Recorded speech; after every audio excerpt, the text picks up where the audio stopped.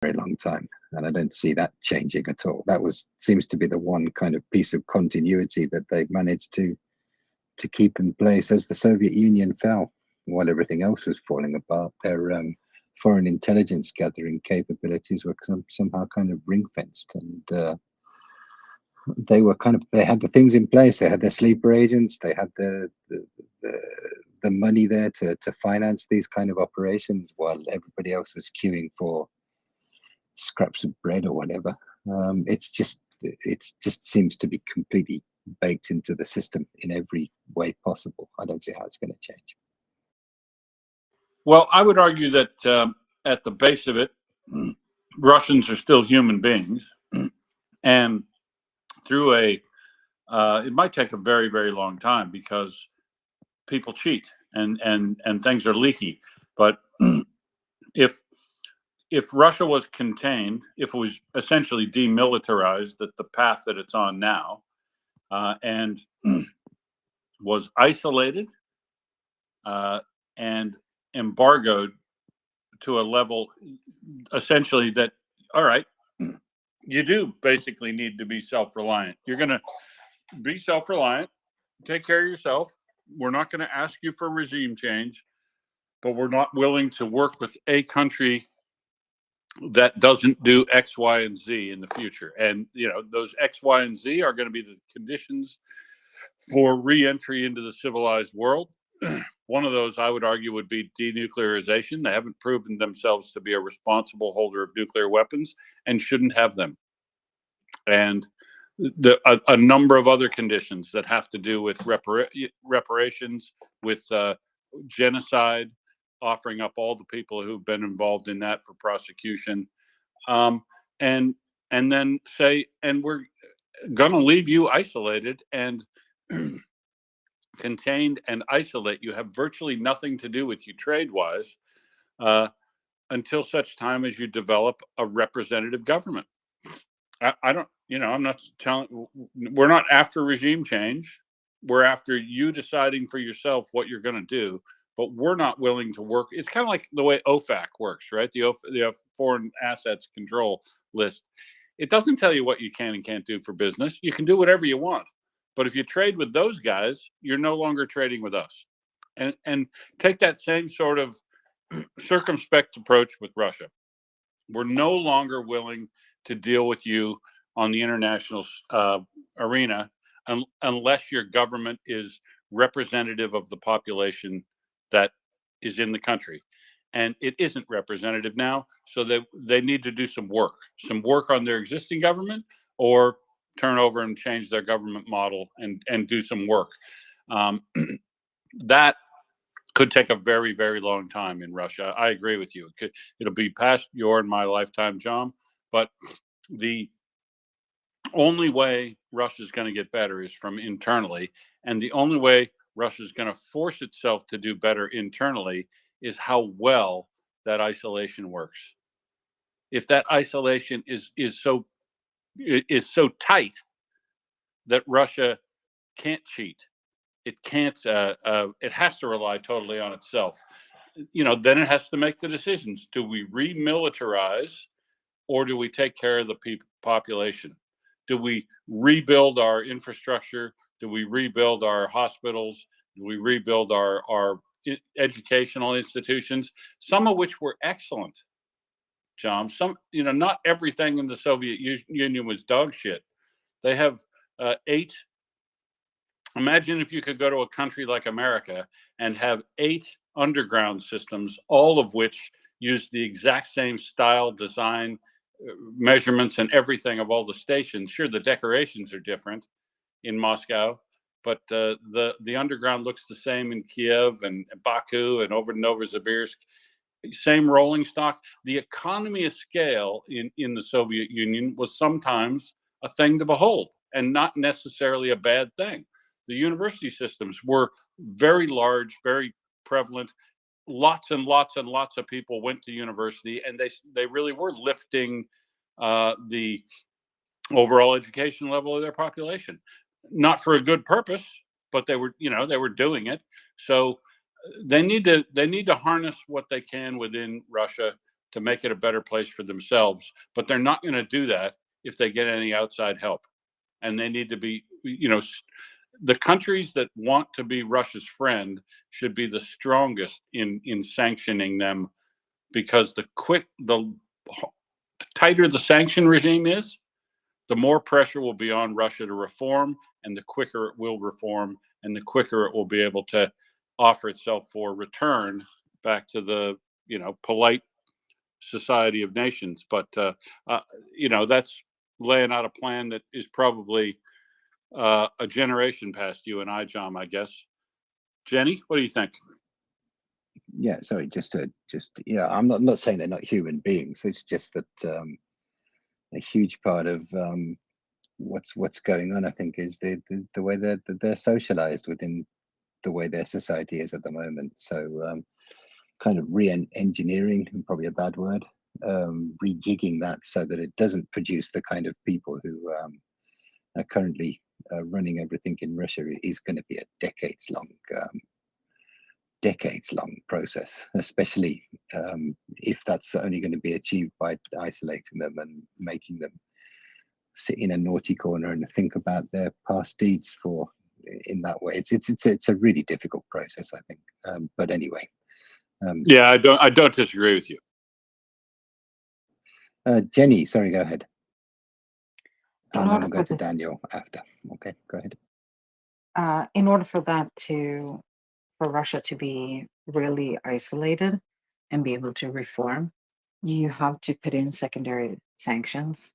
So any company or country that does trade and everything with them needs to be sanctioned as well. And in order for the West, the global North, to be able to do this effectively, we also need to help. We need to incentivize the global South to do trade with the Western, like with Europe and the North America. We need to make it more profitable and give them a better incentive to do trade that it benefits them, like on a much better than we are today.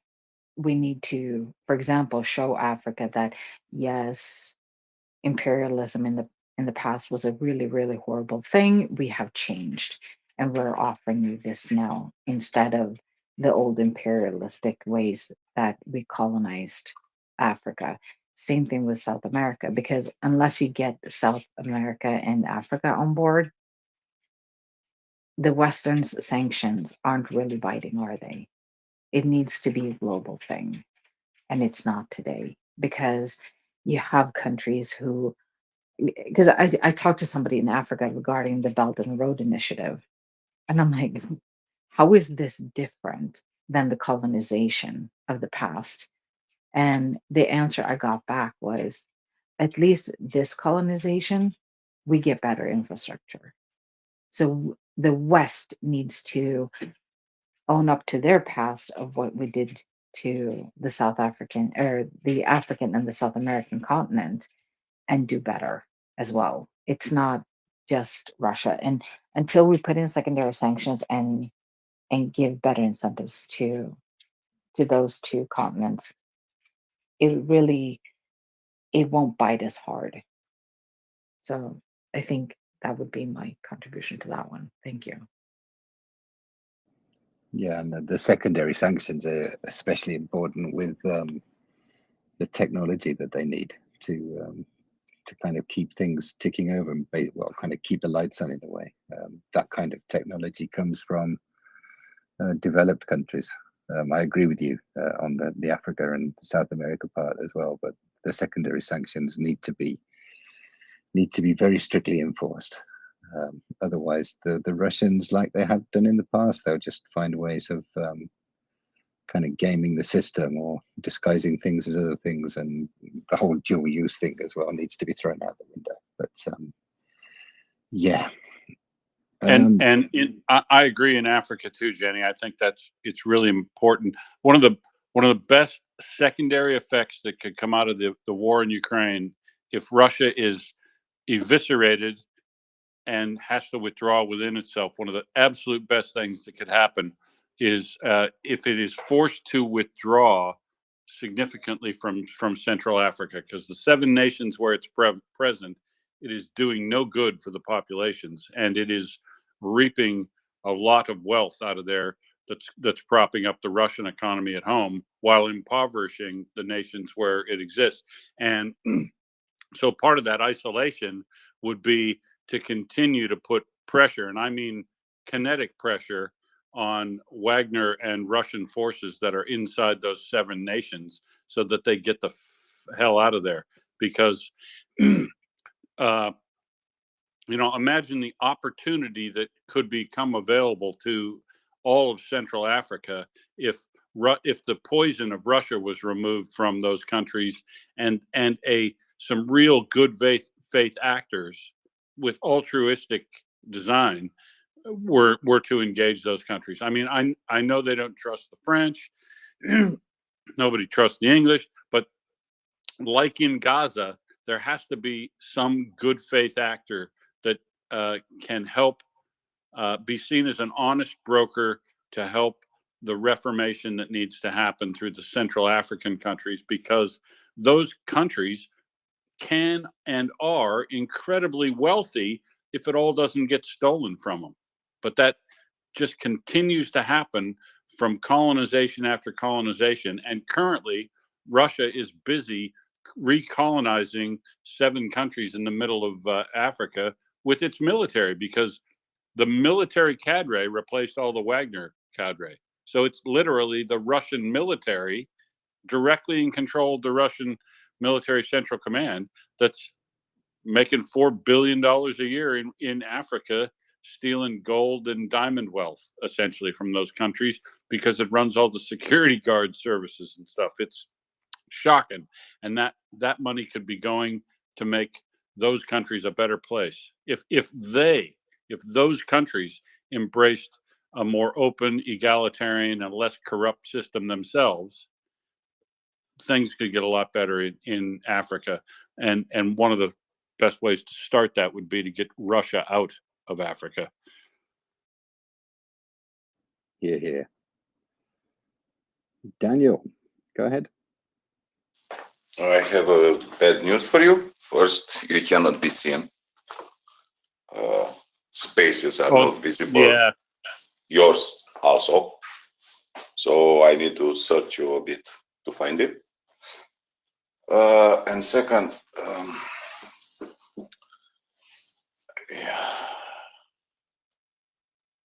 I hear you about African countries. You know, there are 2 organizations which are acting there. It's called Arab League and African Union. Tell me one country which can do something there. One African country. One. Yeah. So yeah, I'm drawing a blank. So stop dreaming. Engaging Global South, Brazil, South Africa. You have any hopes there? Be more pragmatic. And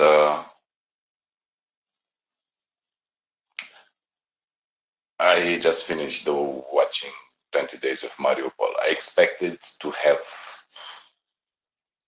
bigger response, to be more emotional affected. I'm not.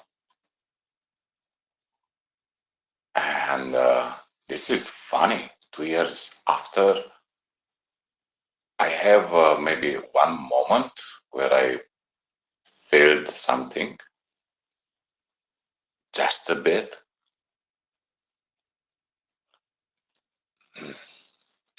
I think all the fucking hopes, all the planning, all the civilized bullshit must stop, guys.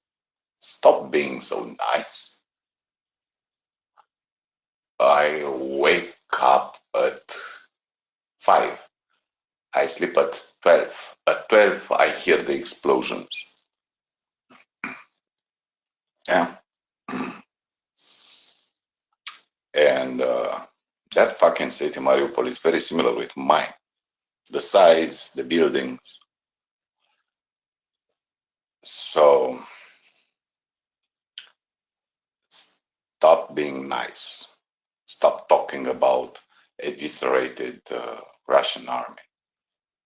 Probably we'll see Desert Cross more and more assaulting and more Iskanders falling on Odessa Oblast.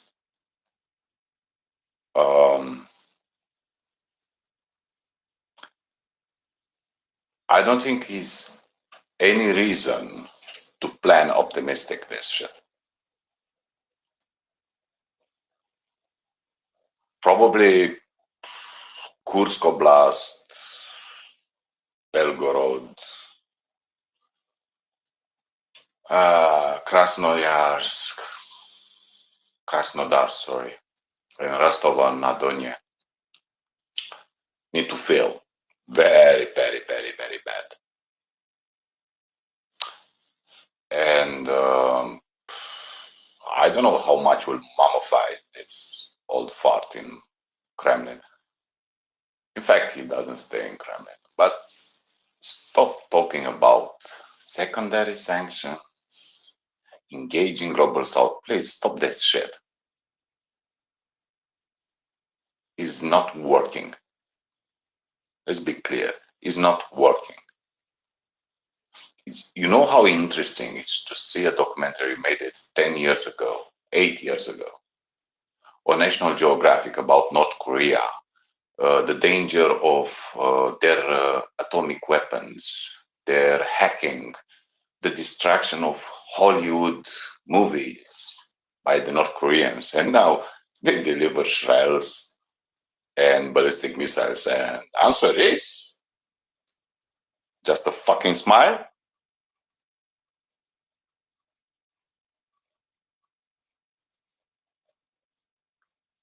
Jump in the boat of the French. Jump on the boat of the Polish. Stop pestering with civilized words and strategic planning and PR moves. Lot of shells, lot of missiles, and bomb everything in Russia. I mean, everything. If Ukrainians need to strap bombs on their chest and enter in the buildings of Russia and suicide kamikaze, they will do it. And that is the way. Stop being nice. Stop arguing with pro-Russian. If someone tell me, but if not NATO expansion, I will slap him in the face. There is no argument. And if you are an American, you're a piece of crap who want to vote the man of Putin, shame on you. Shame on you. If he's a Russian asset, if all the Russian televisions are bragging, we want him, you betray your conscience. And for us Europeans, it's very simple. Jump the French bandwagon. Yeah. NATO troops in Ukraine. And shoot everything. No fucking mercy. My neighbors in Odessa feel every day past 1 week. No fucking mercy. And any Russians who want to bomb Russia, every Russian who sabotages Russia, good for them. But no, Mr. Nice guys, don't talk with these morons. Stop that shit. Bring your shit together. Act like the time is. There are 2 years. 2 years from Mariupol time. I will not want to see my city in the same situation. And no negotiations. You are a Catholic, bad for you. So, yeah, I'm very angry, extremely angry, and cut the fucking crap.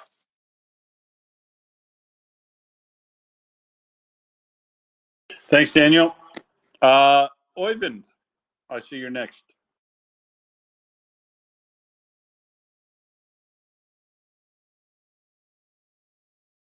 Hello, Norway. Hello. Hello. Sorry, I had a phone in my pocket. That's And all right, I was and I was up doing some carpeting here. Yeah, I can't match what Daniel said. I can't. I agree with him, but I want to go back to what you said about isolation. We should not forget sports, athletes, everything that Russian fancy, because it's part of their propaganda to be good in sports, and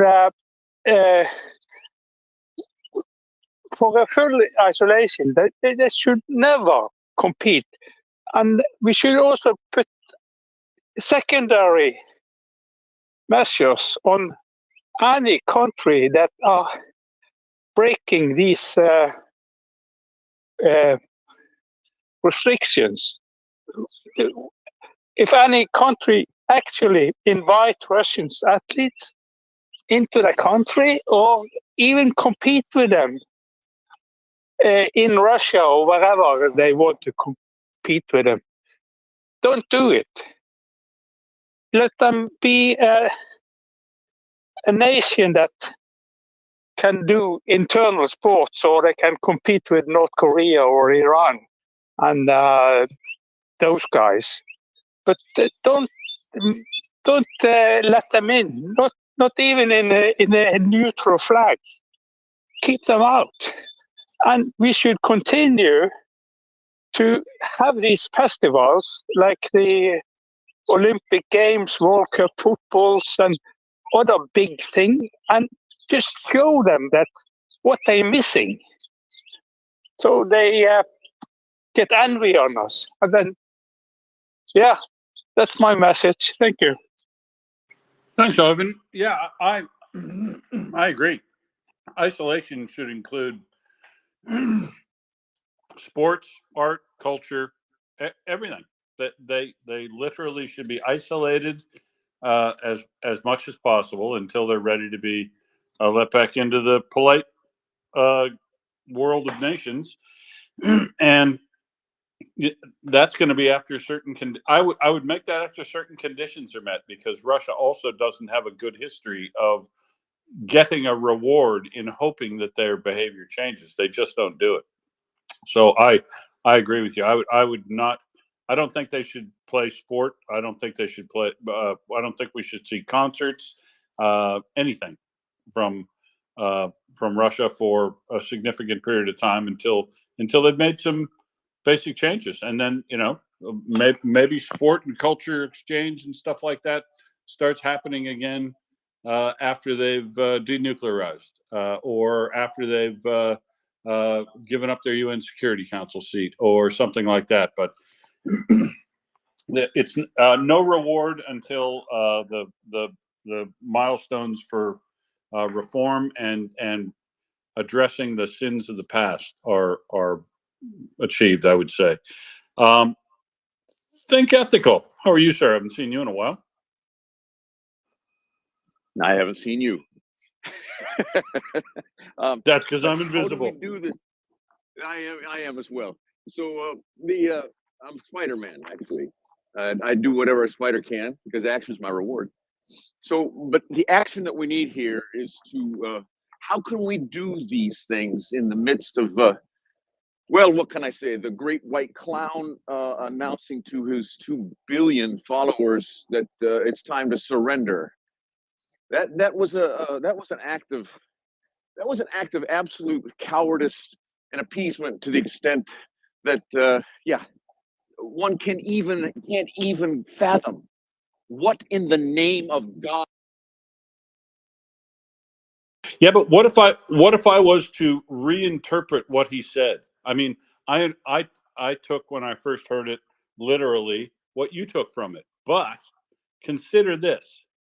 How about we treat the Pope's message the way that we would treat a message of any other uninformed party that came and said, gee, why don't you guys negotiate a solution here? Isn't the answer, think ethical, to say, so I take your point about the white flag of negotiation, because, the white flag doesn't mean surrender. It means we want to pause during this battle and have a parley, right? It used to be the white flag of parley. So I'm happy to say, all right, the white flag of parley will be used, but the parley is going to be on the basis of this 10-point peace plan I have over here that we've had 3 international conferences on, and 94 countries have consulted and put input into this 10-point peace plan. That's the only substantive, consultative peace plan that's out there yet, and 94 nations have participated in consultation on that. So anything else, anything other than that as a starting point is unrealistic. So I would say, yeah, we're happy to negotiate anytime they want on the basis of the 10-point plan. That's the way I took it, because I'm not religious at all, but I'm certainly not a Catholic. So if he's exhorting his followers to put pressure on Ukraine to capitulate or surrender, I agree with you fully. But if he is exhorting his followers to encourage Ukraine to negotiate, I would say we're happy to negotiate based on this 10-point peace plan we have here. Not anything else. But because the answer with people I find objectionable, think ethical, usually is when you're having difficult discussions like that is to not say no, say yes, but, right? Are you willing to negotiate? Yes, but only on the basis of this well-consulted peace plan that's already been worked out, and nothing else. That's a reasonable position. And then you just move on, because he's just another person. And the Vatican's not, it's not a significant entity as far as a country goes diplomatically. So, it's kind of like Elon Musk saying something, frankly, isn't it, John? Yeah, considering he's supposed to be like a diplomat of kinds, he's not very good at diplomacy.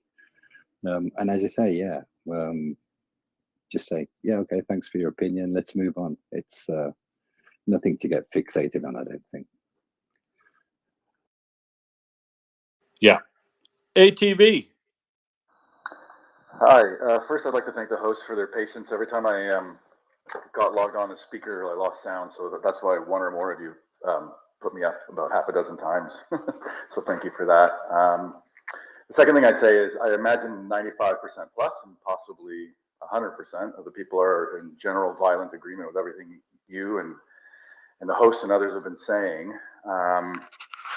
But I'm pretty negative on the sort of geopolitical situation and outlook, and be happy to be argued in a more positive atmosphere. I mean, the fact is, the security agencies know the genocide that's happened in Mariupol and Donetsk and Crimea and everywhere, and Bucha, etc.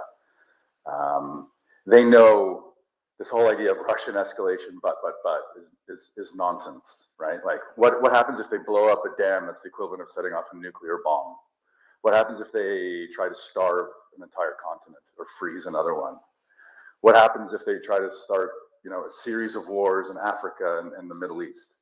I mean, they've been escalating and doing this the whole time. Russia is the #1 chaos agent on the planet. This is understood. This is known. I don't think this is controversial at all. And yet, our response has been what it has been. And the question is, why? And then the other question is, what does that mean for Ukraine? And I would say, at the rub of it, of all of the Vatnik BS that gets spouted, the one that sort of stuck with me the most is to the last Ukrainian. And my read of the geopolitical situation is the West understands, the West knows, and the West would rather sacrifice Ukraine's future than risk Russia going completely destabilized, which is likely what would happen if they got the floor wiped with them, which is what ought to have already happened, right? That's, I think, the best read that I know of that fits all of the explanation of the behaviors that we've seen over the past, really 10 years, you know, but certainly the last 2. And if you have a different read, that's fantastic, but that thesis explains the most amount of information that I've been able to come across. And I guess the final bit to that is, what does that mean for Ukraine? What it means for Ukraine is any nations that are truly, genuinely supportive of Ukraine and want to see what is just and right and correct, and actually fundamentally good for the world ultimately, of removing this chaos agent, needs to equip Ukraine internally with all of the industrial production and capabilities and material that it needs to do what should have been done ages ago. And I don't know what that means for little people like me and people listening on the space, but that's the sort of big geopolitical read. And everything you said, Will, and Stabilizer Finn and John and everyone, I completely, totally agree with it. And yet it is not matched at all by the realities I understand it over the past 2 and even 10 years. Thanks. So I agree with that what you've laid out is a plausible cause, that, you know, the escalation management that has gone on. I think that what you described there, that is the most plausible scenario for why things have gone the way they are. And this is the argument that really ought to be had in Washington and 15 months ago, when we were trying to discern why Jake Sullivan and the others in the National Security Council were not leaning into this from the very get-go. We talked about playing fourth dimensional chess and trying to figure out.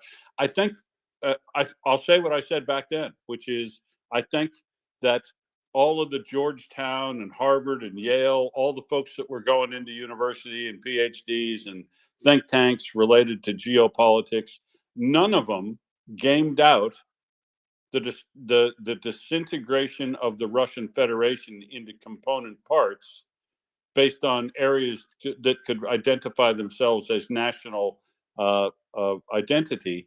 So I don't think they gamed it out. So they weren't willing to, go with the unknown. But the problem with that thinking, ATV, I don't know if you agree with this or not, but the problem with fearing the unknown so much that you continue to maintain allowing the status quo to continue, the problem with that is we've already seen the breakup of the Soviet Union and the chaos that ensued in relation to that. And I don't think we should fear the chaos of what could happen, because some of what could happen is good, right?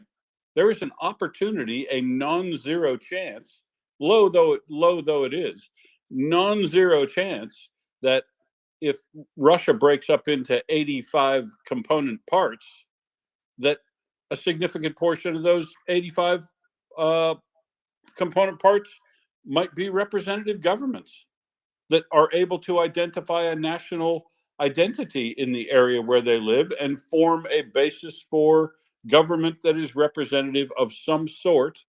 And what we need to be managing our way through isn't the balkanization of Russia, but the denuclearization of Russia, because there is a good argument to be made that none of the entities which would break up from the Soviet Union none of them would need to have no nuclear weapons. And Russia as itself is not responsible to hold nuclear weapons. So I think that's what they were most worried about. They hadn't gamed it out. They were fearing the unknown, especially when you throw nuclear weapons into the mix. And look at the jumping through hoops that the United States did at the end of 2022, we now find out, right? When Russia started rattling its nuclear saber over there, it got some attention and planning and stuff going on in America. And that was the cause. I agree with you. I think that is the cause, all this escalation management. But Russia continues to be an atrocity a day machine, whether it is blowing up the Novokakhovka Dam or just today's activity of launching unguided S-300 missiles into Kharkiv, which is a war crime. Just because it happens every day doesn't make it less of a war crime. And so, I mean, I agree with you. I think we ought to, I think that the fearing the unknown is actually worse than fearing the known status quo that will continue, because I agree with John. I do not see Russia reforming. If Russia is isolated, the first thing it's probably going to default to is trying to hold it all together and rearming itself. Rearming itself to protect itself internally, and then to continue its external ambitions on its neighbors. That'll be its first tendency.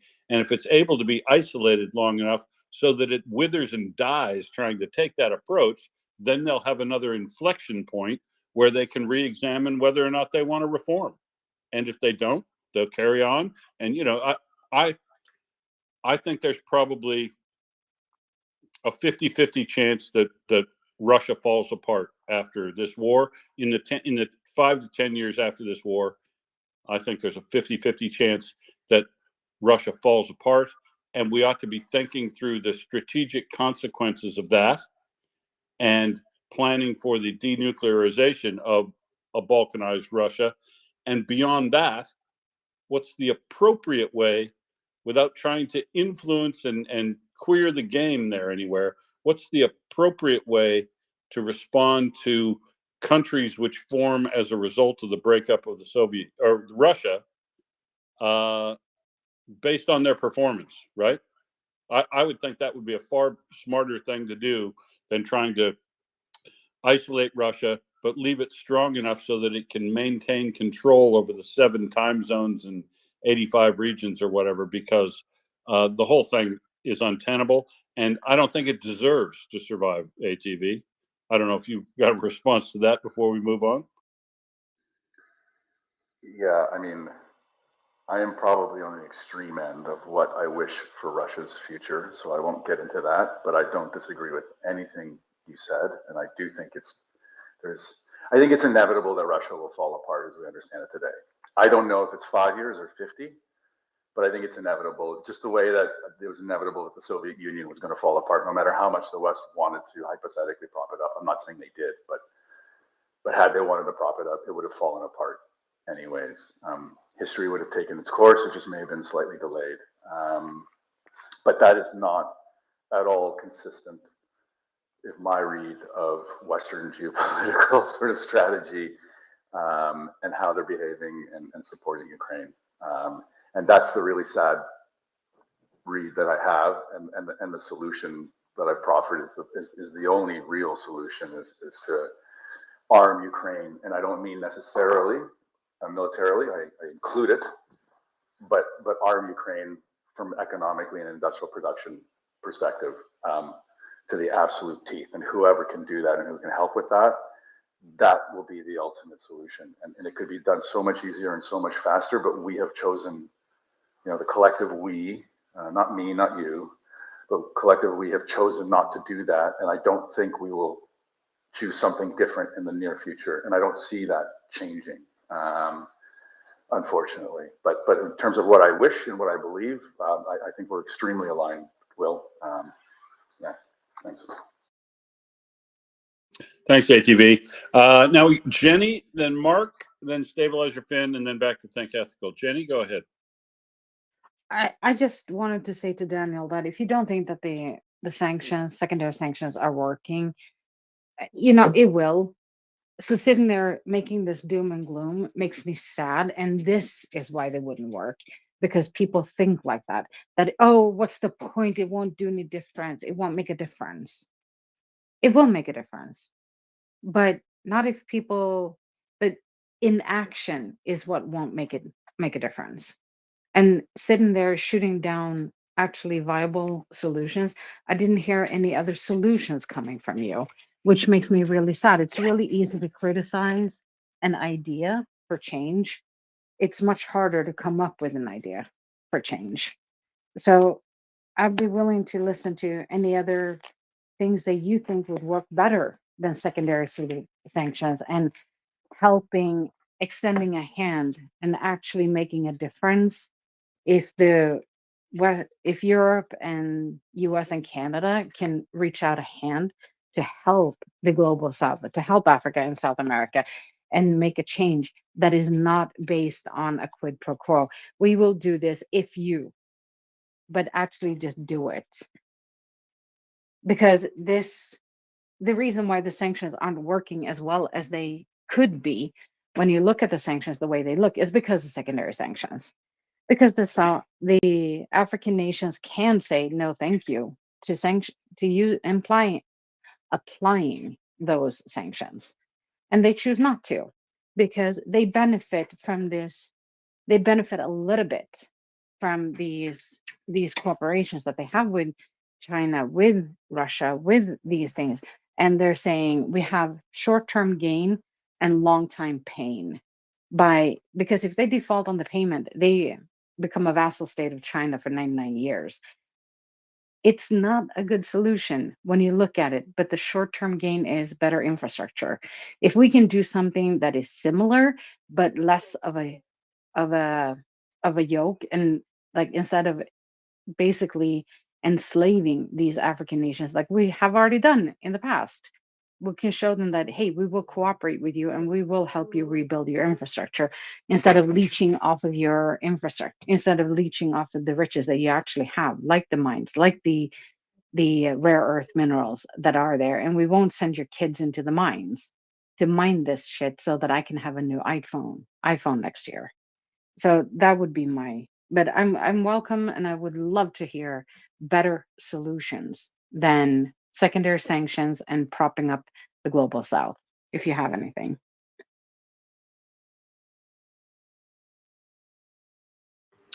Thanks, Jenny. We'll take Mr. Arfire back in if he wants to participate again here in a second. But we're going to go over to Mark Fitzpatrick yet. Hello, Mark. Hi, Will. How are you doing?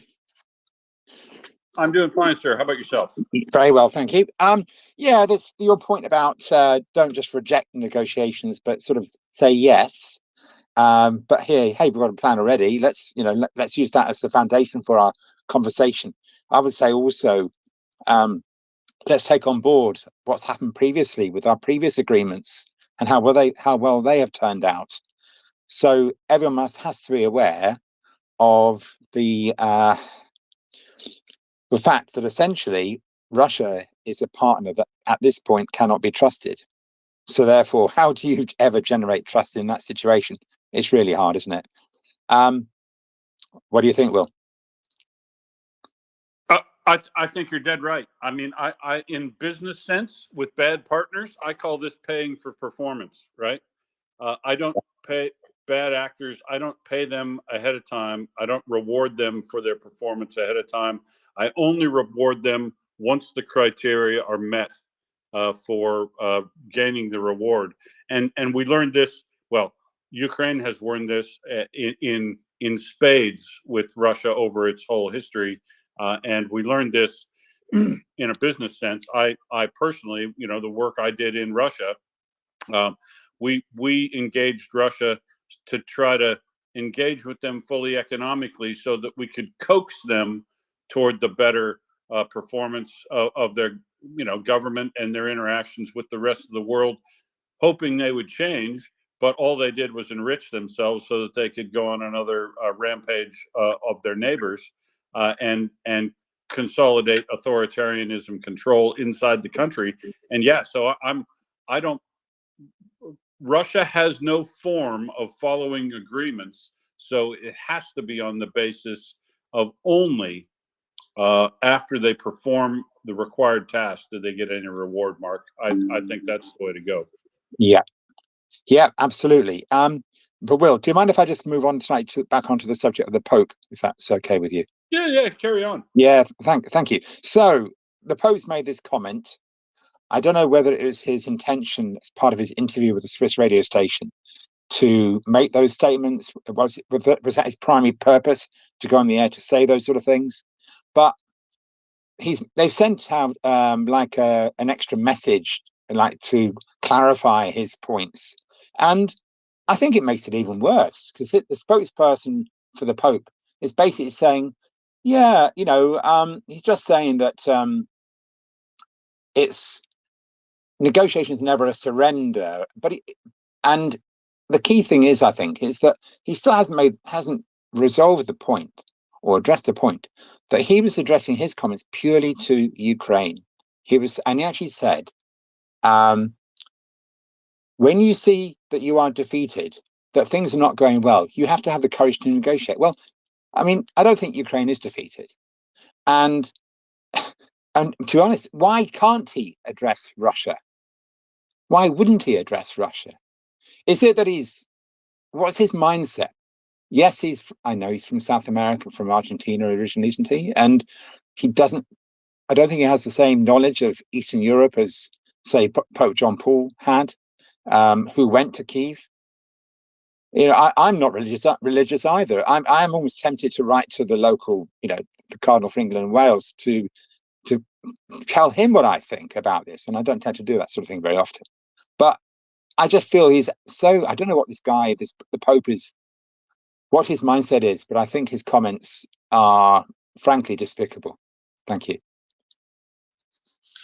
Well, his comments are fundamentally, peacenik, peace at any cost type things, which is a core belief of a certain type of vatnik, right? That maybe they're doing it, but I mean, peace at any cost. Wow. There are things worth fighting for, and that's the thing I think the Pope's probably missing. But he has, as you say, no experiential background to be able to help him arrive at that point. So he has to just look at from a blind faith perspective. Can't we all just get along, kind of thing? Yeah, it's. I mean, I'm sure. I don't know. I'm assuming his intentions are good, but it kind of sounds like the kind of thing you'd be saying at 15. Should have grown out of it by now. But that's as much as I will say. Stabilizer film was next, I think. Unless you want to come back again, Mark. No, that's fine. I feel better now. Thank you. Okay, good. Cheers, guys. Stabilizer film. Cheers, Mark. That's what we're here for.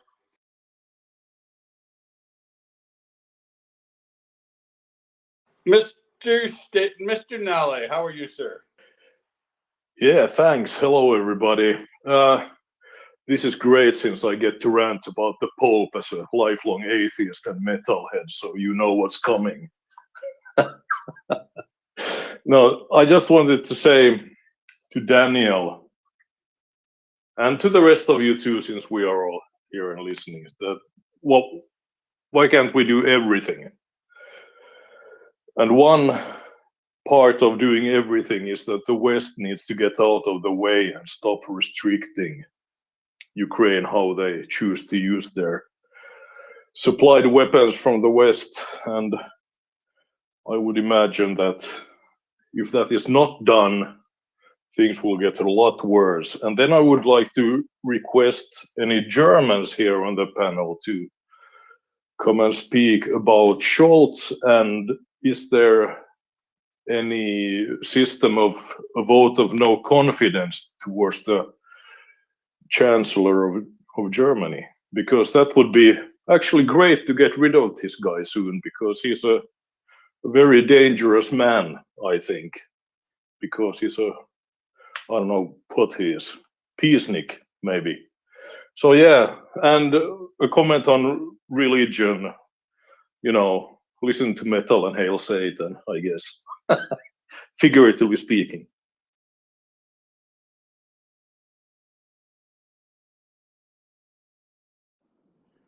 Quite. Thank you very much for that. Let's go to Thing Ethical next, I think, and then Prince, and then Daniel. Go ahead.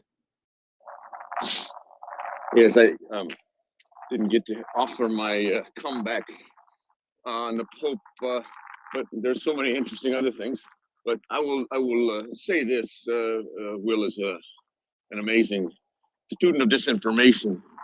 There could not have been a greater asset for the Kremlin than to have this weak communist trained and brainwashed Argentinian parish priest say what he said, because yes, his words do have power, and they have a subtle inculcative power to every priest on the planet to then, in their homilies throughout the world, 2 billion souls, innocent souls, listening to what the Pope has said this past week, in regard to this appeasement and surrender and this tantamount submission to the Soviet Union that he remembers as a boy growing up in Argentina.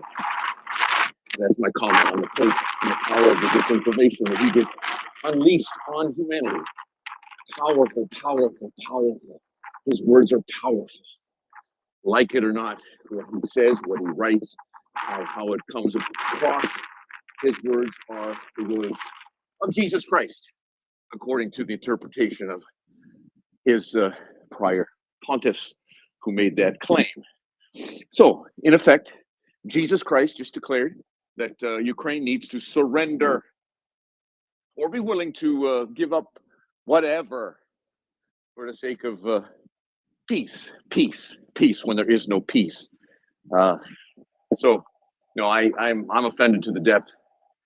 10 of my Catholic friends yesterday commented to me about it. So it is a significant event, and it is going to rattle the cages of every other denomination in Christendom. So tell me, Think. Yes. What was your? I mean, I parsed it out and was able to not take offense at it because I redefined it in the way that I tried to give him credit for not being a bad actor. But what did your Catholic friends take away as the interpretation of what he said? Did they, in fact, take that Ukraine should surrender? An implied wisdom that the pontiff had in his spiritual place above them. Actually, they're submitted Catholics, so yes, that they have to take a note and submit to the authority of their bishop and their archbishop and their pope, to at least consider his words as being wise, because indeed the Catholic Church has declared that the words of the Pope are the words of Jesus Christ.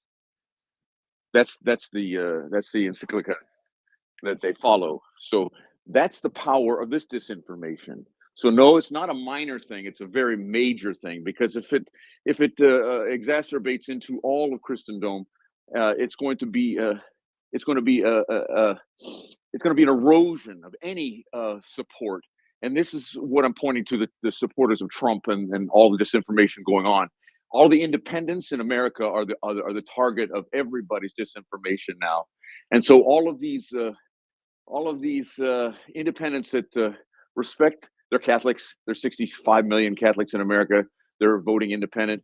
Well, this could be enough for them to side with not making Russia an issue. If the Pope is saying it's Ukraine's fault, implied, I'm not saying it's declared, but it's implied, it's an implication that it's Ukraine's duty to now accept the reality. See, this is all that I've read into it, because again, that Swiss commentary after made it even worse, made it 1,000 times worse, actually, because it confirmed the idea of surrender implied in the act of the white flag. And in that time of pause, what will Russia be able to do in terms of resupply of its armaments? These are the things that he has no comprehension of. But yes, Will, I really respect your study of disinformation, and that's pretty much all I'm doing, is looking at disinformation and where it's coming from and how it's affecting the body politic in America right now. It's because I have only one goal and objective, and that's that the orange Russian monkey never don the Oval Office ever again. That's my only objective in life now. I'm literally focused solely on those districts. That good. Well, it's good to have goals, and yeah, I mean, I know a lot of people are switching over from time spent solely on Ukraine to time spent solely on making sure that the appropriate person gets reelected, reelected, I guess I'll say, to the American presidency. Prince, you have something to add in here on the Pope, I think? Oh, just a few things.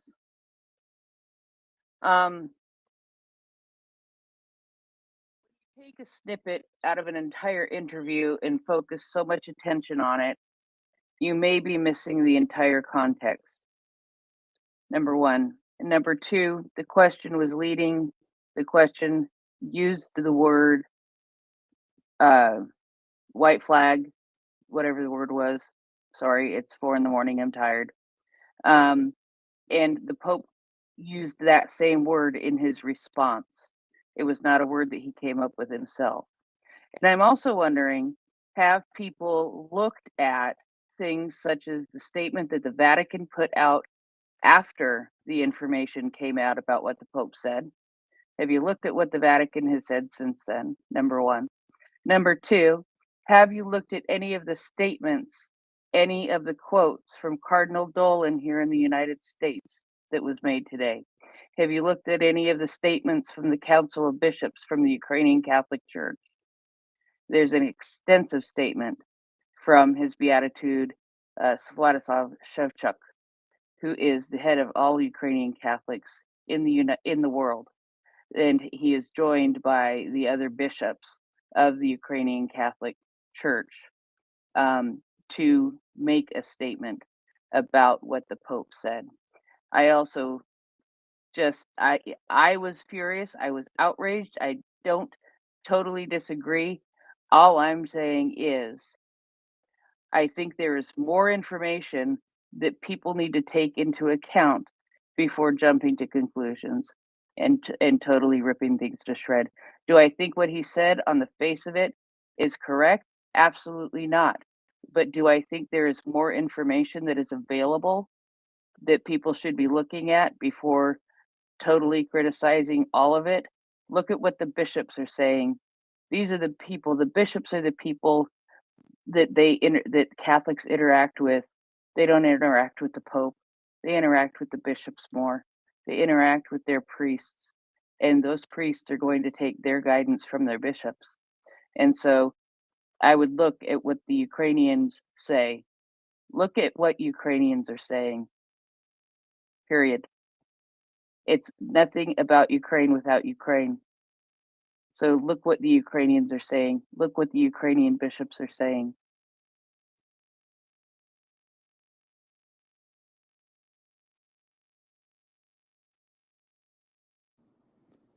Yeah, Okay.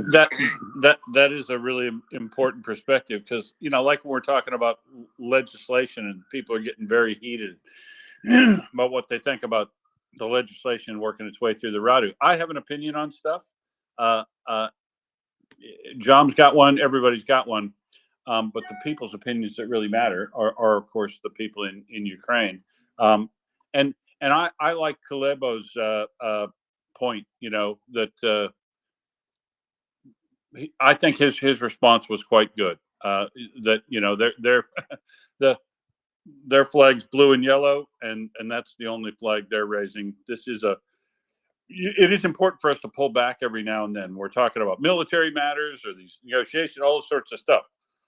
The legislation, it's okay to have an opinion on it, or even if we say that we think maybe Ukraine's doing something wrong or that I wouldn't do or whatever like that. But at the end of the day, the decision is for Ukraine, and I trust them to make basically the right decisions on most of these things. John, do you want to say anything? Over to Daniel. Yeah, just before we go to Daniel, it seems that spaces are getting harder and harder to find. And Daniel raised this point as well. So if you could retweet the space, like the space, maybe add a comment or something, so that we can hopefully spread our reach a little bit wider. But other than that, we'll go to Daniel now, shall we? Yeah, please go ahead, Daniel. But yeah, that's a good idea. Basically, every day when you check in to MriyaReport, if you could go to the MriyaReport page and retweet the space as you come in. That would be fantastic, so that we can keep the numbers up for as long as this improvement, upgrade, whatever we call it, is until that ends.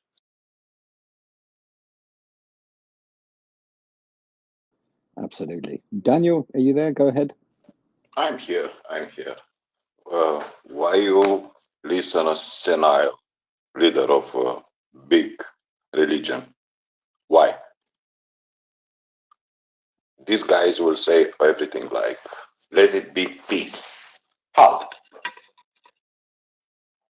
Surrendering, and the children under the tracks of the tanks who will revive Jesus Christ. Second, about secondary sanctions. And I am very pissed off about this shit. Why secondary sanction doesn't work? Because it needs to be enforced. What does it mean to be enforced? To say Kazakhstan, Turkey, please don't allow your shell companies to deliver the goods? Or is about talking with the corporations, American corporations who make the microprocessors who are delivered in Russia? You know, that corporation who pay the electoral campaign. Want to talk about secondary sanctions? Okay. The biggest and the worst part of export of oil was oil come from Russia, was delivered to Chinese, but especially Indian companies, was refined to diesel. The deal was made it in rupees or in dinars, you know, United Arab Emirates. Why? Because they need the price of gas in the United States to stay low. Because these fucking Americans, they love their 4-ton cars. That is the fucking reality. Why the secondary sanctions don't work? I will tell you why it doesn't work. Because there are a lot of shell companies which are not only in Cyprus, United Arab Emirates, but also in Netherlands. Yeah. Who want to be the next Secretary General of NATO? Mark Rutte? What he did for the Dutch army past 8 years? Mark Rutte. We can dream, we can be very principled, but I don't see cooperation. I don't see same people in the same cart.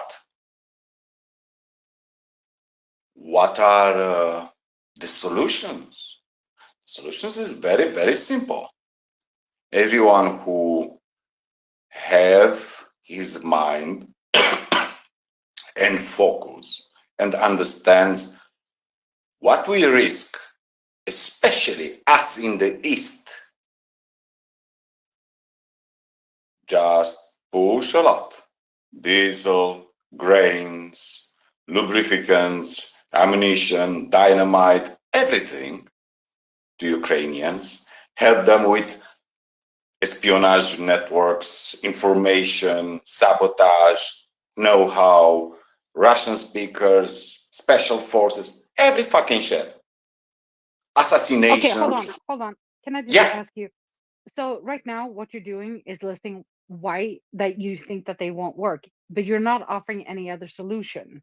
I was asking you to bring a solution. I give you the solution, Jenny. Okay, just but right now, going total on Russians. But all I'm hearing right now is it won't work because it won't work because it won't work because. I just want. It's what real. Do you offer as a, Do you no? I don't care why they won't work. You said that they won't work. Fine, they don't work. I want you to give me the reason, something that will work, that will bring the Russian war machine to its knees. Tell me what will work. Yes, yeah, I just started. Go kill Russians with any means, any fucking means, anyone. Assassinations. I mean, is the chief of GRU of Rostov-on-Don on the street? Shoot him in the head, cut his throat on the street, put car bombs. I mean, like that. Why we need to act cautious, civilized? No. People, there are 27 engineers who plan all the missile strikes. 27 engineers. Everyone must die. I don't care he's a bomb in his kitchen. He need to die. Because that guy sell a missile in an apartment block in Odessa. That guy don't deserve to live. And you can make list. You can put headhunting on them.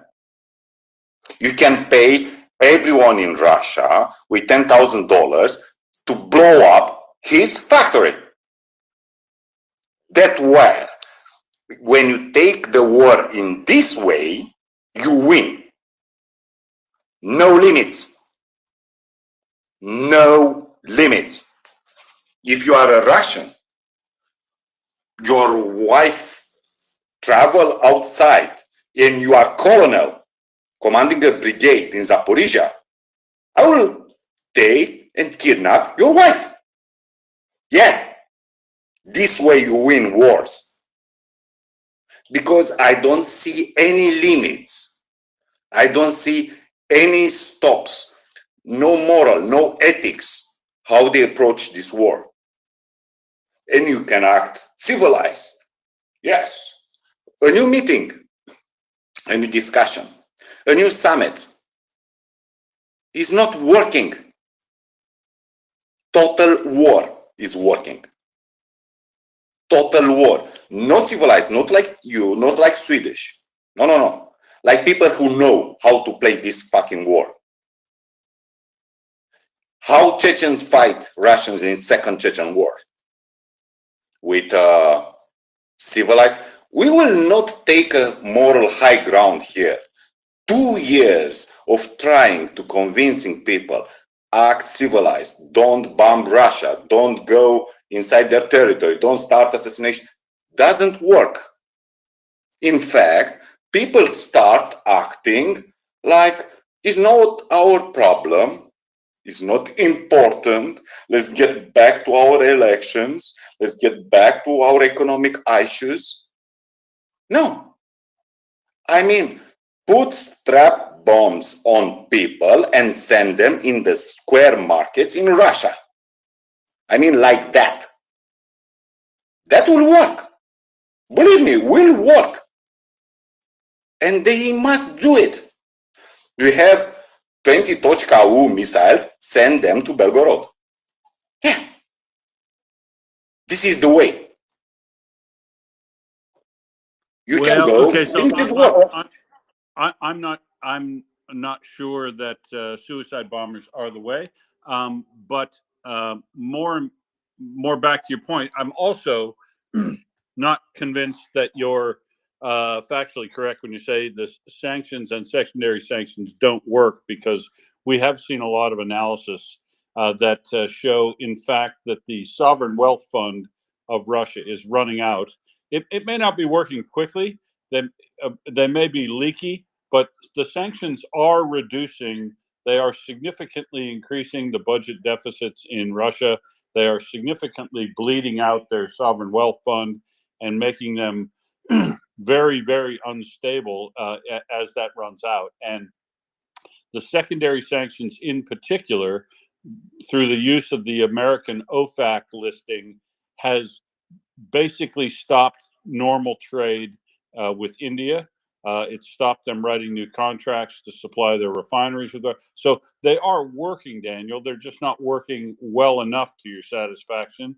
And while I agree that they don't work perfectly, that this set of sanctions and the secondary sanctions being applied to cheaters is the most effective regime of sanctions that's ever been applied to a country that's been belligerent. That's the truth. So they're not great. They always cheat. There's always some dirty bastard that will cheat things to make a buck. There's always those people, and hunting them down and dealing with them is very important. But it is unfair to say totally the sanctions aren't working at all. That's just not totally correct. I see War Doggo's joined us, so I'm gonna go to him quickly. Think ethical, and then over to you, War Doggo. Dobro ranko, or it's noon by now. Yeah, Dobry Den is already there. Dobry den. Dobry Den, everybody. Hope everybody is doing good. Hope everybody is fine.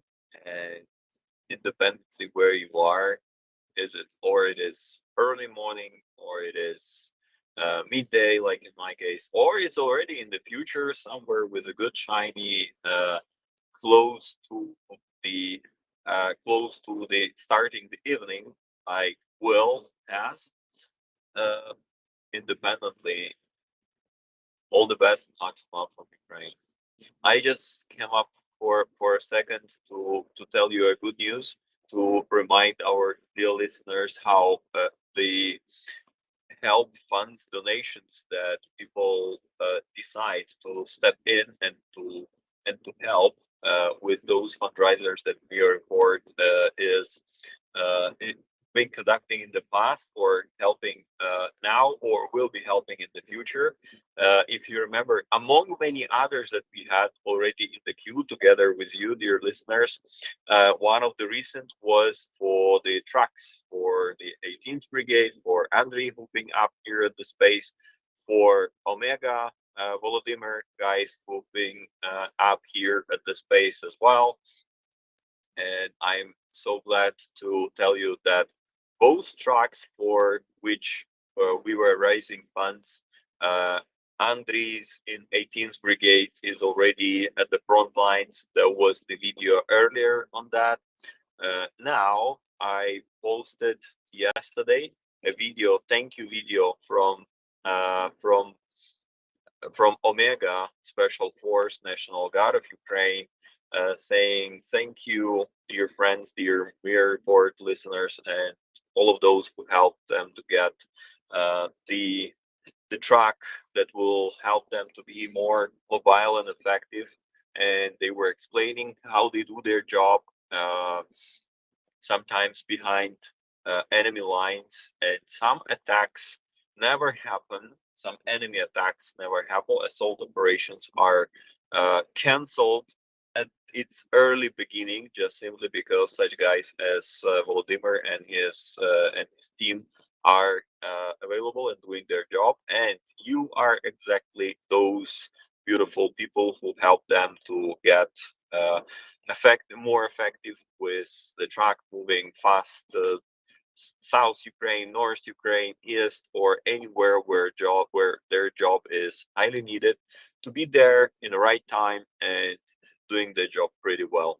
That's the video I've been posting yesterday for all dear Mir listeners, MriyaReport listeners, and all those. That's just to tell you how the donations that you are deciding to share with MriyaReport on different fundraisers, how they work, and pay attention. There is a very good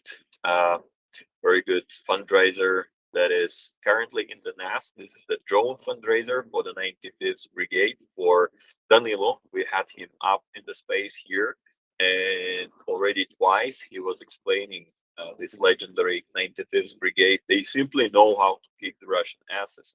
What do you think, Tim? What do you think, Jenny? I think those 95th Brigade, they are the legends, if you know what I mean. Absolutely. They are so amazing. It's fantastic. And I'm actually proud of being a part of the team that get to help in a more real way than just being here spewing word salad. So Thank you.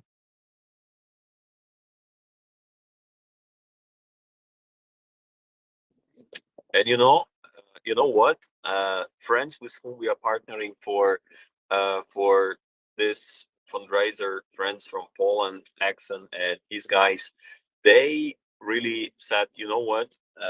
We've got 2 tracks as per the fundraiser, but let us invent something. And they managed to squeeze the another track, another ambulance vehicle for the evacuations that these days is being prepared. You can see it also in the tweet that I've been doing. They bought the ambulance somewhere on the continent. I will not speculate like where and how and whatever. They just got the ambulance, 18 Brigade medics, Andres medics they need for the evacuation, and they said that all the things changed, replaced, maintenance, it made that truck. They painted it green, and they said, you know what, it's very soon gonna be ready for action on the front lines doing the evacuation mission for the guys. So instead of having 2 tracks for this fundraiser, we are having 3 tracks. One of them is the ambulance for the medics for the evacuations. Isn't it beautiful? I think it is. I think it's absolutely gorgeous. I'm glad. This was really, really the good news I needed today. Thank you.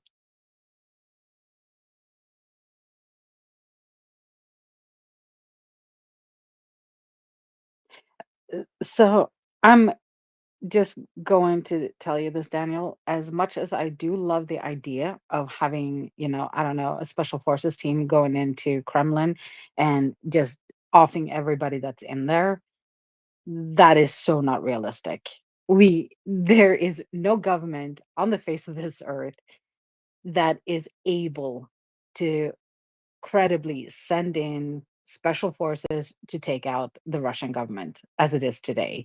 Not just Putin, but all of his cronies that are around him and probably like a few of the oligarchs as well. As lovely as it would be to see that in real life, that is actually a thing for the movies. Second, I don't know if you're willing to have your government put boots on the ground in Ukraine to help the Ukrainian effort of killing as many Russians as they possibly can until there are no more Russians left in Ukraine and Russia can't actually mobilize anymore. That would, again, a wonderful plan. I'm 100% behind it. I am just not sure that your government or my government or any government on the planet is willing, except for France. They appear to be pretty willing, and Poland, I think, is also pretty willing to put their sons and daughters in the battlefield into the areas of operation in Ukraine. I I think that I wish my government had the balls to do it. They don't appear to. That's all I'm going to say on that one. Uh, the thing that we can do, that every government I think is willing to do, is secondary sanctions. And yes, they don't work fast. Sanctions are not made to work fast. Sanctions are made to work slowly. It is kind of like the death of a thousand cuts. It's you in the end you're just bleeding out because you can't fix, you can't heal from a thousand cuts. So I that in but we need to make them more effective. And this was why I said that we should approach the global south, because you want to get them in on it too, so they don't fund the the Russian war machine. I think that we should put sanctions on governments, and this would hit my country when we do trade with Russia. Any trade. I don't care if it's so much as bringing out one of those goddamn dolls and going over to Russia to buy one of those dolls, because that will put like $1 or something into their war machine. That should be sanctioned. All of it. I don't care if it is like toilet paper. I would never buy toilet paper from Russia. I'm pretty sure that would leave me with like 1,000 cuts on my ass. But still, every single item coming out of Russia should be sanctioned. If you buy it as a private citizen, then you have to pay fines. that go, and those funds go straight to Ukraine to fund their side. That would be my thing. And I understand that we can't legally go in and take the money that we have seized because they don't always, it doesn't, I don't remember if it was the fact that they belong to private citizens or the fact that they belong to the state. Either way, I wish we could just take all that goddamn money and just hand it over to Ukraine and say, do as you wish. And I do think that the rest of the world should have anybody who gives any kind of aid. I don't care if it is toilet paper. They should tell the Ukraine, do as you wish and as you see fit with whatever we have given you. If it means striking at every single oil depot in Russia and take them out, make sure that their terminals don't work, I don't care. Do as you see fit. I think that is a more realistic way than having special forces team going in and take out Putin. I'm sorry. I think, did you want to say anything, Tim? Or should we go to think ethical? I mean, I think just adding on this theme of offing Putin. It's not the first time we've been here, right? There were a number of plans on the Allied side to take out Hitler during the Second World War, but the calculus was, well, they thought it wouldn't have been desperately difficult, so they thought it would have been, a viable operation, not just a Hail Mary. But the feeling was that actually it would be a mistake to do that because then they'd appoint somebody more competent to do the job instead. So possibly Himmler. Well, I mean, it was going to be Himmler, wasn't it?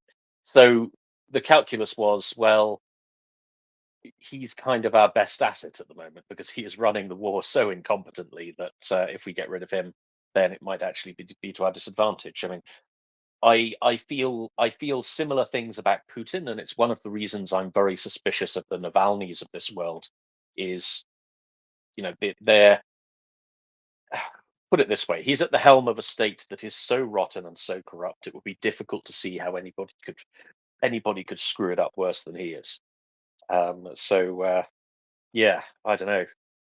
Just I think the last thing Ukraine needs is an injection of fresh energy and fresh ideas on the Russian side. Put it that way.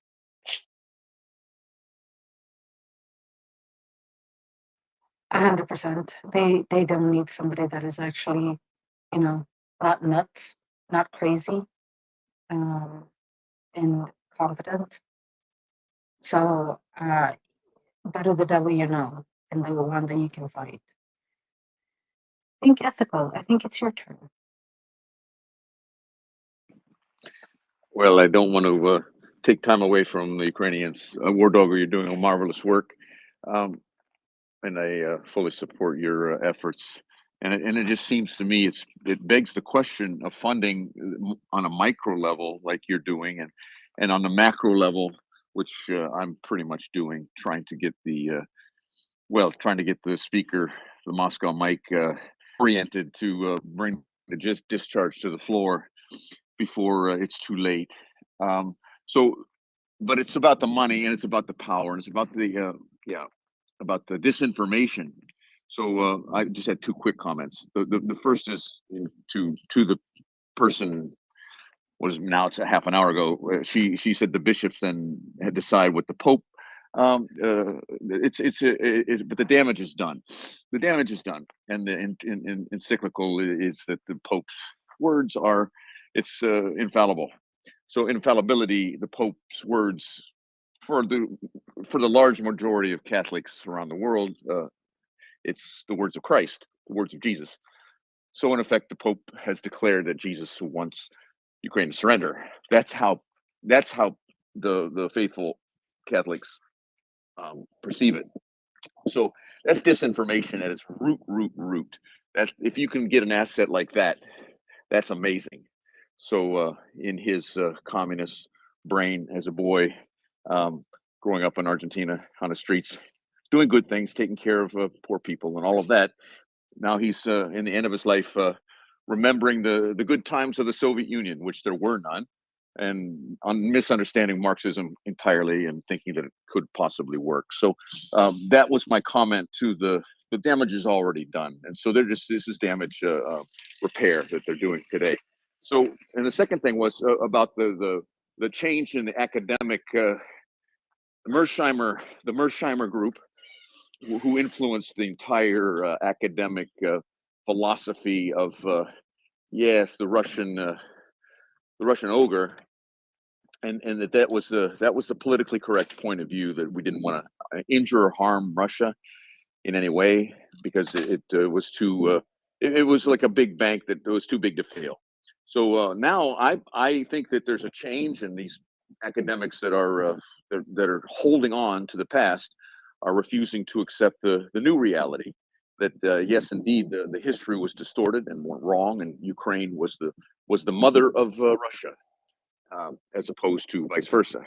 So it's a cataclysm in academia, and so and their power is immense, and so I'm very hopeful that there's going to be a new generation of thinkers who are able to look and assess the situation in a balanced way. So those are the comments I had about the conversations that we're having earlier. Will, thank you very much for your hosting. It was really amazing. You're always insightful.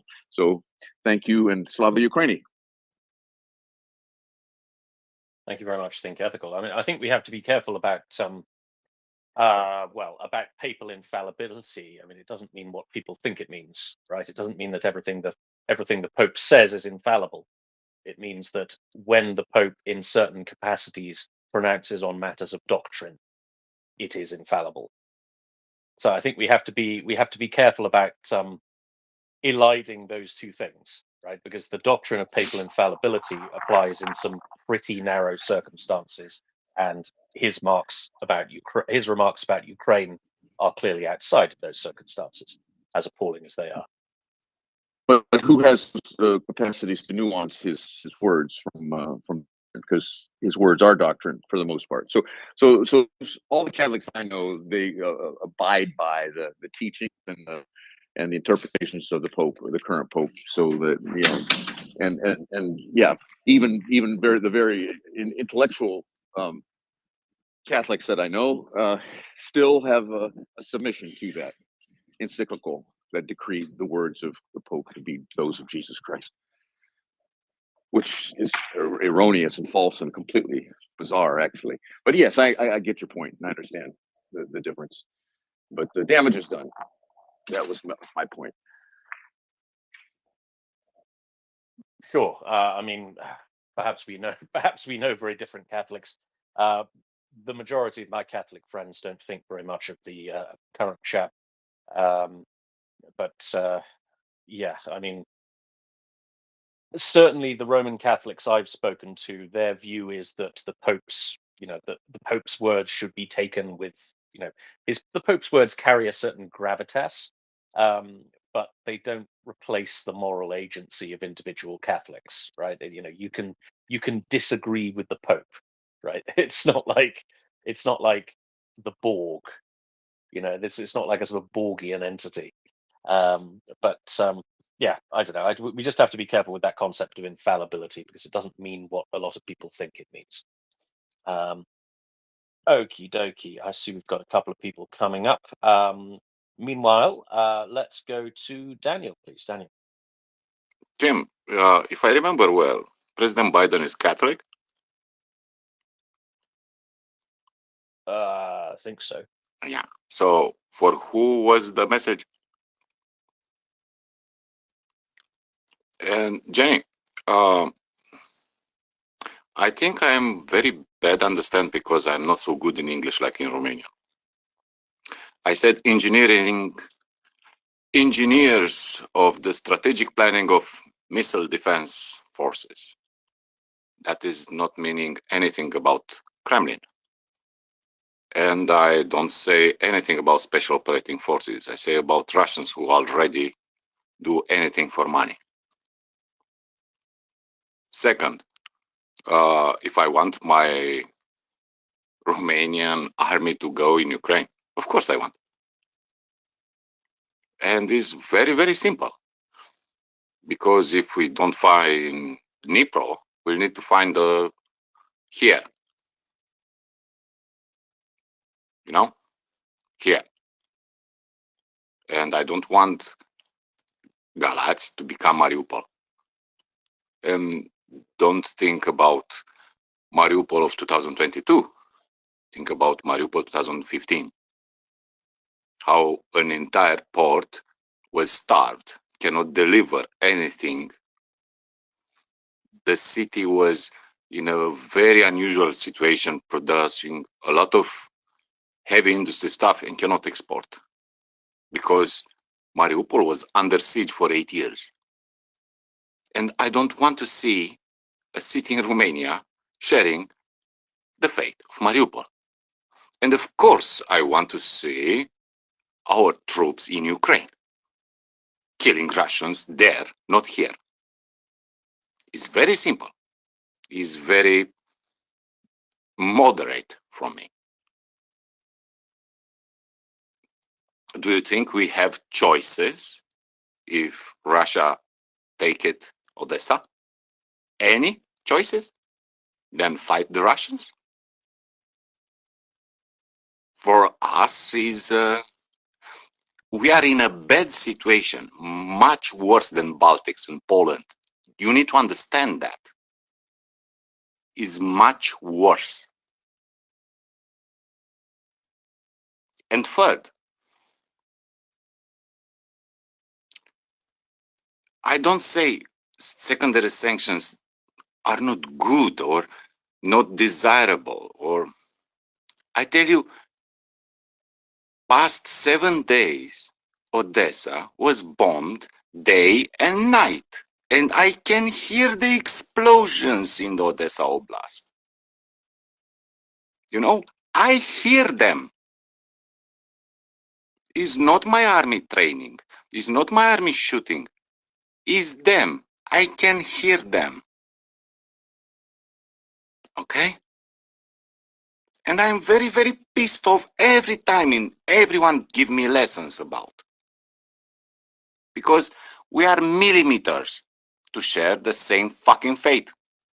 Millimeters. Why? Because take this secondary sanction to the ground and put it there. What is the main Russian export? Oil. What happened if you take out all the Russian oil from the market? What is happening?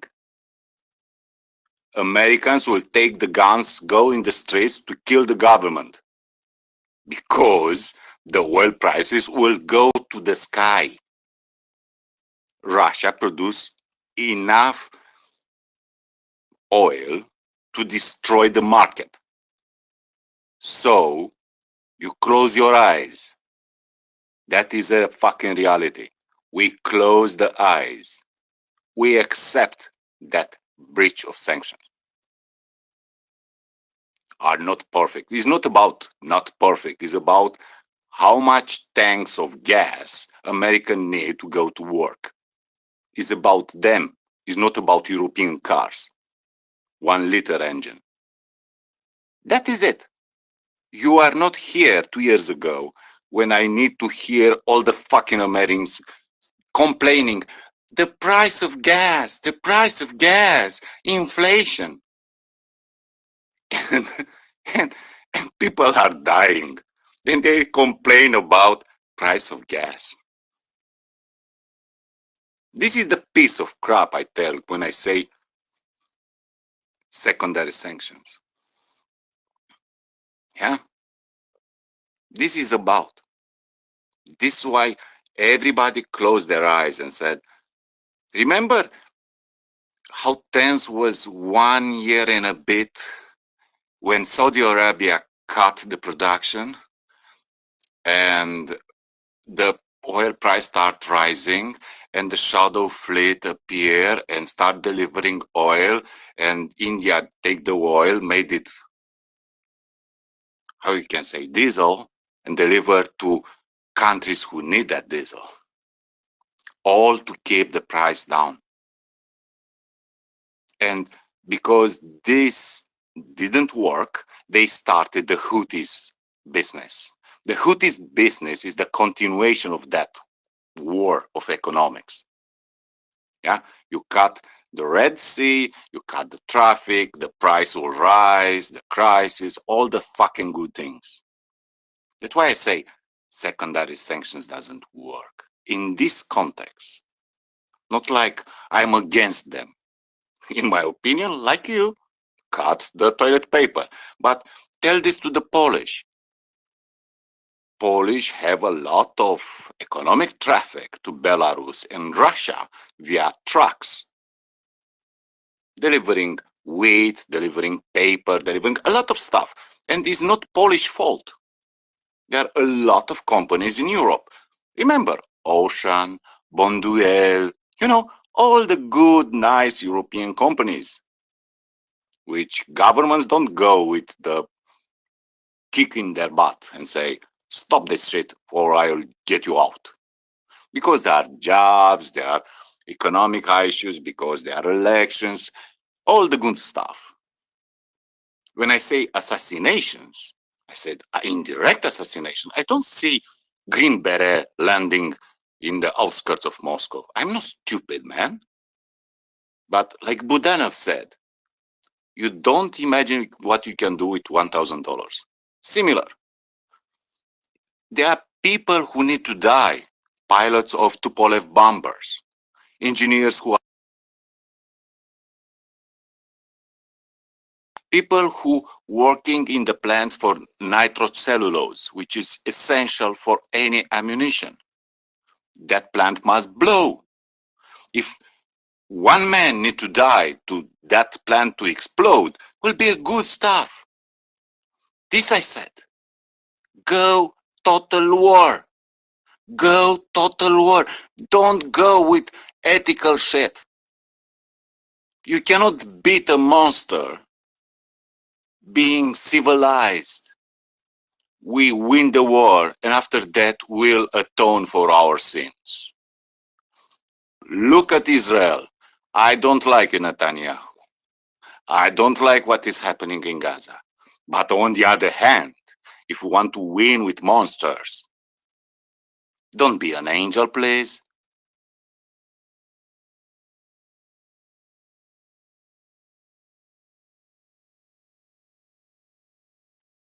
Thank you, Daniel.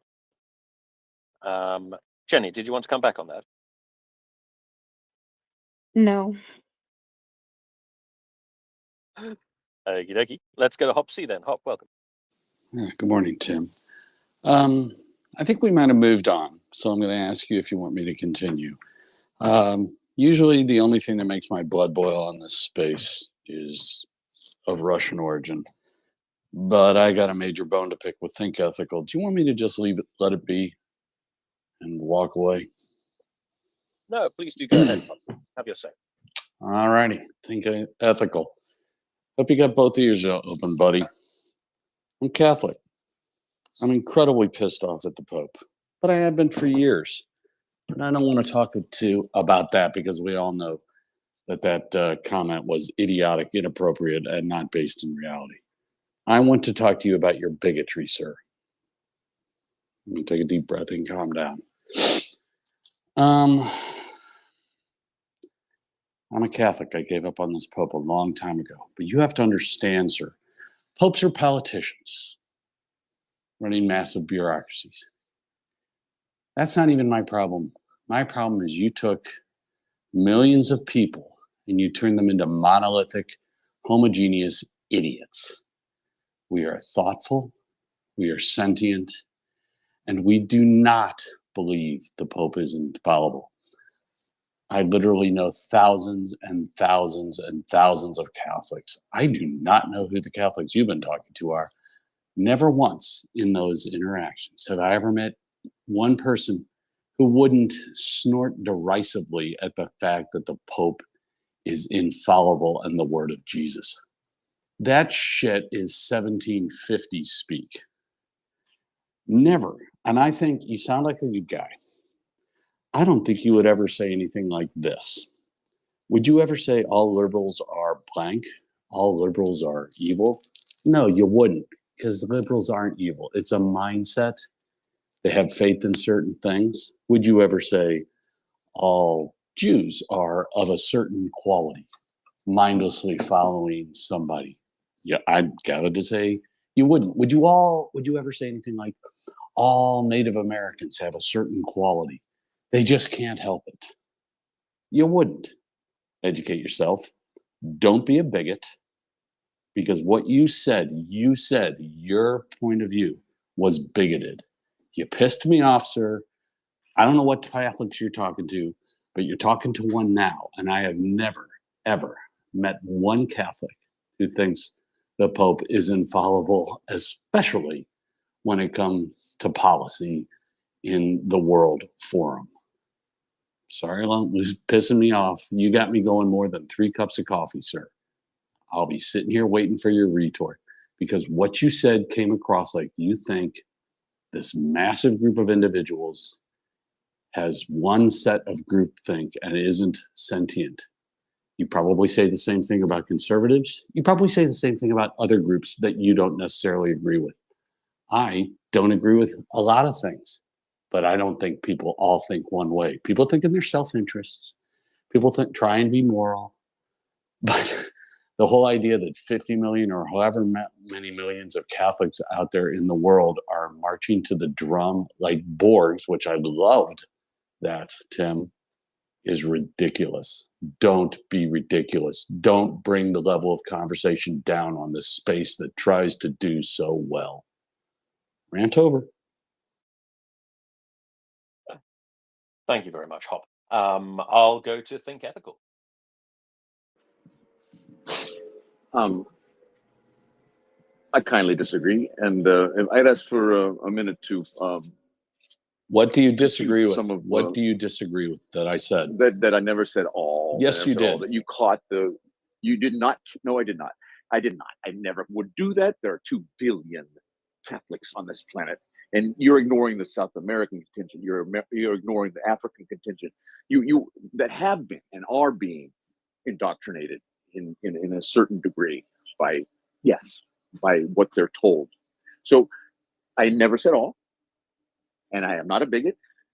And as far as that, you're projecting your own bigotry upon me in that very accusation, because you were not a part of the earlier conversation that we were having with Will. Okay. So I'm not allowed to have an opinion. Yeah, you are allowed to have an opinion, but you're not allowed to come in the middle of something out of context and come to a conclusion that was false. I am only speaking about what you said that I heard, nothing else. Exactly. You're out of context and you're out of order. You said what you said, sir. We all heard it.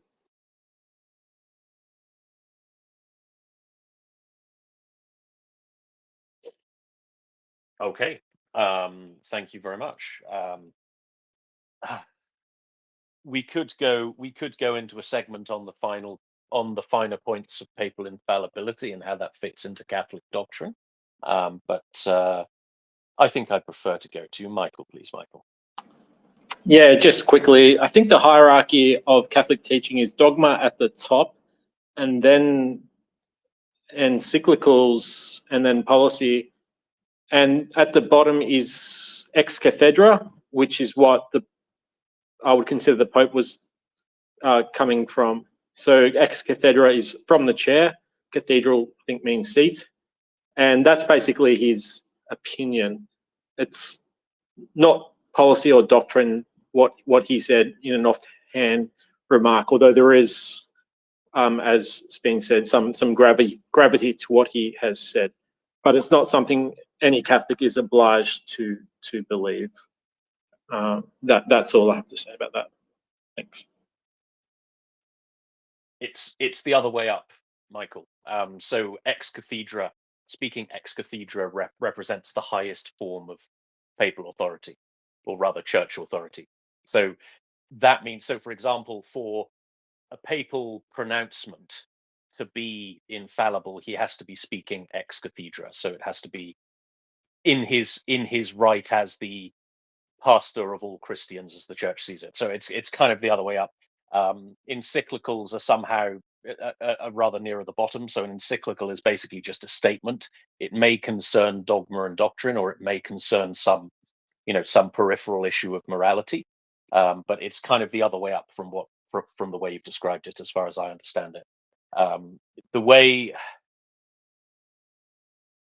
papal infallibility works is that if the Pope or the Pope and the collective management of the Church, so the bishops, make pronouncements on certain doctrinal issues, that is considered to be the infallible doctrine of the Christian faith, right? So it doesn't apply to everything he says, and it doesn't apply to all encyclicals, it doesn't apply to all bulls, it doesn't apply to all statements. It applies to certain, usually very narrow and extremely well-established points of the Christian faith. And I think an interesting example of this comes from the early, I think late 19th century. There was an American cardinal called James Gibbons, and he was addressed by Pope Leo XIII as Cardinal Gibbons. And he used this, Cardinal Gibbons used this as an amusing explainer of exactly how papal infallibility doesn't work, because the Pope addressed him as Gibbons, but his name isn't Gibbons. Therefore, not everything the Pope says is infallible, right? So anyway, an amusing aside. Thank you very much for that. Yeah. Sorry, Michael, I'll go back to you. Oh, yeah, just Google it now. Yeah, you're right. What is it then when he says an offhand remark? Is it just offhand remark? It's just a bloke speaking. Bloke speaking. So that's the bottom of the bar. Of course. So to Roman Catholics, the word of the Pope carries a certain authority, but as Ian Hopsey said, Catholics aren't the Borg, right? They may consider they quite rightly consider his word to carry more weight than Dave down the pub. But it's not like everything the Pope says is to be agreed with wholeheartedly and accepted by all of the 2 billion Catholics on the planet, right? That's just preposterous. Yeah, I mean, his word is given the same regard as an Anglican might give the word of the Archbishop of Canterbury, although I've yet to meet an Anglican at all anywhere ever who thinks the current chap is really worth his salt. But there we go. Thank you for that, Michael. I'll go back to Think Ethical, and we've got Robin. Think Ethical. Yes, I'd just like to re-enter civility. The conversation was pertaining to the disinformation aspect of making someone like the Pope an asset of the Kremlin's campaign.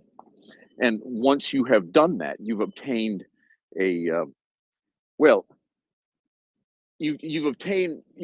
taken the casino and made it your own, because then you can mint your propaganda through his mouth. And for those 10%, we'll say, who are perhaps illiterate and without any degree of cognizant theological understanding, will adhere to the spoken words of that man. And he's not any man. He's not Dave at the pub. He is who he is. He is the leader of 2 billion believing Catholic Christians who ostensibly follow Christ. And so there are these nuances as to what infallibility really, and I get that, and I understand that. These are matters of doctrine. But for the common Catholic in Colombia, every word that he speaks has weight, and every word that he speaks has import. And so the discussion was about the disinformation that the Kremlin, using this communist, and he is Marxist, and he is parish priest from Argentina, to speak his truth to humanity, because we can see how the bishops are scurrying about trying to cover it up and reassessing what he said. But the damage is done. For those 10%, we can say, who don't know any better. And so this is a victory. This is a victory for Vladimir Putin. That was the point. And we'll actually allowed that debate to go. And so I apologize, Hopsy. I am not a bigot. I'm a Christian myself. My children are Catholic. My grandfather was Catholic. I am not. But nonetheless, I forgive you. Thank you very much, Think Ethical. Let's go to Robin, please. Robin, welcome. Good morning, guys. So what a thing to wake up to this morning. I just want to say I think that I find it very distressing the anti-Catholicism that crops up every time the Pope opens his mouth, and we're hearing it here this morning. Um, he made an unfortunate offhand comment is really what it comes down to. And it's being blown totally out of proportion. I think it was a terrible thing he said. I don't agree with it at all. But for this to end up being a whole big there is a stream of anti-Catholicism in a lot of the West that is very ugly, and I find it very distressing to hear this coming up on the space. I'm sorry, Think Ethical, you come across as a bigot. I don't. You may not think of it that way. You may not intend it that way, but as a non-Catholic, I find some of the things you said now to be really very distressing, and you're not giving South American Catholics any free agency that they can think for themselves, and I think that's a big problem. I'm just waking up. I have not had my coffee, so I'm not sure how coherent I'm being, but I just ask people, please, before you start pronouncing on the Catholic Church, to stop and think a little bit about where all of this is coming from. Um, because, as I said, I've run into a lot of this genteel anti-Catholicism that is couched in, in all sorts of liberal values, but it's an age-old hatred that I think we really have to call out when we hear it. And just a quick note on papal infallibility. This is a red herring. I think papal infallibility has been invoked 3 or 4 times in the entire history of the church. It is not a thing. It's a very narrow point of doctrine that has to do with dogma. It has to do with nothing else, and it really should not even be part of the conversation because it is used vanishingly rarely. And with that, I'll get off my soapbox and pass back to you, Tim. Slava Ukraini. Thank you very much. I mean, I think one of the things we have to understand about the current management is he's very, very steeped in the kind of Latin American liberation theology that emerged from that part of the world, which was, I don't know, essentially an attempt to apply a Hegelian / Marxist dialectic to the Christian faith, which anybody who's ever read Marx will tell you it's the most unchristian thing you could possibly imagine. But nevertheless, there was a sort of attempt to syncretize the two. And the current Pope comes from that sort of world. So there's this kind of strange dialectical thinking going on that it's kind of it views the church as sort of guilty and complicit in oppression, right? So it comes from that world. It sort of applies a sort of post-colonial lens to the whole thing, and it's the idea that there's this sort of unbroken chain of oppression from Pizarro onwards that is represented by the church in this context, and that everybody else underneath it is a sort of victim of it. And it's very, very odd. It's very, very unchristian. And the previous Pope, Benedict, saw it for precisely what it was. And it's a sort of perversion of Catholic social teaching, by sort of applying, kind of giving it a sort of Marxian social justice overlay, rather than, the basic principle of it, which is don't be a dick. So yeah, it's a very strange world that the current Pope comes from, and it is very, very, very Russian influenced, like very Russian influenced. Um, so yeah, it's uh, it's a strange one. And yes, the anti-Catholicism does rear its head whenever the Pope is discussed. It's a sort of I don't know, this sort of continuation of the black legends of the Elizabethan era, right? It's this sort of seeing of this view of the Catholic Church as this sort of sinister foreign force, really. It was at some time very, very deeply ingrained in English politics, like very, very deeply ingrained, to the point that the monument to the Great Fire of London, for example, explicitly referenced like popish plots and things like that for what was everybody believes to be an accidental fire. Though they did hang a Frenchman for it, which may or may not have been justified depending on your view. So the monument to the Great Fire of London, until like way up until the 1830s, had an inscription on it that said the papists did this or something like that. It mentioned popish plots, and so there's this little thread of not being particularly nice about Catholics that goes through English politics, and only died fairly recently. I was discussing with our friend Bernesto on the back channels yesterday. In Ireland, particularly, it wasn't until 1920 that a Roman Catholic could serve as Lord Lieutenant of Ireland, which was the highest office in Ireland until the Constitution of, when was it, 1922 or something like that.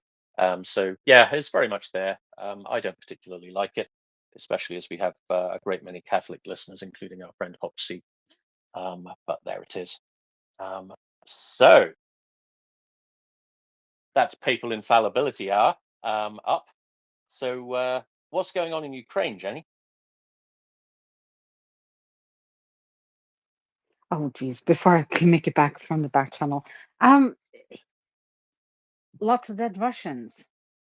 That's what's going on, and lots of their crap is, blown to bits, which I like.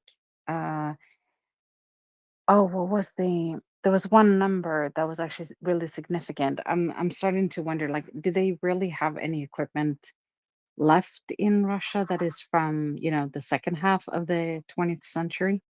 Or is it, in shambles or discarded or, left as a carcass in Ukraine? I don't know. You can only revive so much from the early part of the 1900s, and you really have to be religious to get into that stuff because the armor was crap, to be honest. We were talking about that a little bit yesterday with Chuck, because I had questions about this one general in the U.S. that I'm convinced is taking money from the Russians, because he's utterly convinced that Russia is winning in Ukraine. They're doing magnificent. I don't understand what he's reading. Do you know where he's getting his information from that I'm not getting? Sorry, this is who? I missed that. General something McGregor. Have you heard of him? Oh yeah, he's a straight up tanky. He's a lunatic. Like he fell out of the loony tree and hit every branch on the way down. Like he's one of these people who's fallen so far. I mean they've got something on him. I think is the answer to that. Where he gets his information from, I think he slurps it directly out of Putin's whoopsie. I think that's where he gets his information from. But yeah, he's got loony takes on everything. Like he's a Russian shill. He's a QAnon guy. He's he's an anti-vax COVID conspiracy guy. Like if there's nonsense, he'll spout it. So before I transitioned over to Twitter, I was on a different social audio app, and one evening, also it's a less polite app, so full on swearing. And this one guy came after me and cited this General McGregor, and he and I got into it, and I'm like listing like a ton of facts coming at him. I'm like, I don't even know where you're getting all this crap from. And in the end, in a way to insult me, he was like, who do you think I'm going to listen to? A 3-star general from the US, or you who have no military experience? And I was like, wow. in this case, I think you should actually listen to me, who don't have any military experience, because what he's saying is bullshit. I am still able to read, and apparently he is not. And apparently I can read the ISW better than he can, and I can draw better conclusions after reading the ISW. Any country that loses 50% of the territories that they held after the initial invasion in a year and a half, instead of gaining, they're not winning. And anybody that loses, that has to dig in the storages for crap that they made in the 1950s, again, that does not sound like winning. And it sounds more like loser to me. But it was kind of funny. I should stress that Douglas McGregor is not a general, but a colonel. Is he not a general? Rather, no, he's a retired colonel. Oh, because this guy kept saying that he was a 3-star general. And I'm like, I don't care. He can have 5 stars. He can have like 250. I bet they're gold stars because he can spell cat correctly. You know? I don't. Oh, that's even funnier. He may have been eliding Colonel Douglas McGregor with General Douglas MacArthur in his mind. So Douglas MacArthur was the great general of the former half of the 20th century. He was kind of, I don't know, almost the American Julius Caesar, almost, except he went a bit mad towards the end. But yeah, I think he may have been eliding those two in his mind. But no, the Colonel Douglas McGregor, U.S. Army colonel, retired. He's done retired in 2004. He's done a number of things since then. Trump tried to make him ambassador to Germany, but Congress blocked it. He's on Russian state telly a lot, so he's on Russia Today a lot. He's all in all a bit of a loon. And I mean his position on Israel is kind of ambiguous. I mean, he was supportive of what I think was Trump's policy of moving the U.S. embassy to Jerusalem, but at the same time, he's one of these people who thinks that there's this kind of Israel lobby that is, kind of insatiably and irresistibly powerful everywhere, almost like a Jewish conspiracy, but global. Like a global Jewish conspiracy. Yeah, he's one of the people who believes in that, and he uses a few anti-Semitic tropes. He uses the word cosmopolitan a lot, and as many of you may know, cosmopolitan was a Soviet term for dastardly Jew. So yeah, he's a bit of an odd fish, but he is very, very firmly on the side of the Russians, and I think they have something on him. And yeah, I don't know, probably some wacky sex stuff or something. I don't know. But anyway, that's that's Colonel McGregor, not to be confused with the late General MacArthur. Oh, that makes so much sense, because the guy that came after me, he was kind of weird as well, and so I shot him down, and not in a nice and pleasant way, like I try to be here. Um, I can be nice. I can play nice, like a declawed kitty at times. I try at least. I think it's Daniel that's next. Go ahead. About this guy, McGregor is not pro-Russian only. He is kissing the behind of Chinese leader. He was very nice with Kim Jong-un also. These people are the worst. They're the people who say Assad is defending Christians in Syria and bullshit like this. Evil people. And I have a problem when they get microphone on television and big media outlets, and I think it's outrageous. and PM and Rater and all these morons who use their past expertise, profession, like capital to get more visibility, and their narcissism is just helped with this. I wanted to tell with Tim what happens in Ukraine, and there are also bad things like Abrams tanks destroyed, recorded in many angles, and propagated everywhere. Leopard tanks captured and again propagated. Look, they are losing and things like that. You know, all the good stuff of Russians. What is really, really bad, I see a lot of alarms in South Ukraine. So Zaporizhia under ballistic threat, Odessa on Shaheds at night and missiles a day. And it's a week, almost a week for Odessa. And it's horrible for them. Yeah, that is horrible. And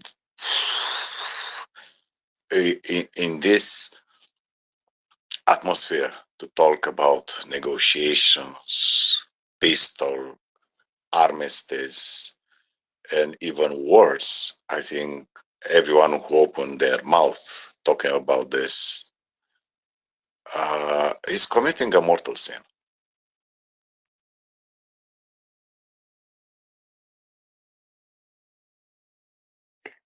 Thank you for that. I now feel less bad about going after that guy.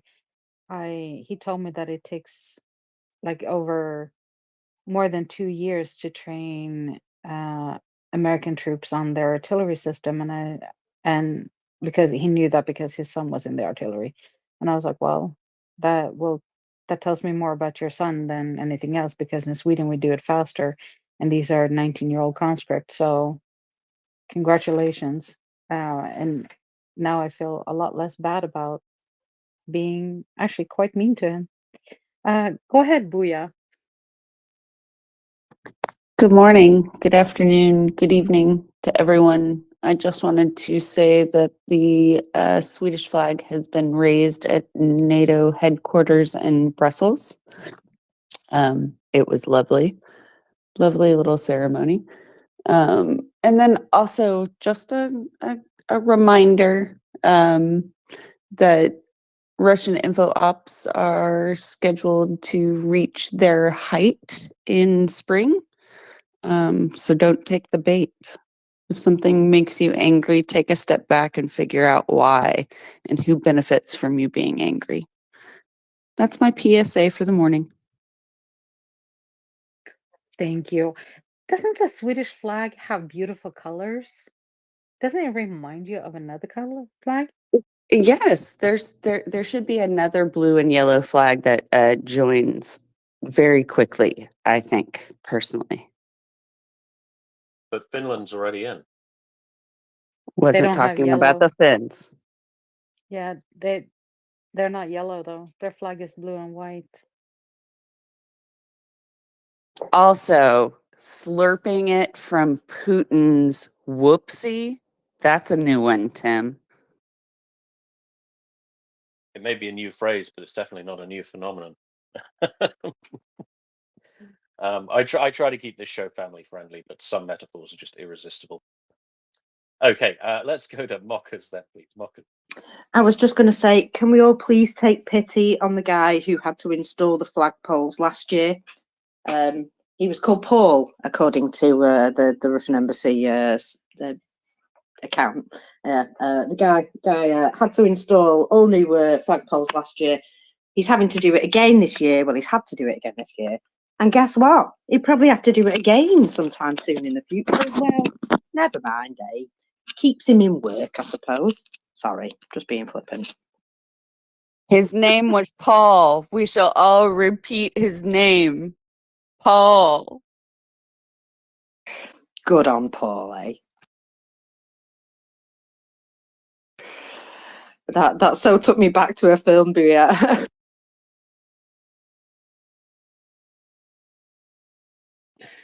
Thank you very much for that, Mockers. Poor old flag guy. Jenny, I have a question.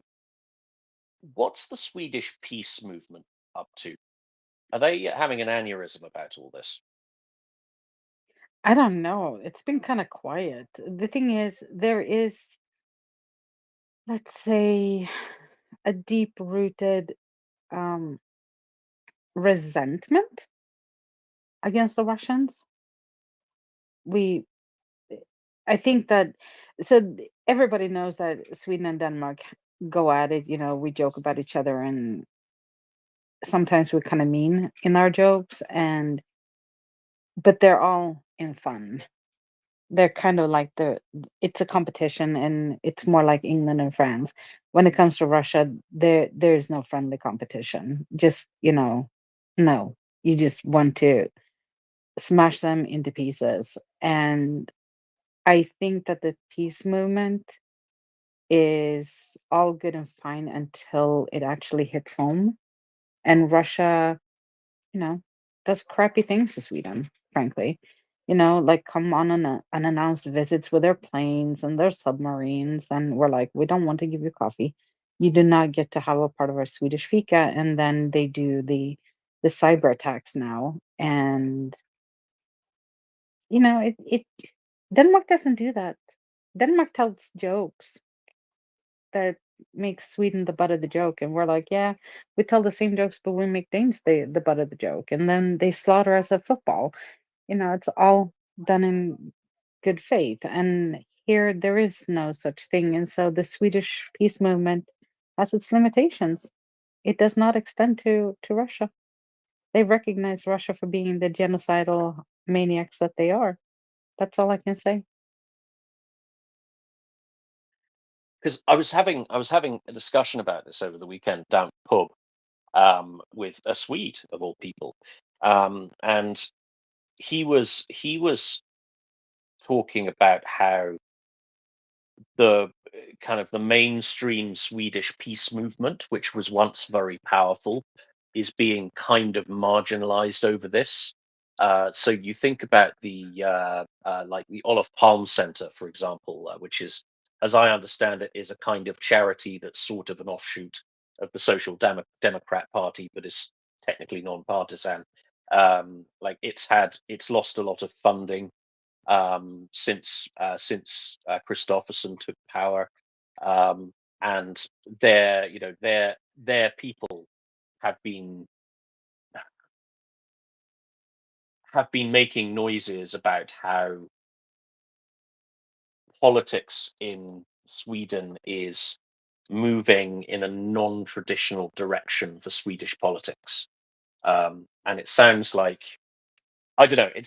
From what he was saying, the peace movement collectively, especially the more respectable end of the peace movement. I mean, assuming that the Olof Palme Center, being named after a former prime minister and chaired by a former prime minister, is a fairly sane part of the Swedish political spectrum. I'm going to make that assumption. He was saying that this tendency that is used to being very influential over Swedish foreign policy, not only in Sweden but also abroad. The Swedish government funds kind of peace movements abroad, or used to fund peace movements abroad. They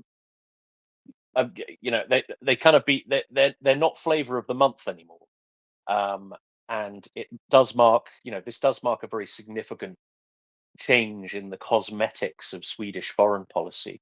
And I'm just wondering how that's playing out in the public eye in Sweden. I mean, has anybody noticed it, or is this like a minority concern? I think it's a minority concern. It's one thing that I did notice about the war in Ukraine is that it united people that you never thought you'd see united. So there were actually quite a bit of Swedes that went AWOL from their jobs, some of them within the Department of Defense, and they went to join the Foreign Legion in Ukraine. And now they're fighting side by side. And we're talking Syrians and the neo Nazis. those were not the ones that I would thought would have each other's back, but they are united in their, I guess, dislike for the war and Russians. The Syrians is quite self-explanatory why they hate Russians, but Nordfront, the guys from Nordfront fighting alongside of them, that was not really something that I would see. But they think that, like, one of the interviews that I saw said that the guy thought that Russia has, you know, kind of betrayed the white race. Therefore, and they let too many foreigners into Russia, therefore they should die. And I'm like, wow, mind blown. And this was at the very beginning of the invasion. But the peace movement, I think I read something about the fact that they were going to kind of go in and try to steer away from the nuclear, try to have people scrap the nuclear bombs. That was their new thing. It's like, okay, we're in NATO, and this is what we can do. Talk about decommissioning nuclear bombs. Does that answer it, Tim? Yeah, sure. I mean, I think one of the I've just been googling this, and one of the things that jumped out at me was a quotation from hang on, let me just find it. Quotation from Anna Sundstrom, who's the Secretary General of this Olaf Palme Center, and she told a journalist that it was perceived to be totally naive to talk about peace. That space was not there. We were called naive and Putinist, making an argument that was only serving the interests of Russia. It's like, yeah, that's exactly what you were doing. I'm glad that has finally dawned on you. Well done. Yeah, I'm glad these slightly woolly-headed people are starting to lose traction in the Swedish political system to the extent they ever had any. Now it's interesting what you say about what was it called, Nord Front, not Nordstrom. That's a department store, isn't it? Nord Front. Yeah, one of their things is one of the slogans on the kind of ethno-nationalist right in Europe is no more brother wars. So they have this idea that the history of warfare in Europe is, if you understand, if you're one of these people who thinks racially, then the history of warfare in Europe is brothers fighting brothers, particularly the Second World War, particularly the First World War. And I can see how they would consider Russia to have betrayed that axiom, right? I can kind of see why that would be something that they would have an issue with, because what Russia has started is what they would consider to be a brother war. So I mean, it is surprising that they're kind of fighting alongside Syrians, I guess. But no, my limited knowledge of white nationalist doctrine, I mean, that it doesn't surprise me that a lot of them are anti-Russian, because the Russians did start this for no reason, and they see it as a brother war. Okay, let us go to Dan John, please. Dan John. Yeah, thanks. Interesting discussion. Yeah, I mean, regarding the shift in Swedish policy, or especially in the security and the international policy. I mean, a lot of things have changed lately to make this change. Like a war, not that far away from Sweden. So it comes as no surprise. I would say that this shift is coming. I mean, there's always been quite a lot of people wanted to join NATO and be part of that. It's not like it has been zero support, but it has never been above 50% like it's now. So yeah, just want to say that. I mean, the world was a different place between Second World War, end of the Second World War, and now. So I guess that's kicking in an open door, but yeah, that's the fact.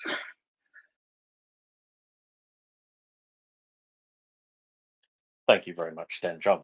Let us go to Mockers, please. Mockers. Yeah, I was just going to say one of my favourite silver foxes, Mr. Pavel, has also said he isn't ruling out NATO troops going and doing work in Ukraine with regards to training and assistance. So, you know, I think this, well, more and more people are sort of, you know, making this suggestion less of a drama. They're saying, yeah, no problem with that, doesn't bother us. And I quite like that they're taking the shock, how could we even think of doing something like that, out of it by all just going, yeah, that seems reasonable.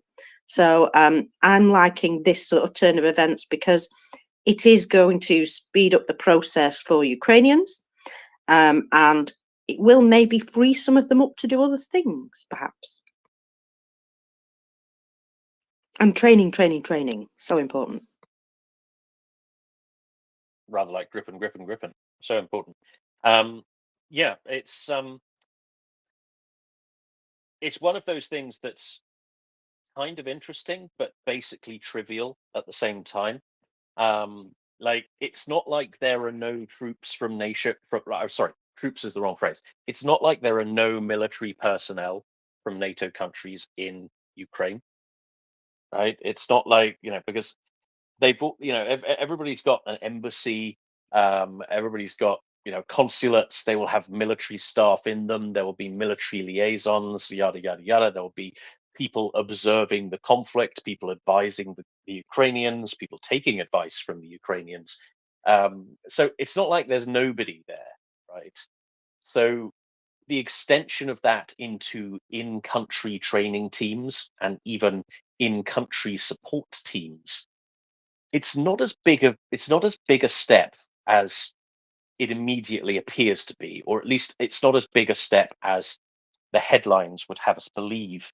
And what is interesting, I think, is, as you say, Mockers, all of these politicians coming out kind of in concert and saying, yeah, we could do that. You know, that's on the table. I think that's an interesting one. It suggests either there's kind of been a coordinated policy to start saying that, or there is it's only just occurred to all of the journalists to ask, because, you know, they asked Macron last week, so let's ask Pavel this week. It's kind of an interesting one.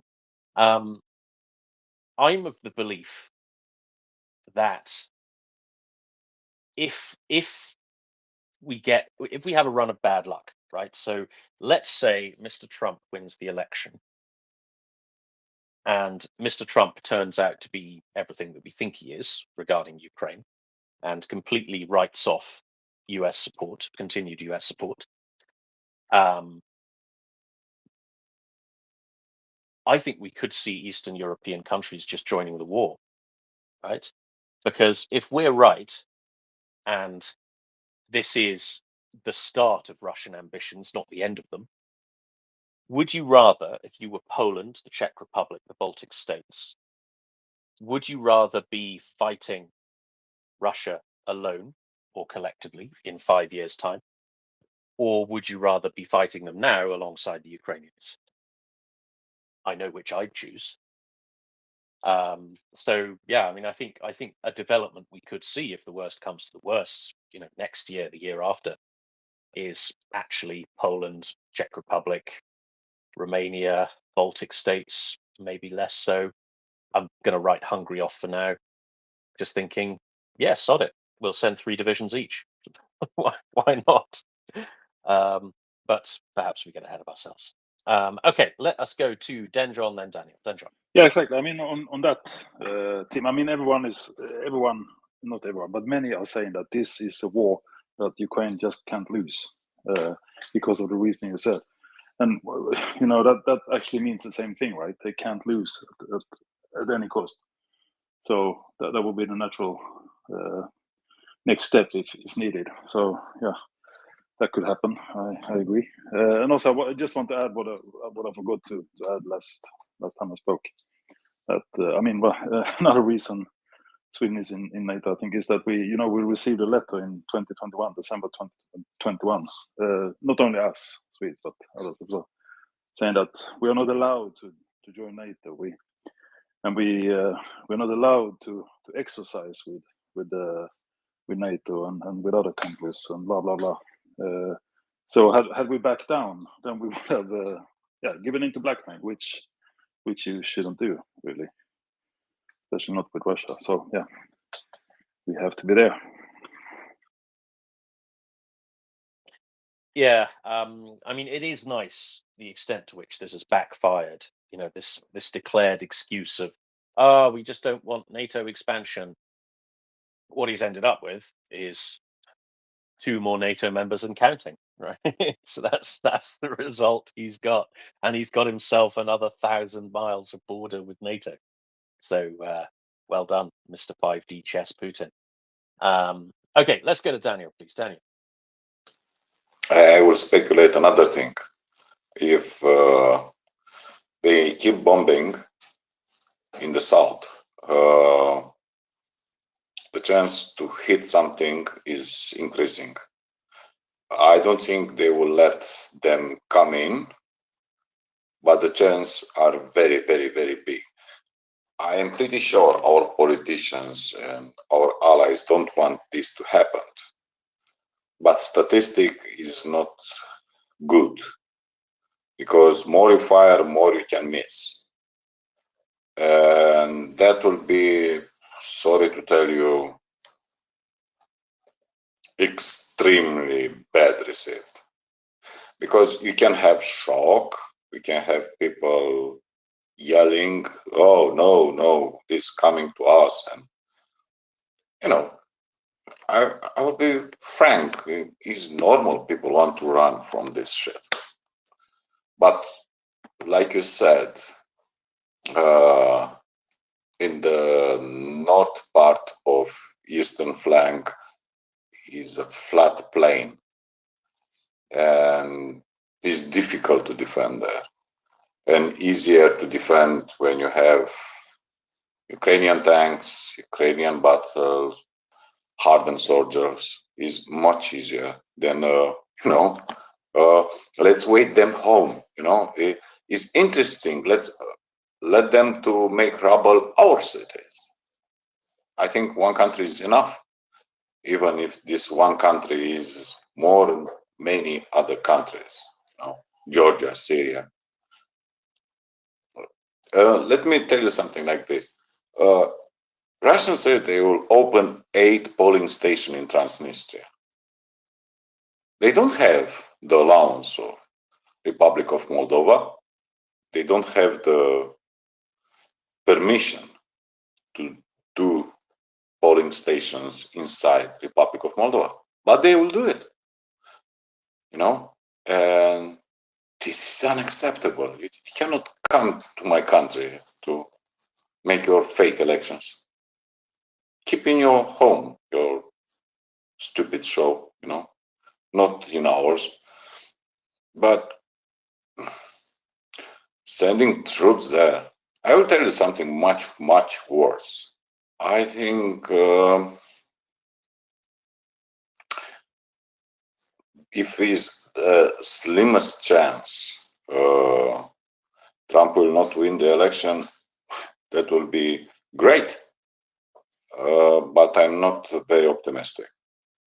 But let's say the best scenario. He's coming in power. It's not just about they will join somehow military Ukraine.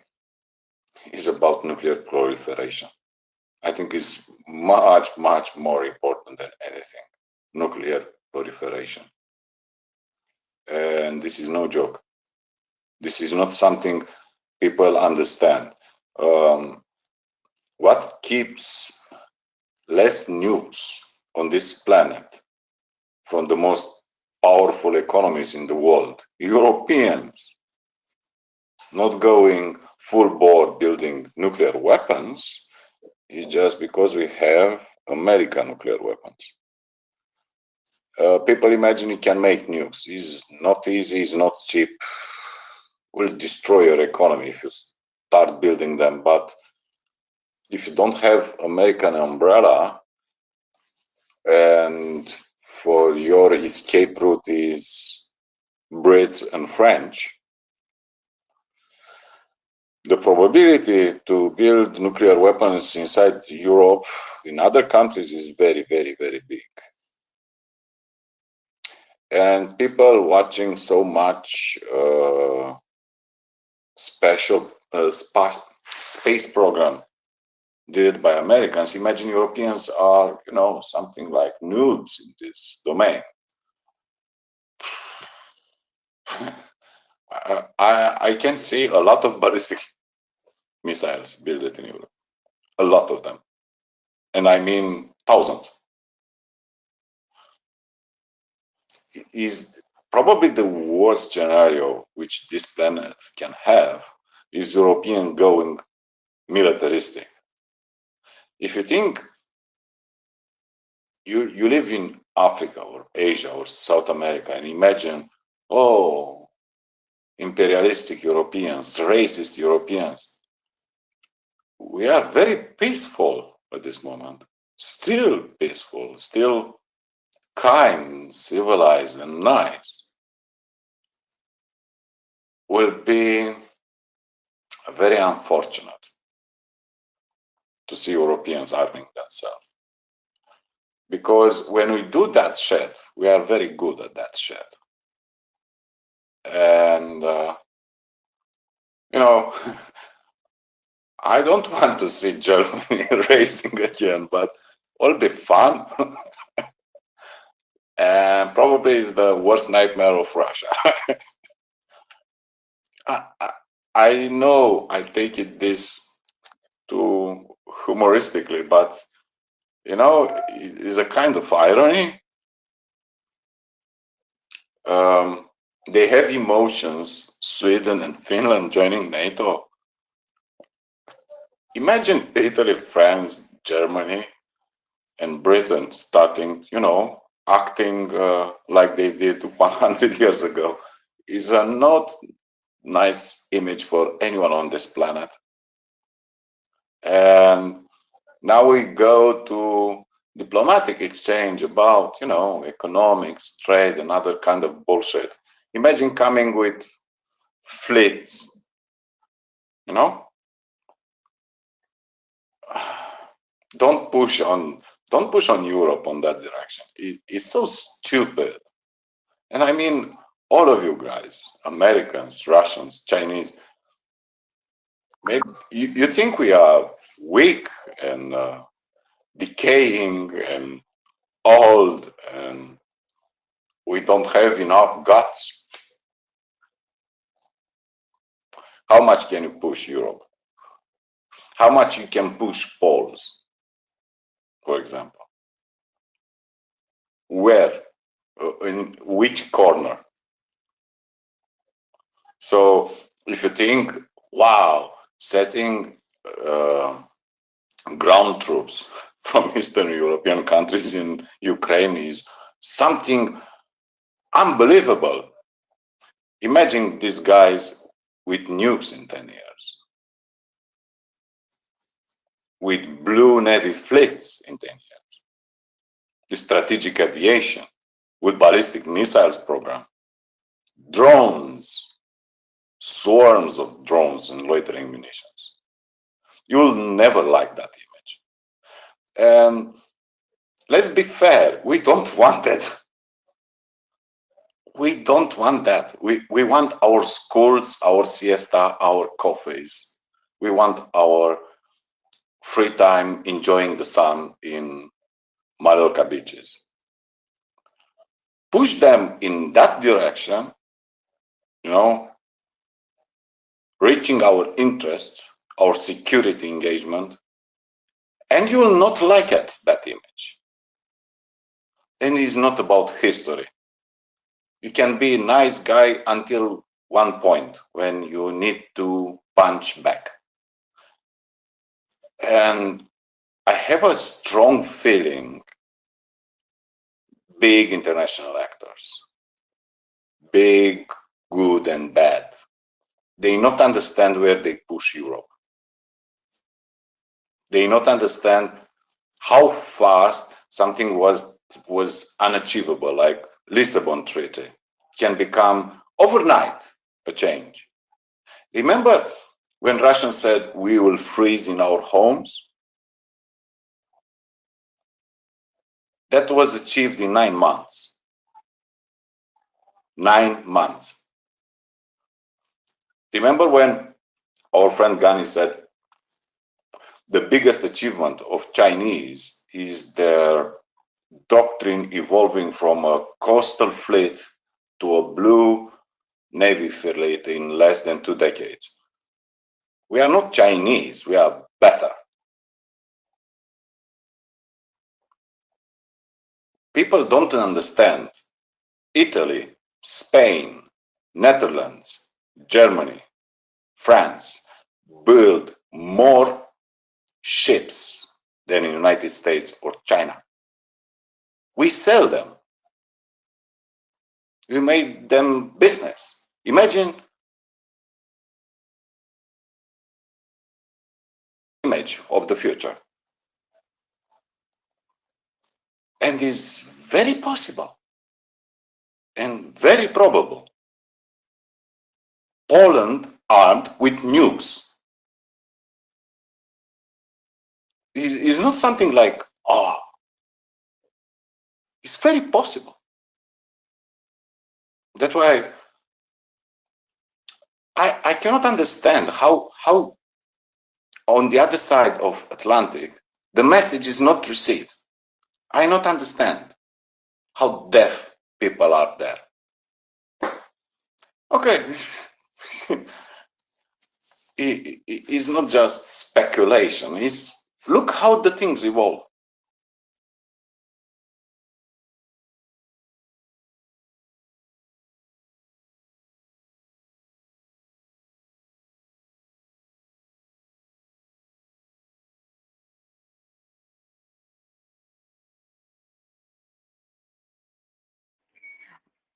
Yeah, I think it's unfair to say that everybody in America agrees with what Mike Johnson is doing.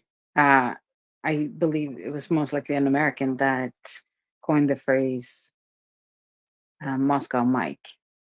So I think that they are aware and they're working in their way. And sometimes we have to be patient because change takes time in democracies, as we have noticed. It's very rare that in democracies that things move swiftly as people would like it to do.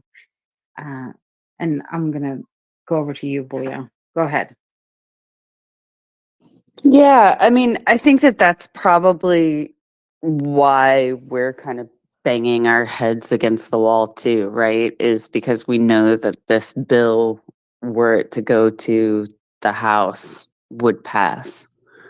And it's complex, and I won't go into it on the space because it drives some people crazy. But you know, it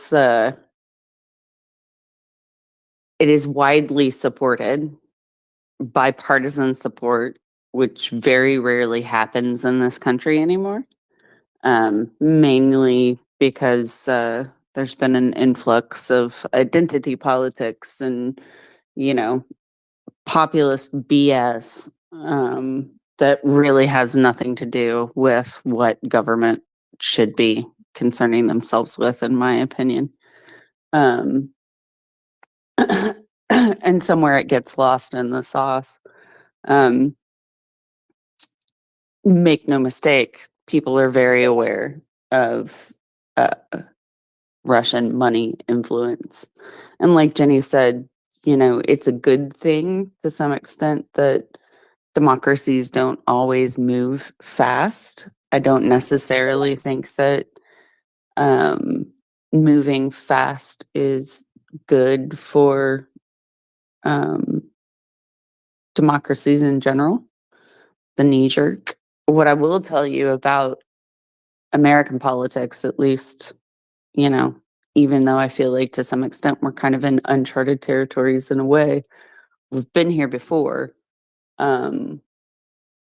And we have a tendency, no matter how extreme things get in our country, to kind of come back to center. And I think I'm seeing that also globally, right? Because we certainly have people within the movement for Ukraine that come from all walks of life, all religions, all political persuasions, all different kinds of people that have decided that, no, this is important. We know this is important. So yeah, I think, at the end of the day, I think Americans are going to be a little bit prickly right about now. There's a lot of us that feel like we are in an existential struggle for our democracy, and I think that that is partially true. I tend to be a little bit more on the hopeful side um, because we have been here before and we've beat it. We beat the fascists once, we'll do it again. That's kind of my mentality. But also because I think that I was looking at this happening for a long time and feeling very, very alone. So that's part of where my hope comes from, is that I've realized that we're not alone, that we're far, far more alike than we are different. And the real big existential threat that we're all facing is Russia. And I will get off my soapbox.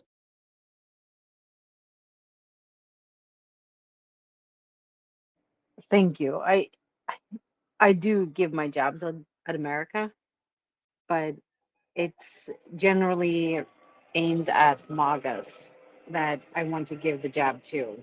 It's not the general population. I know that most Americans do support the war in Ukraine. I know that they give their support to Ukrainians. But the MAGAs are the loudest because their mouthpiece is one of the loudest people I've ever come across in my long life. So I don't know. Go ahead again, Boya. Well, and they were the loudest in, 1940s as well, right? When I say that we've been here before, just look up the German American Bund, right? Look up the silver shirts, which of course is the most American thing ever, right? Like, Nazis have brown shirts, we're gonna have silver shirts because F you. But I think that back then, even, right, all of the good people that were working to thwart that were not the loudest, which is why a lot of people don't know that it even happened. So, yeah, the bad news will always get more attention. The bad actors will always get more attention, mainly because they say outrageous things to get us worked up and fighting. And yeah, it's the whole plan, right? Yes, and also not to not to shit on anybody's parade, but as long as bad news are front page news, I feel that it's somewhat of a good thing, because the day when, random acts of kindness makes front page news, we are probably in an extremely shitty world where kindness and things are so rare that we need to put it on the front page. But it's nice to know that most Americans do support the Ukrainians and are not, lining up with the defunding. In fact, I know that there's a person in listening that she taught me one of the strongest arguments for America getting involved and supporting Ukraine. And she went after the economics and she taught me about that. So I use her arguments all the time, that if nothing else, think about your wallet. Do you think that gas prices will go down if Ukraine, because the Ukrainians will continue to fight? Another friend of mine said that if need be, they will use blunt butter knives to kill Russians and to get them out of their country. And they already have weapons to strike certain strategic targets across the border in Russia. What do you think happens if they look like they are on the losing end. They will go after all of the oil infrastructure. And what will happen to oil prices then? Even if the West doesn't buy the Russian oil, there are other people who do. And that will drive up the prices. And if you thought it was bad paying what, $5 a gallon, come back to me when you're paying 20, and let's see how fun you think that is. And that is maybe unrealistic. Maybe it'll never get that high, but gas prices will increase if Ukraine take out all of the oil infrastructure. And you know who you are that taught me this argument. Thank you for that. What are your thoughts on that, Tim? Do you think that they would go after the oil infrastructure? Um, well, I mean, to an extent, they already are, right? So there have been sabotages of Russian facilities, particularly refining capacity in around the Black Sea, but also, also in St. Petersburg. They have been putting some range on this. Now, what's interesting about that is that this is kind of a weak spot for the Russians, because the way the Russian oil industry works is it's kind of a lot like a third world country, right? So it has it shares a lot of features with the oil industry of, say, Equatorial Guinea, where it tends to be foreign people doing it, right? So, or at least it tends to be foreign companies doing it. So if you're a country with limited industrial expertise and fairly shoddy governance, and you have a lot of natural resources, what you do is you go to your friendly Western oil company, you go to Exxon, you go to Total, you go to BP, Shell, whoever, and say, well, if you pay me this many billions a year, then I'll let you drill my oil. And they'll go, okay, sure. And so they'll come in, they will dig a bunch of oil wells, they'll probably bring in a whole bunch of their own engineers,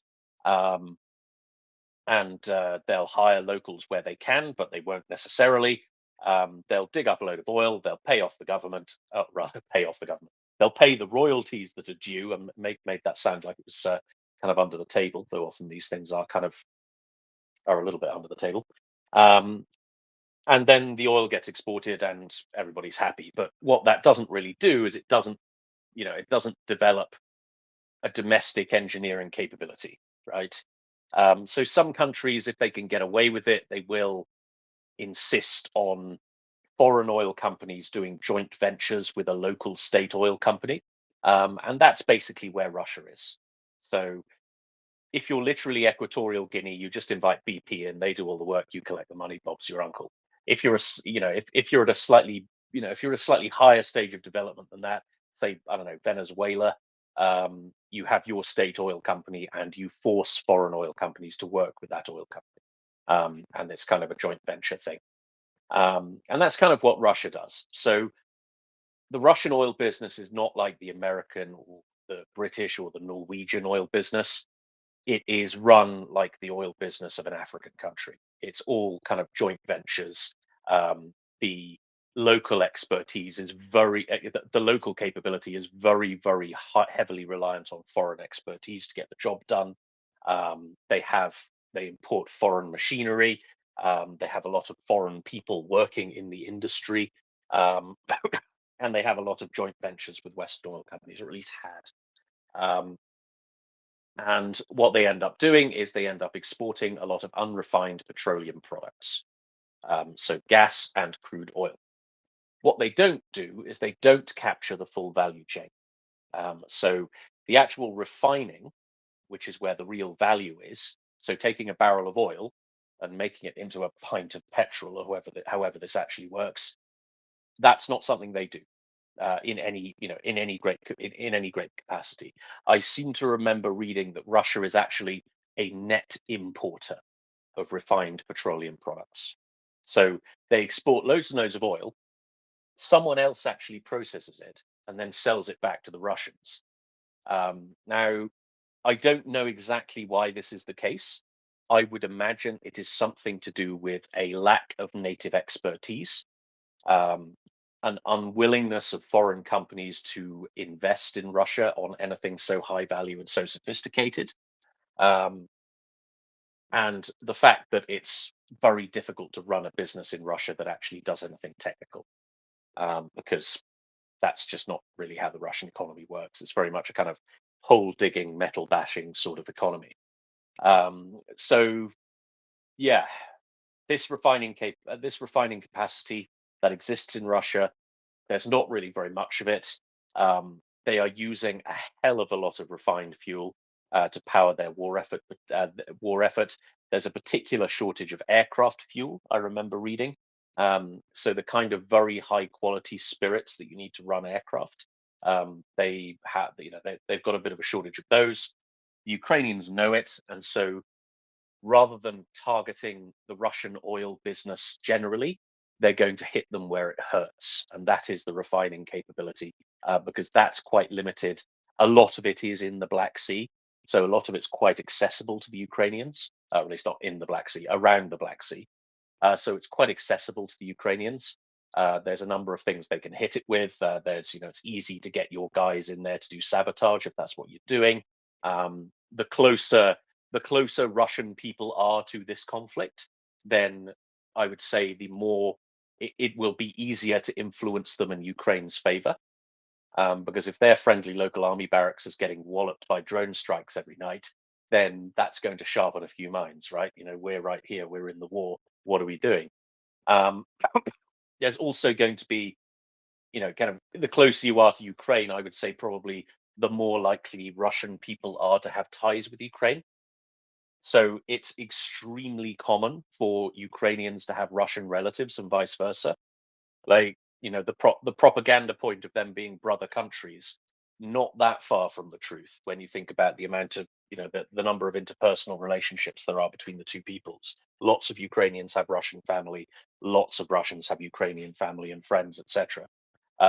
So the closer you are to Ukraine, I would say, the more that comes into relief. The more you think, yeah, the war is actually here. You're probably going to have opinions about that. You're going to be more easily influenced by Ukrainian operations. You may be easier to recruit by the Ukrainian side to do various things. So kind of handy that a lot of this stuff is down. Actually, it's actually quite close to Ukraine. So yeah, that's my long answer to your very simple question. Yes, they are already targeting Russian infrastructure on the oil front. Yeah. And if they get pissed off enough, they're gonna take out maybe not all of it, but a lot of it. And the the thing that the person alerted me to that I hadn't thought of was it was actually this person, and there were two people that educated me on this. So this is what I do. I surround myself with people that are smarter than me, and then they explain things to me so I understand them, and I'm like, oh, that makes sense. And that would be real shitty. So they were saying that if you target the oil wells, I don't know why, but I thought it was like switching off like a light switch. Like off, now we're putting it on. Now we're turning it off, now we're turning it on.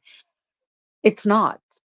If you bring a well to a halt, it can take up to a decade to get it going again because it's really complicated. It's so even though it would seem wasteful to have it run on bare minimum and setting it on fire and not do anything really with it because you need to store it and you run out of storage room and then you just end up, setting fire to the whole thing.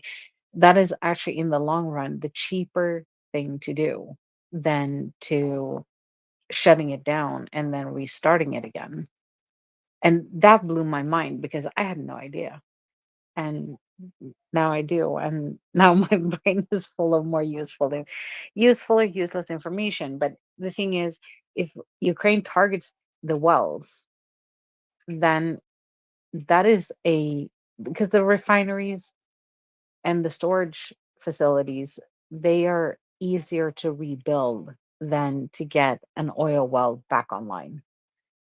And I don't want to get to the point where Ukraine is saying, screw this, we got nothing to lose. And then they start taking out the oil wells.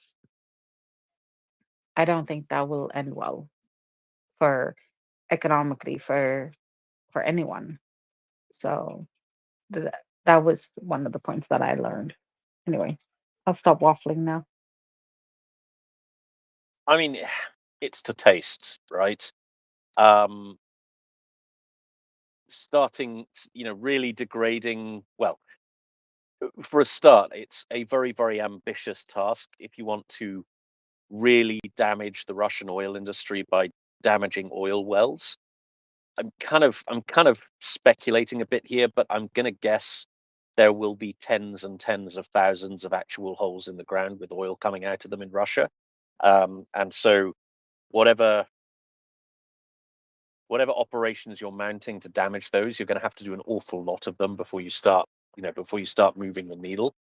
I think I guess it is to taste whether you think it's a good idea or not. It's a bit like the kill Hitler, kill Putin dichotomy, right? Is if you destroy or if you severely damage Russian oil production capability, then the global price of oil will go absolutely bananas, right? And that will affect everybody. However, if you do that, you ruin the Russian economy. So it becomes a, or rather, more importantly, you ruin Russian state finances, right? That's really the key. It's not about the wider Russian economy. It's about the state finances of the Russian Federation. So that's a kind of dichotomy, right? And it's a question of who blinks first, right? Are you going to, if you do that, are you going to gamble on the idea that Russia will cook the goose before the people of Western democracies get tired of the fact that inflation has gone crazy and they can't put diesel in their car, right? So that's kind of a question to which there's no easy answer, I think. When it comes to that kind of hybrid warfare, that kind of economic warfare, I think it's all a bit moot, right? Because Russia can be defeated on the battlefield, right? This is not something that really requires a unidimensional effort from the Ukrainian side. What it requires is the Ukrainians to keep doing what they're doing, and their Western allies to support them properly and fully with military equipment, right? That's what victory takes. We don't need anything existentially massive to happen in Russia to bring that to effect. This can be settled on the battlefield in Ukraine if we start supporting the Ukrainians properly. So that's kind of where I am, Jenny. I'm right there with you. I find it to I think it's cheaper to fund Ukraine now than trying to destroy and cripple the Russian economy.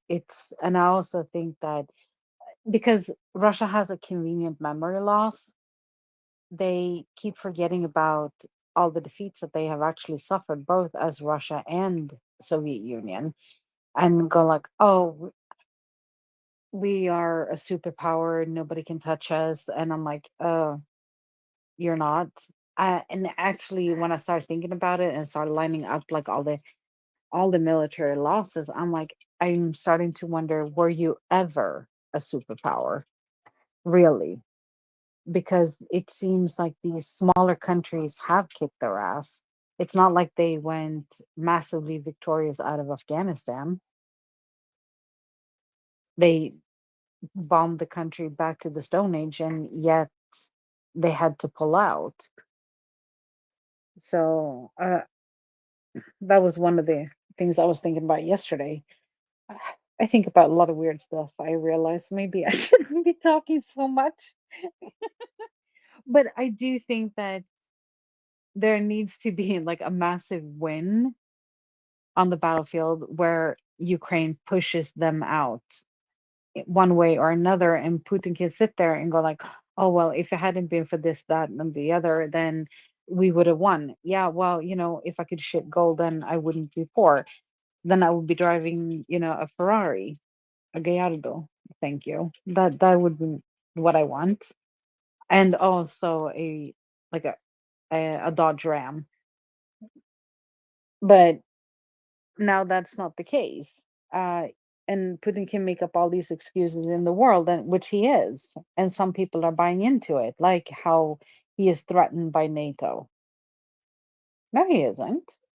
And I saw a video where, and I want to say there was Zelensky that was speaking, but it could have been somebody else, because I watch a lot of videos too to learn more, where they were talking about the fact that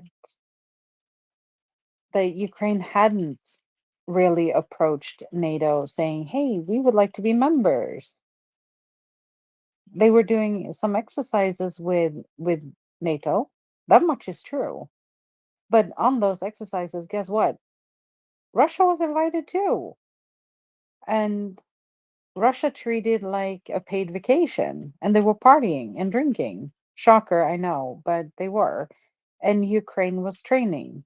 And this is why you can see a nation that has a third of the population of Russia, or maybe even less, just kicking their ass. It's because they actually said, "Hey, you know what? We're being trained by some of the best militaries in the world.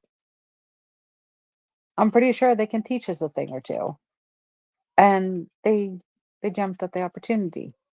And I think this is why they are strategically, they're not wasting lives.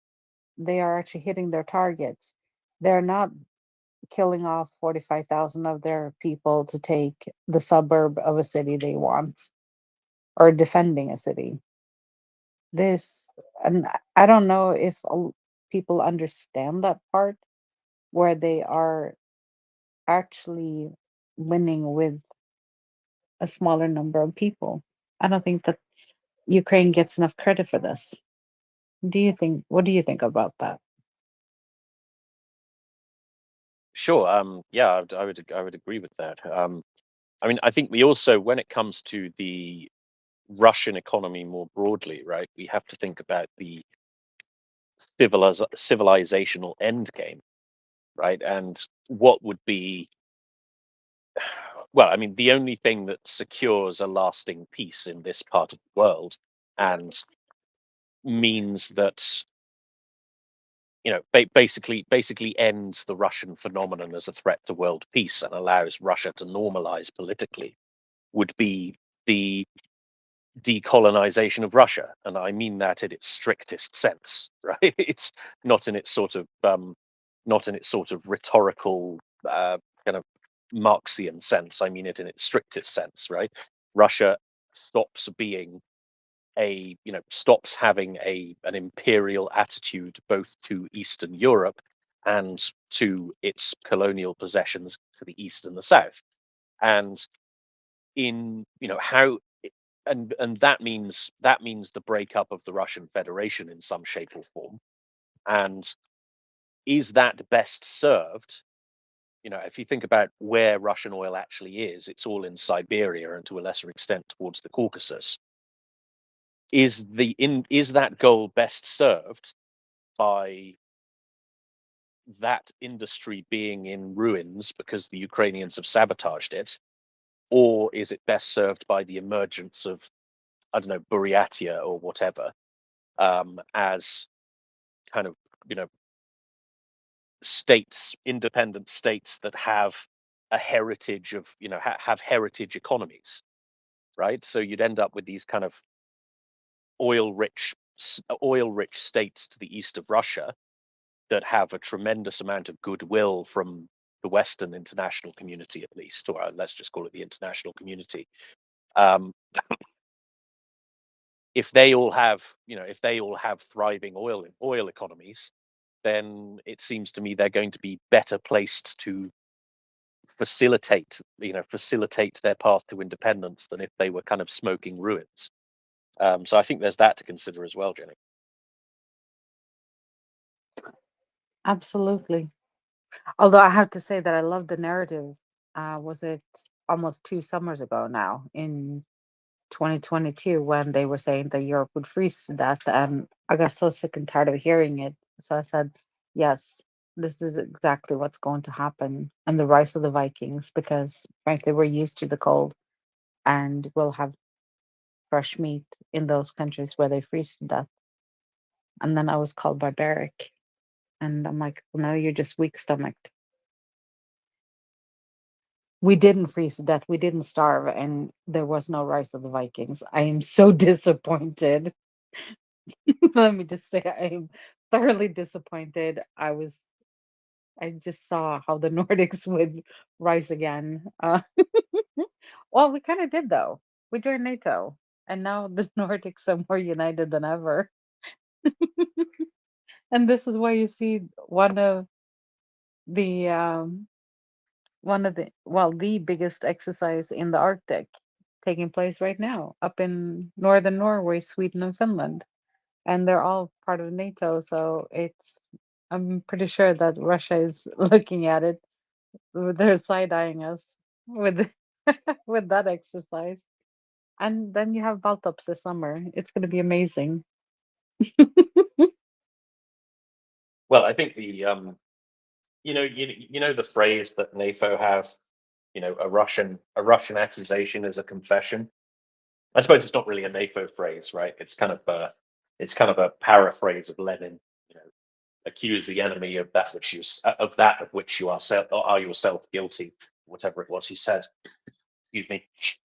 I think a lot of there was a strong element to that. To the Russian accusations of Europe freezing in the winter. I think they were kind of projecting their own concerns about what exactly was going to happen to their colonial empire when it started to get really cold. Excuse me. This is something I discussed with mockers just in the autumn of 2023. Was the price of firewood in a number of Russian provinces. I think Bashkiristan was the main one, but the price of a ton of firewood was like 3 months average wages. Like, it was really absolutely crazy prices, and a ton of firewood is like, it's really not that much. You know, I've got wood-fired heating. I'll get through maybe 3 tons in a winter. A ton of firewood doesn't really get you that far. And a ton of firewood cost me, I think, about 150 euros or something like that. It's not desperately expensive. But in Russia, like, the prices went absolutely nuts, and the people in this particular province, like, it was unaffordable for them to heat their homes. Like, it went absolutely crazy because they're so poor, and the prices went so high that they're freezing. And so, as they say, a Russian accusation is a confession. It sounds like it. I had the in Sweden, we're fortunate. Uh, I don't know how many people know this, but we burn trash to heat our homes and heat the water.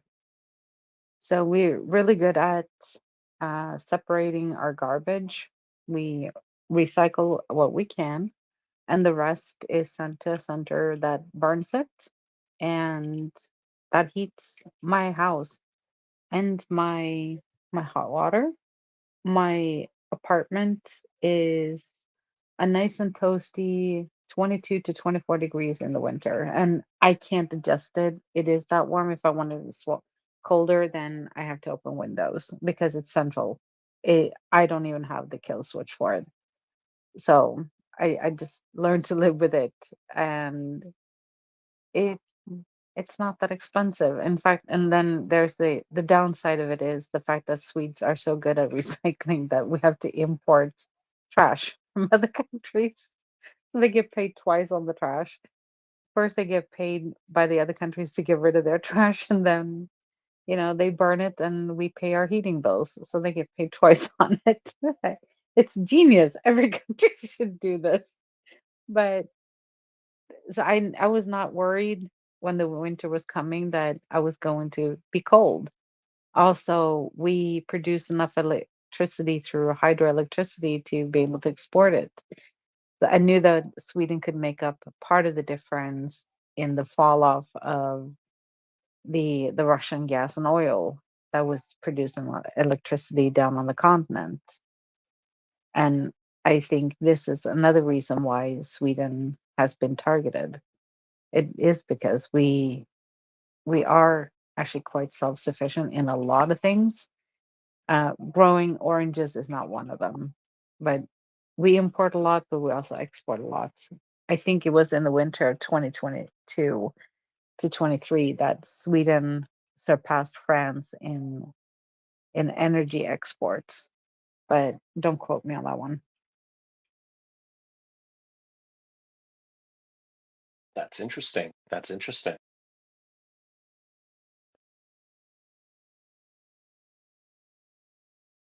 But we had to make up the difference when Russia was no longer going to play nice. So we did. And I also think that because Zaporizhia is the biggest nuclear power plant in Europe, then this is why it's being targeted. They have also been a very large exporter of electricity and energy to Europe, and everybody seems to think that it so Zaporizhia is important in two ways. If they blow it, there will be another Chernobyl, and that will affect a large portion of Europe. But it's also because it is such a huge generator of electricity. And the fact that Ukraine exports a lot of energy to Europe, that makes it a very vital place, and Russia knows this very well. See, I'm just chock full of useless information, aren't I? Like weird trivia. Yeah, absolutely. Absolutely. It's a good skill to have. It's a good skill to have.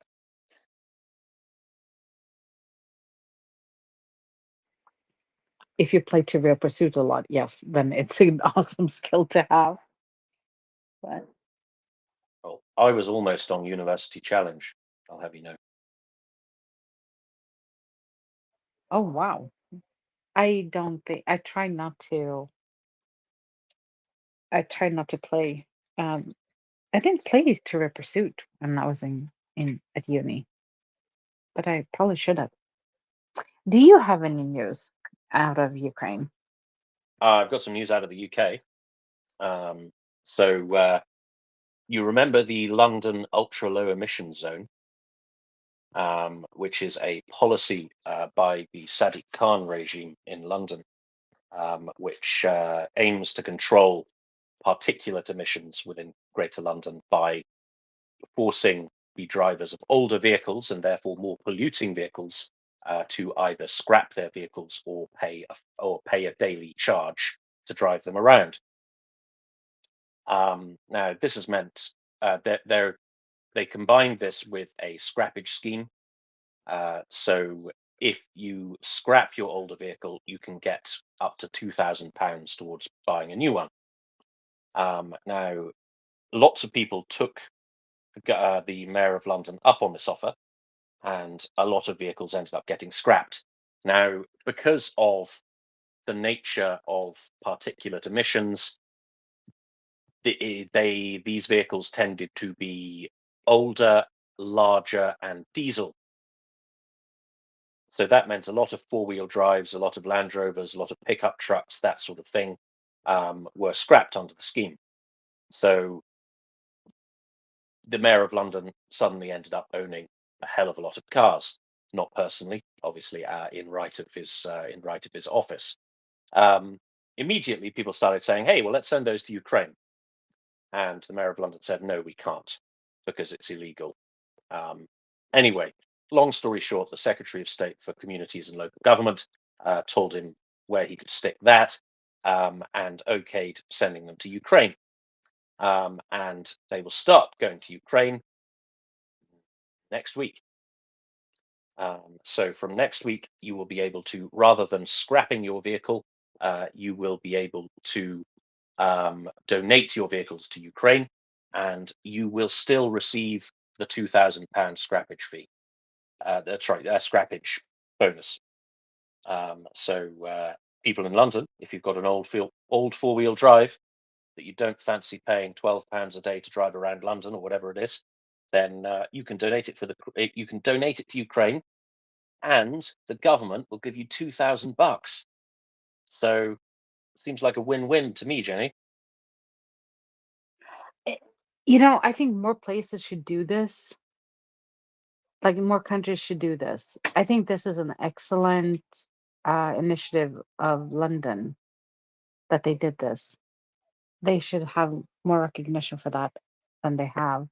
I know that there's a guy, and I think that Terixis knows this person here in Stockholm that goes around different municipalities in Sweden and gets ambulances that are being decommissioned. They have put too many miles on them and they need to upgrade. And he gets them instead of them, you know, scrapping them, taking them to the junkyard, and fills them up with stuff in the hospital that is about to go bad. I did not know that plastic gloves could go bad, but they can apparently. Same thing with band-aids. So they fill the decom- these decommissioned ambulances, and then they drive them down to Ukraine when they have enough, both drivers and ambulances with full equipment. That is one thing that they do. This is a charity. It's not the government that does it like in the UK. But every little bit helps, I think. Absolutely. I mean, I think this is kind of a happy side effect, so to speak, of British environmental policy. Now, the British government is very, very aggressive on environmental policy. So stuff like this happens more organically in the UK than perhaps it does in other countries. I don't know if the ultra low emissions zone is a result of some global thing or not, because it's not about carbon emissions, right? It's about particulate emissions. So it's about air quality causing health issues in London. Now, as I understand it, the air quality in London is not particularly bad by European standards. Like, it's not the best, but it's not terrible either. But nevertheless, the British government is very aggressive about this stuff, and the policy has been quite radical over the last 10 years or so.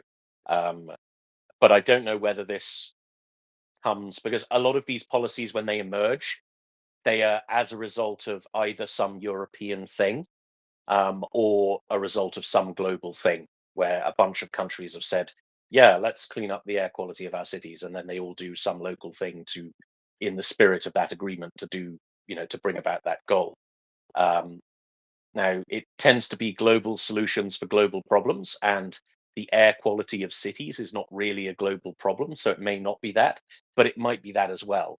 So I'm wondering if other European and G7 capital cities are going to be doing similar things, because that would create an awful lot of scrap cars.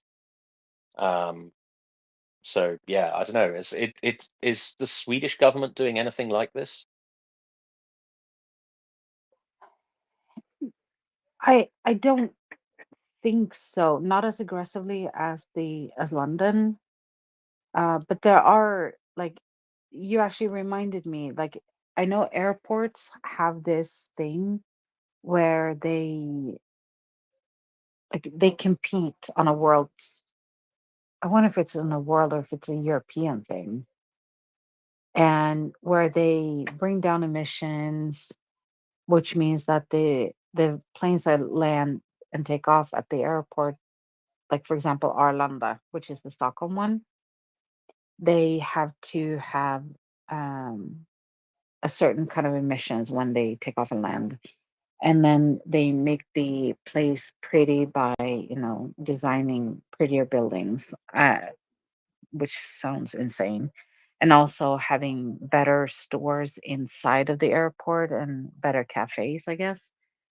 And I know that when Stockholm was going at it, I think this was like late 90s or something.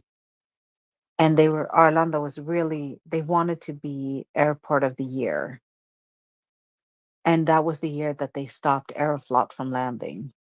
They're like, you can land in any other airport in Sweden, but you're not coming to Arlanda because we want the airport of the year. And I'm pretty sure that there is a similar initiative when it comes to capital of the year, where the ones that has either done the most improvements or like both environmental and making the city prettier, I guess, that there is some kind of initiative.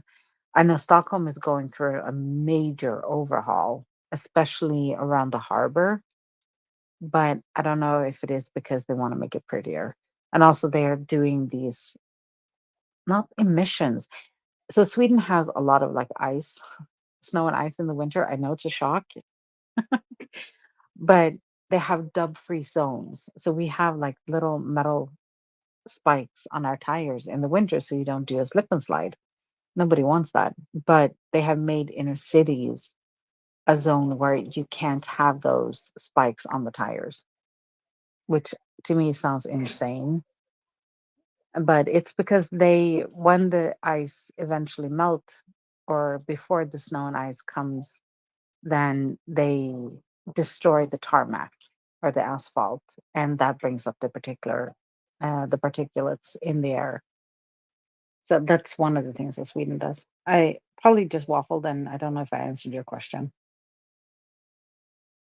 You kind of. I think the emissions at airports are concerned with the European emissions trading scheme.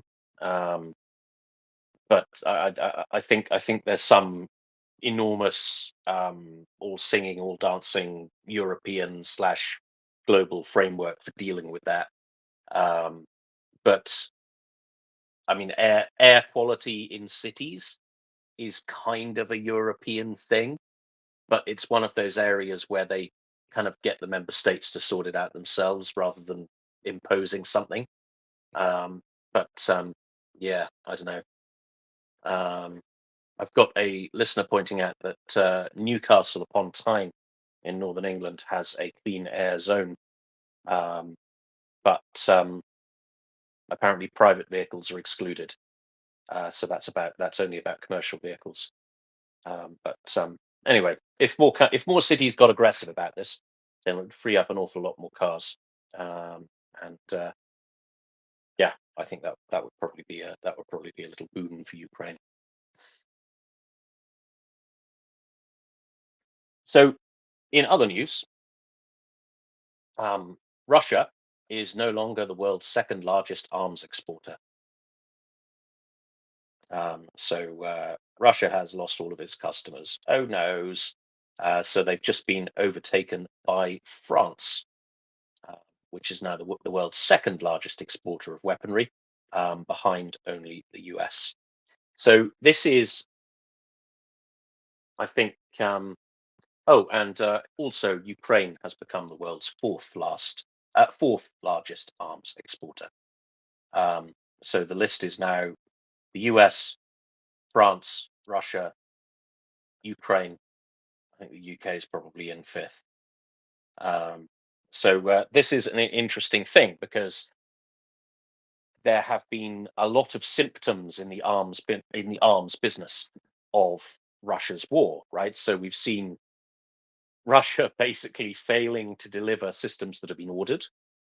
For example, Egypt ordered a whole bunch of these alligator attack helicopters, KH whatever it is, KH-69 whatever it is, and Russia basically refused to honor the order because it needs the helicopters.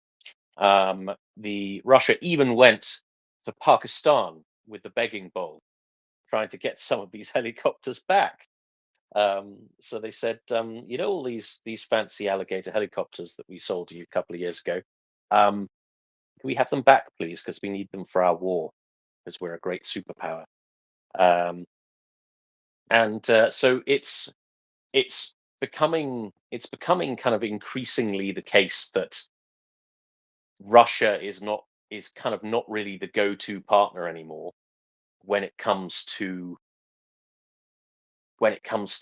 buying kind of low to mid-end military stuff. And I think this is symptomatic of two things. Number one, Russia needs all of her production for her war. And number two, the stuff that Russia produces is just not very good. And it's been, this has been brought into very sharp relief on the battlefield. And I think this is part of a kind of a global alignment of a part of a global realignment, or rather a global reassessment of, you get what you pay for when it comes to military systems.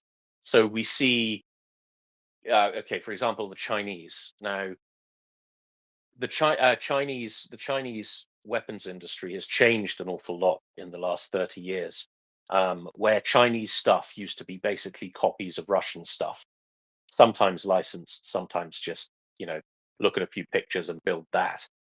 Now it's stopped looking like Russian stuff. Now it looks like American stuff. So a Russian infantry fighting vehicle looks like a Bradley. It doesn't look like a BMP. So it doesn't have that kind of kind of trapezoid-like appearance that the Russian military vehicles always seem to have. It kind of looks like a like a Bradley-ish vehicle. China's customers have been raising a few eyebrows. The example I always like to give is the Zulfikar class frigate, which was a class of frigates made by the Chinese and sold to Pakistan. And these are quite heavy, supposedly quite sophisticated guided missile frigates. The only problem is they can't sail anywhere and they can't fire missiles because they don't work, because the Chinese screwed it up. And of course, China has two big military shipbuilding companies. I can't remember which one it was, but the company that built them is basically denying that there's any problem with these ships at all and is refusing to fix the problems. And so, needless to say, this has kind of annoyed the Pakistanis a bit, because these things cost £1 billion a pop or whatever it was, and so they're not very happy really with these ships that can't sail and can't fire missiles.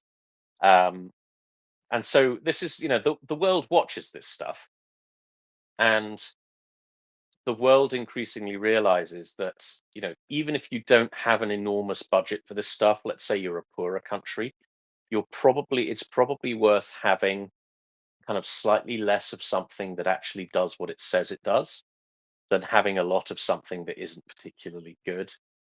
And so this can only be to the disadvantage of the tanky regime exporters of military hardware. Those are the ones who build a lot of it, sell it cheap, and bribe who you need to bribe, versus Western exporters who you do get a decent tank or a decent aeroplane or a decent ship out of it at the end of the day, even if it does cost 15 or 20% more than the tanky competitor. So it doesn't surprise me to see Ukraine climbing through the ranks. It doesn't surprise me to see Russia declining in the ranks. Doesn't surprise me to see France rising either. And I think what's interesting about Ukraine in this context is, I think Ukraine will supplant Russia as the go-to place to buy kind of low to mid-end military equipment, right?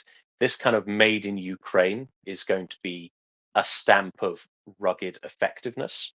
It's not going to be the absolute cutting edge of technology, right? It's not going to be American, but it's going to be the kind of system the Ukrainians built for themselves and used in a desperate situation, and so it's going to be really, really good. Yeah, I think that's an interesting little symptom of something we've been speculating quite a lot about on the Maria report over the last couple of years. What do you think, Jenny? I find that really interesting, and the thing that speaks for the Ukrainian things that they're building is the fact that it is battle tested.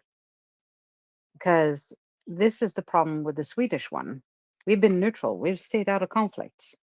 It's not battle tested until now because we have sent it to Ukraine, and the Swedish systems have held up and held their own. I I didn't know that they were exporting that much, considering that they need the stuff at home. That is a nice surprise. That's a way to keep the economy going during war. Um, Kudos to the Ukrainians. And I guess Sweden has been bumped down to, if the UK is number 5, then Sweden must be bumped down to number 6. Because before the war, we were in 5th place as arms dealer in the world, which is kind of ironic for a country that hasn't been to war for 200 years.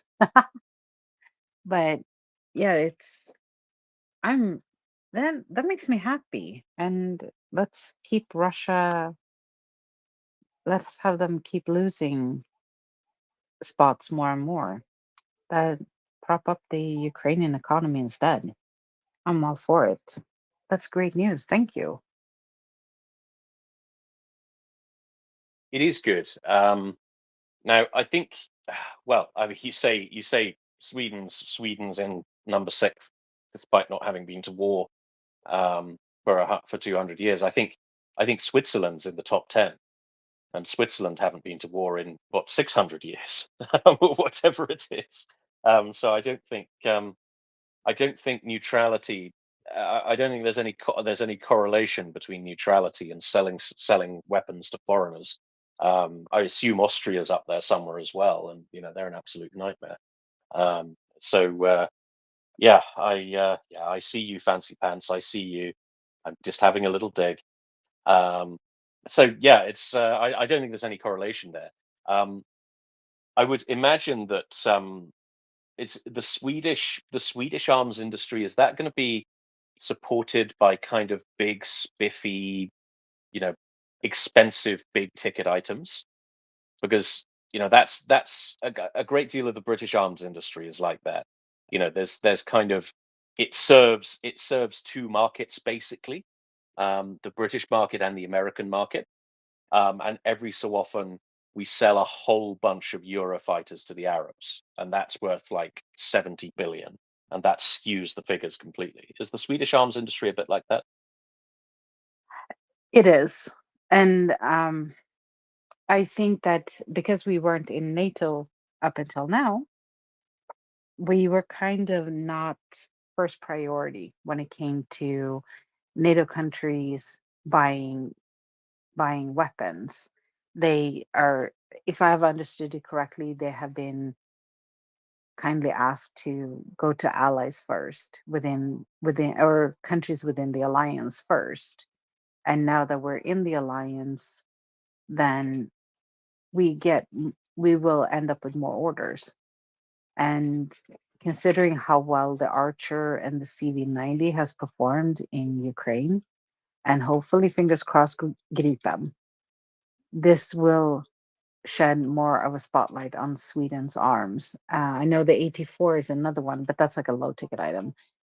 They're fairly cheap and it's for urban warfare. So that is exported to places where there's guerrilla war. And I think that in 6 to 12 months, I think that we can see what result joining NATO has given the Swedish arms industry. Because right now, I think it's too early to tell, even though we have massive orders coming into Saab. But Saab and BAE work together as well. And that's a British company, if I have understood things correctly. But we will Yes. probably be, yeah, but we'll probably be like the UK. We're going to have some big ticket items sending But and that is what this war has done. It has put the Swedish weapons industry on the map. Before it was kind of an unknown. People didn't really know about it. But now when it has been war tested, people seem to like it. And we are going to license out CV90 that we're going to build. There will be a factory built in Ukraine, and they can crank out their own tanks after that on license. Yeah, quite a big slice of the Swedish arms business is owned by the UK, is British owned. So the UK BAE Systems owns Bofors and it owns Haglunds as well. So and Haglunds make the CV90, don't they? I think so. And Saab is in there with a finger, like they have like their hand in the honey pot as well. So I think that these are, if they are daughter companies to Saab, I don't know. But because I see these orders for the stuff that Haglöf makes, I think, which is like the 84s. I saw those on the Saab website under orders. So I think that they're kind of interconnected.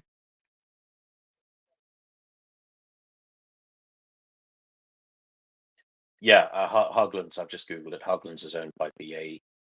They make the CV90 and they make the Bandwagon 206, which is that cute little tracked, cartoon car with the trailer on the back. That apparently really, really popular. Loads of people operate these.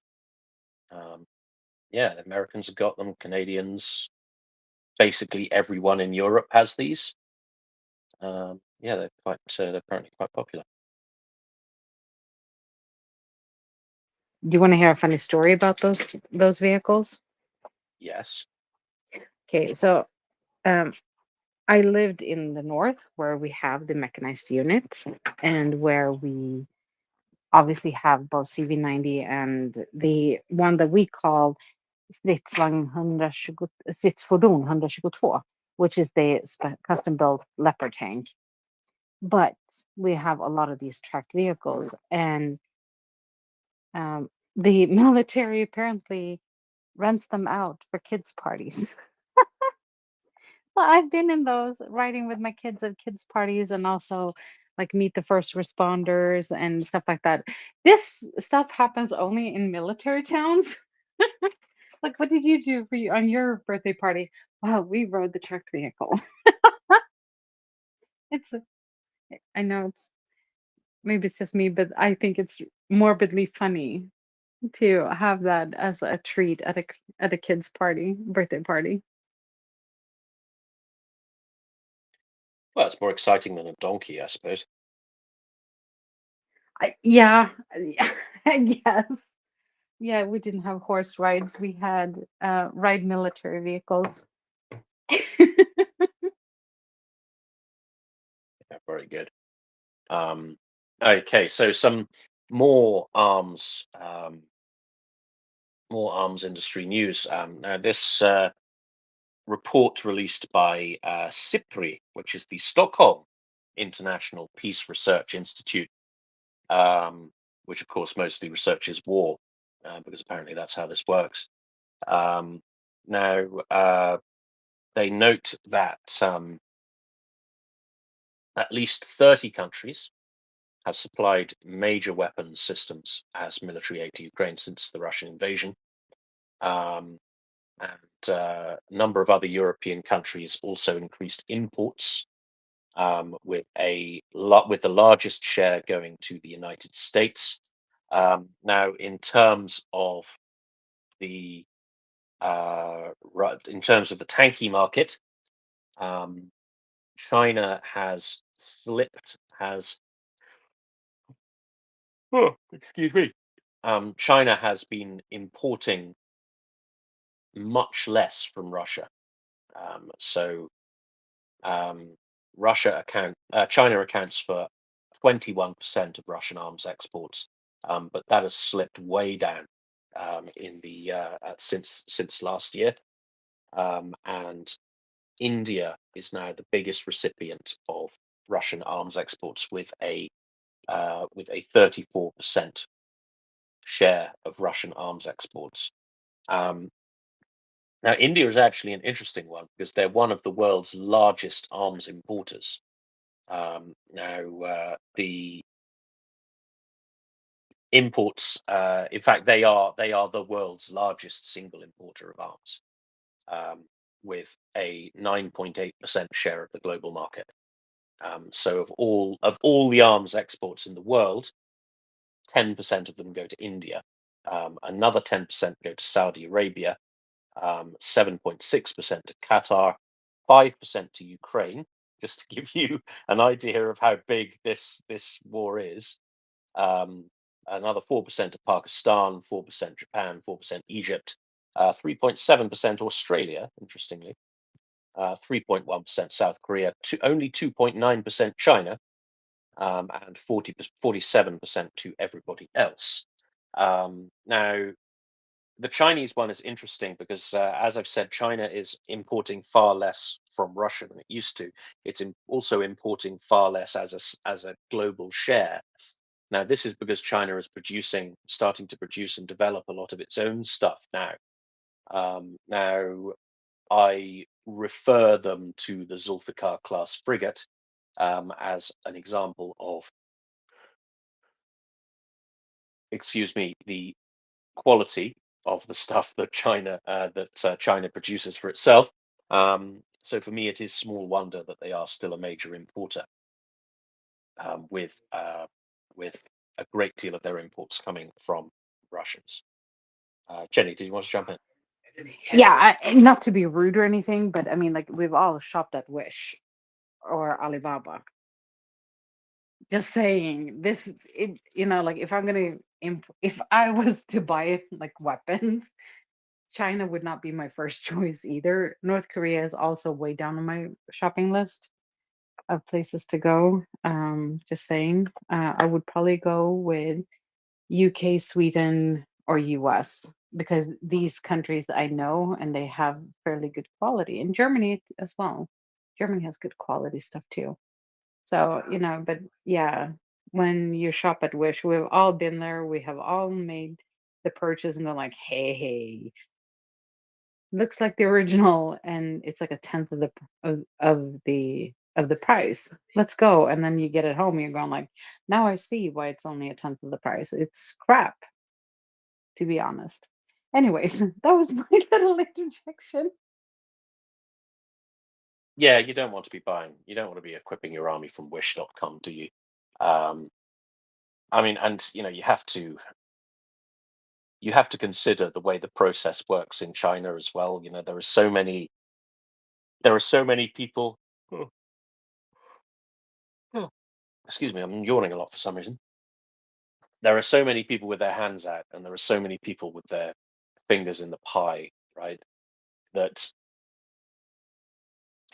purely, even internally, like, do you have any particular faith if you're in charge of procurement, or rather, if you're a military commander and you're getting a whole bunch of stuff in the door?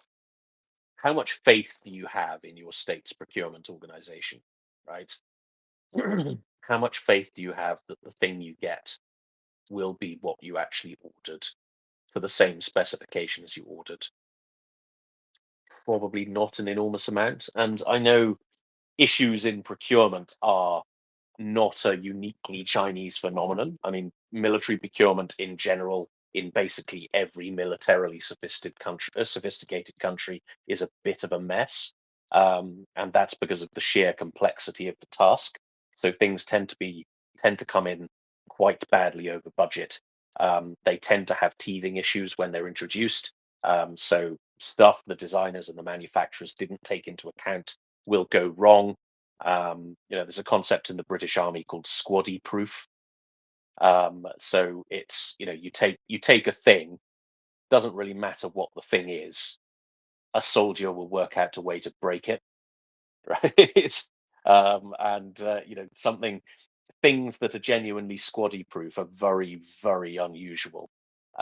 So the issue water bottle, for example, that's squaddy proof. Can't break that. Drive a tank over that, it's not going to break. What else is squaddy proof? Radio batteries, like they're pretty robust. But just about anything else, there's always some idiot who'll like try and use it as a ladder or something like that, and just it'll break. So things like that, the rough treatment that military equipment gets will mean that stuff will break because it's being used in an unexpectedly rough way, and the designers didn't really take that into account. I mean, they had, for example, by anecdote, they had when the British Army switched from their bolt-action rifle, the short magazine Lee Enfield, the SMLE, to the FN FAL, which is known as SLR in British service. And they switched from a bolt-action rifle to a repeating rifle. Surprisingly late, by the way. This was in the late 1950s that the British Commonwealth switched weapon. One of the things they used to do with their SMLEs was they would use them as a kind of makeshift step to get over obstacles. So two chaps would kneel down and hold a rifle, and another chap would stand on the rifle and climb over the wall, which is fine when you've got a rifle that is made of wood. So it has, it had a full length, heavy wooden stock, and so that's fine. Once you switch to a rifle that's made out of metal and plastic, it bends. So what they found, right? They didn't adjust this little piece of small unit tactics, and what they found was the SLRs were bending because they were using them as step ladders, and they ruined quite a lot of rifles before they worked that one out, shall we say? And the thing about a bent rifle is, it doesn't do anything useful like shoot around corners. No, it just gets less and less and less accurate, and then eventually blows up in your face. So yeah, stuff like that. So yeah, there are always going to be teething problems with new systems, but I don't know. I would personally trust the procurement system of a Western country a lot more than that of China. Don't know about you, Jenny. The same. And when you were telling that story, I just kept thinking, it doesn't matter if you make your stuff idiot proof, because evolution, there will be a better idiot out there that will destroy things anyway. So it doesn't really matter now, does it? Yeah, in the Swedish military, in one of the funniest stories I've ever heard, and I was like, oh my gosh, this is the guys that are going to protect us. He must have come from the south of Sweden, because it's warmer there than it is in the way north. And remember, I lived, I think it was like 66 degrees north, and that is just south of the polar circle. That is how far north I was. And we do the same thing that the UK does, the changing of the guard. And we have different companies around Sweden. They do it for a few days every week to, the royal guards get a break. And it was right before Christmas, so the beginning of December. The artillery company where I lived, they were assigned with guard duty of the Stockholm castle and the castle where the king and queen lives, which is called Djursholm. And the guy that was standing in first position, I guess he was bored and most likely from southern Sweden. He'd never seen a frosted bayonet, and so he decided to lick it. And metal and tongues in the winter do not go together. It's horribly bad. And then he gets the call over the radio saying the king is coming in, he's incoming, and he needs to stand attention with the bayonet not attached to his tongue. And he tried to get it loose and he couldn't, so he just ripped it loose, which actually destroys your tongue. And now I have to go ask my son. He knows what this word is, because he wasn't just an idiot once, he was an idiot twice. and he decided later to, like less than a week later, to lick flamkåpan. Pontus, vad är flamkåpa på engelska? Det var den här med gnistan någonting. It's something with like, so flash guard, that's what it's called. So it hides the flame from the gun. And he decides to lick that too, and it's also made out of metal. So twice in 1 week he gets stuck with his tongue on his weapon, and yay, this guy is going to protect me if we get attacked. And I'm like, I am so screwed. I need to learn how to fire guns and actually hit something with it. The AK-5, which is an AK-4, they hardly have any recoil. So I'm good if I can get my hands on those, but a regular pistol or a revolver or a shotgun, I'm useless. I don't think I could hit the broadside of a barn from the inside. But yeah, check on your local military. You don't want to be guarded by a guy that would lick metal in the winter.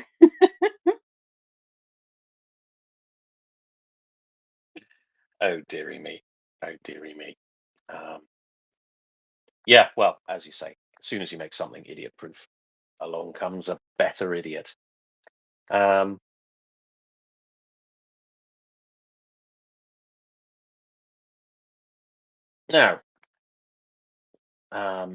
interesting story in CNN out a couple of days ago. Now, apparently, the United States, began to prepare, quote, vigorously, unquote, for Russia potentially striking Ukraine with a nuclear weapon. This was back in 2022. Now, this is coming from two unnamed but senior officials in the Biden administration. Now, the Biden administration was particularly concerned that Russia might use a tactical or battlefield nuclear weapon on the battlefield in Ukraine. Now, quoting one of the officials, said that that's what that this alarm at the possible use of nuclear weapons was what the conflict presented, and so we believed it. And I think it's our right to prepare vigorously and to do everything possible to avoid that happening. Now, this was not a kind of, apparently, according to these officials, this was not a kind of knee-jerk alarmist reaction, but was part of a multifaceted and ongoing intelligence and threat assessment by the high levels of the American state. And the officials said that this was not just a hypothetical, it was based on live intelligence about Russia's intentions. So they said that we had to plan so that we were in the best possible position in case this no longer unthinkable event actually took place. Now, there were a series of meetings in the summer and autumn of 2022 of the National Security Council of the United States, in which contingency plans were put in place in the event of either a very clear indication that they were about to do something, about to mount an attack with nuclear weapons, or if they just did, how would the United States respond, and how would they try and preempt it or deter it? I don't think many of us coming into our jobs expected to be spending a significant amount of time preparing for a scenario which a few years ago we believed to be from a bygone era. Now, yeah, I think it's an interesting story. Now, they also explore in this interview, they explore a number of kind of potential trigger scenarios. Now, one of them, and this I think this may explain quite a lot about the sort of slightly milquetoast mindset inside the White House over this, was the surrounding and then abandonment of Kherson in the late summer and autumn of 2022, and which, the city was was the greatest prize of Russia's invasion. You know, it's the largest city they actually managed to take, and there was a danger at the time, which we reported here on the Maria report, that the entire formations of the Russian army were at risk of getting stuck on the west bank of the Dnieper River, so the right-hand side of the river, and either being destroyed or being forced to surrender. And the White House apparently viewed this as a potential trigger for the use of nuclear or other weapons of mass destruction. So the officials said that if significant numbers of Russian forces were overrun, if their lives were shattered as such, this was sort of a precursor to a potential threat directly to Russian territory or to the Russian state. In Kherson at the time, there were increasing signs that Russian lines could collapse. Tens of thousands of Russian troops were particularly vulnerable. Now, the US officials were concerned that Vladimir Putin saw things differently when it comes to where exactly Russia was losing ground. Duh. So Russia was losing ground inside Ukraine, but the US was slightly concerned that Russia was believing their own bullshit, and did actually consider these places to be literally Russia, not in the Russian nonsense sense of the word. And given the rhetorical weight that the Russian regime had put on the fact that Kherson had now been annexed.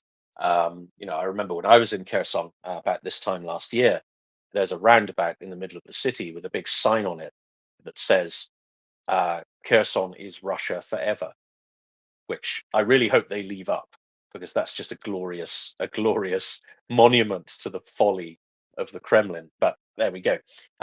So the US government was slightly concerned that Russia not only said this in their rhetoric, but they actually believed it, and more importantly, the fact that they used it in their rhetoric would basically politically force their hand, and the loss of Kherson would be more of a blow than the regime could take without responding in a very drastic way.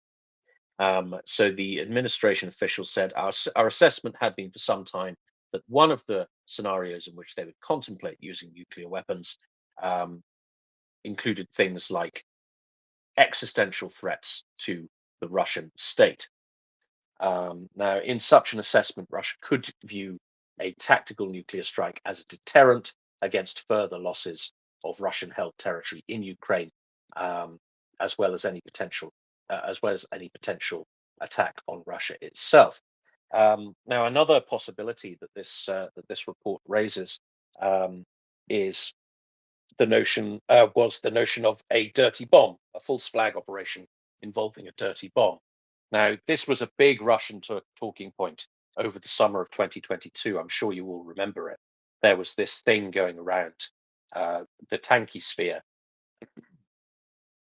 that the Ukrainians were preparing some kind of outrageous WMD attack that was rumored to be a dirty bomb, but I'm not exactly sure if that was specified.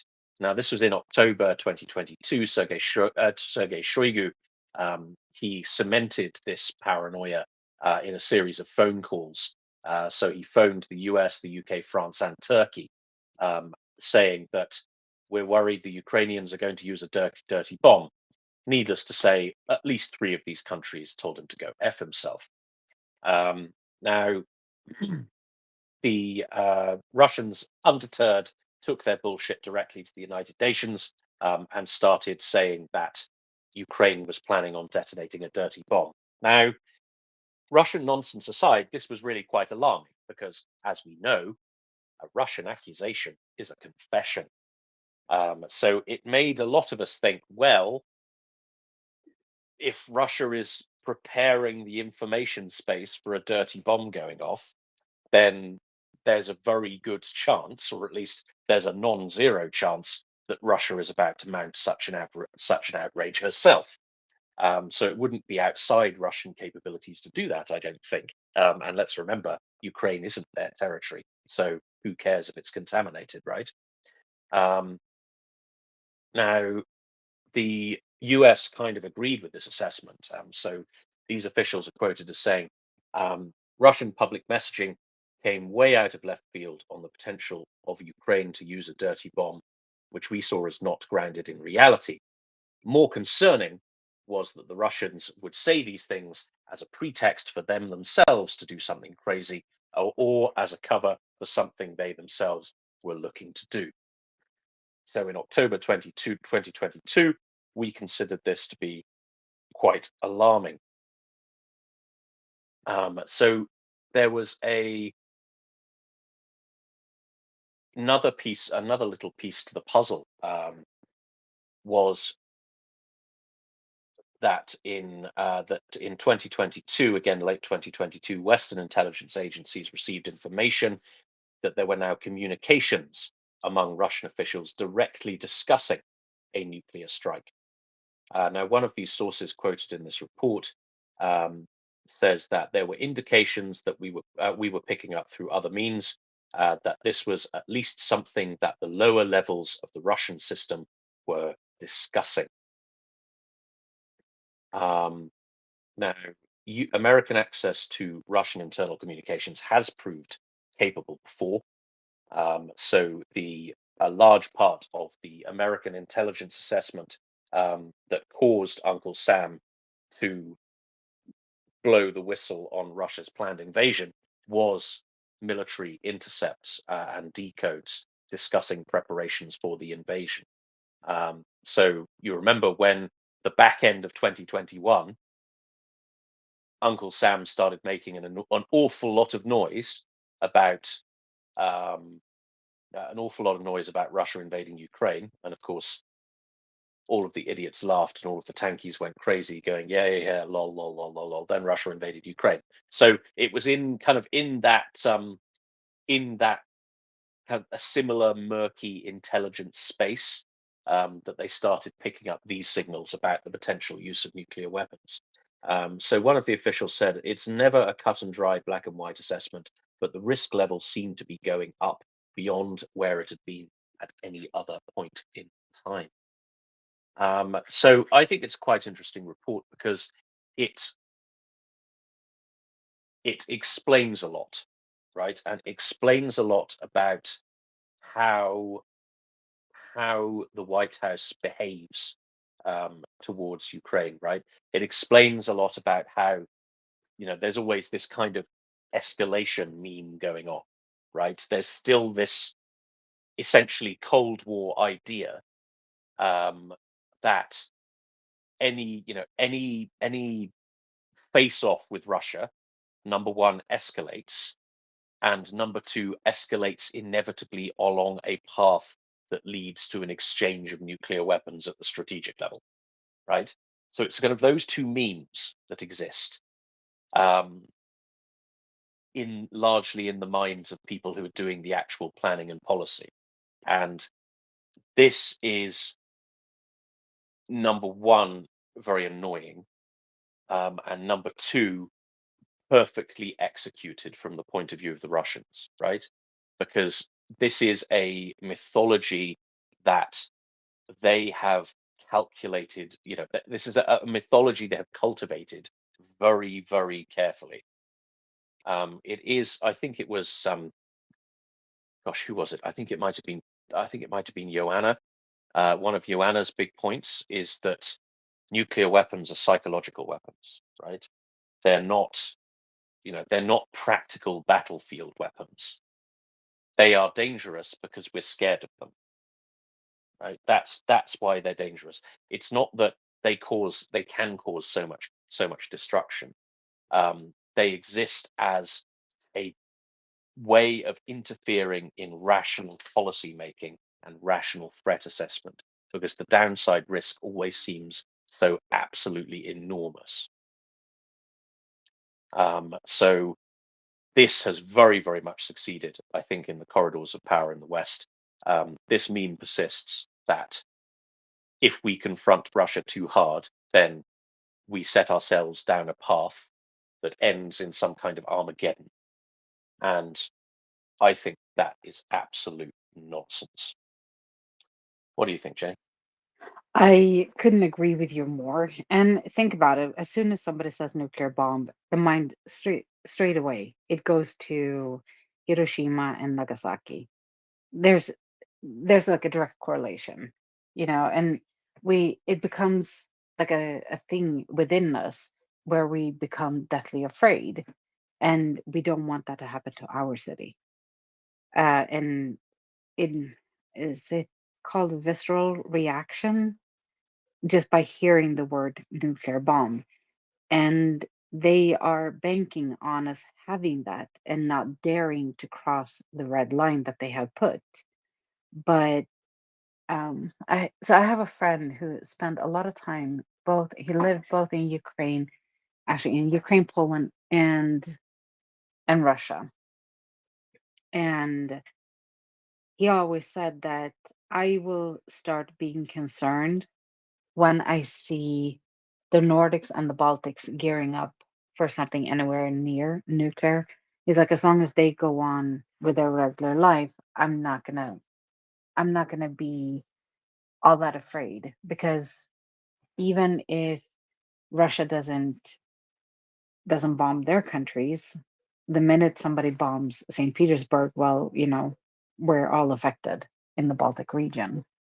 Just look at the damage that Chernobyl did. We still have to, at times, well, every year they take in X amount of animals, like deer and moose, that are being shot in Sweden, and we measure their radiation levels to make sure that they really are safe for consumption. And we couldn't, we have to shoot off animals in order to keep the population under control. But for years, I think it was like over a decade, we couldn't eat the meat. We just had to shoot off the animals and then incinerate them because they were not safe for consumption. And that was in Chernobyl, and the accident happened in Chernobyl, and we're quite far away. So anything that Russia does, it will affect them. It will affect the Nordics and the Baltics, and that's why he said that as soon as they start reacting and preparing for tactical nukes being used, he's like, that's when I'm going to take the threat seriously. Um, hope that made sense. And I'm not afraid. We have crossed the lines with Russia several times where they have said we will use nukes if you do this, and we have done them, and they still haven't used them. And somebody here at MriyaReport said that it has happened over 30 times during just the past 2 years that they have made the nuclear threat, because it is an effective tool. I I talked to a person that was out walking with her dog, and she don't know why the subject even came up while we were talking, but it did. And she said that she was afraid of nuclear war, and I just looked at her and I'm like, that will never happen. We won't even have kinetic. I would be shocked if I were to find out that nuclear, or not nuclear, even kinetic warfare would happen in Sweden. I, don't- I It's not going to happen. And she walked away feeling a little bit calmer, but she has read about the threats. And this was her reaction, that she became a little bit afraid, and she was nervous. She wanted the politicians to be more careful about sending aid to Ukraine, and and so on. And I think that is the effectiveness of this psychological weapon. Just threaten with it, but it's not going to happen. Anyway, I see that the time has run away. I have a lot of fun hosting with you, I just have to say. And time goes by really fast. And it is time for me to say goodbye. And you're going to have new co hosts coming up. Tracy is one of them. She's amazing. And she does great work telling people you need to share the space, and you need to retweet the fundraiser. We are now fundraising for drones, thermal drones, to be sent to, I think it's the 95th Air Assault Team Brigade. I don't have it memorized. I am so sorry, Tracy. You do so much better at talking about this than I do. But so I'm going to say goodbye to everyone. But don't worry, I will be back and annoy you with more of my, useless trivia that is stored in my brain. Thank you, everyone. You guys could have spent the past 3 hours somewhere else. You chose to spend it here with me and Tim, and I didn't even change the title to IKEA and Harrods. You got a little bit better than Tesco. We upgraded you to Harrods because you have the fancy accent. I don't, so I'm gonna be IKEA, and you will be Harrods. Anyway, thank you, everyone, and I will see you guys tomorrow. Bye. Thank you very much, Jenny. Always a pleasure. Okay, so we're doing in the midst of a little co-host switcheroo. But while we're waiting for that to happen, let's go to Adam, please. Adam, welcome.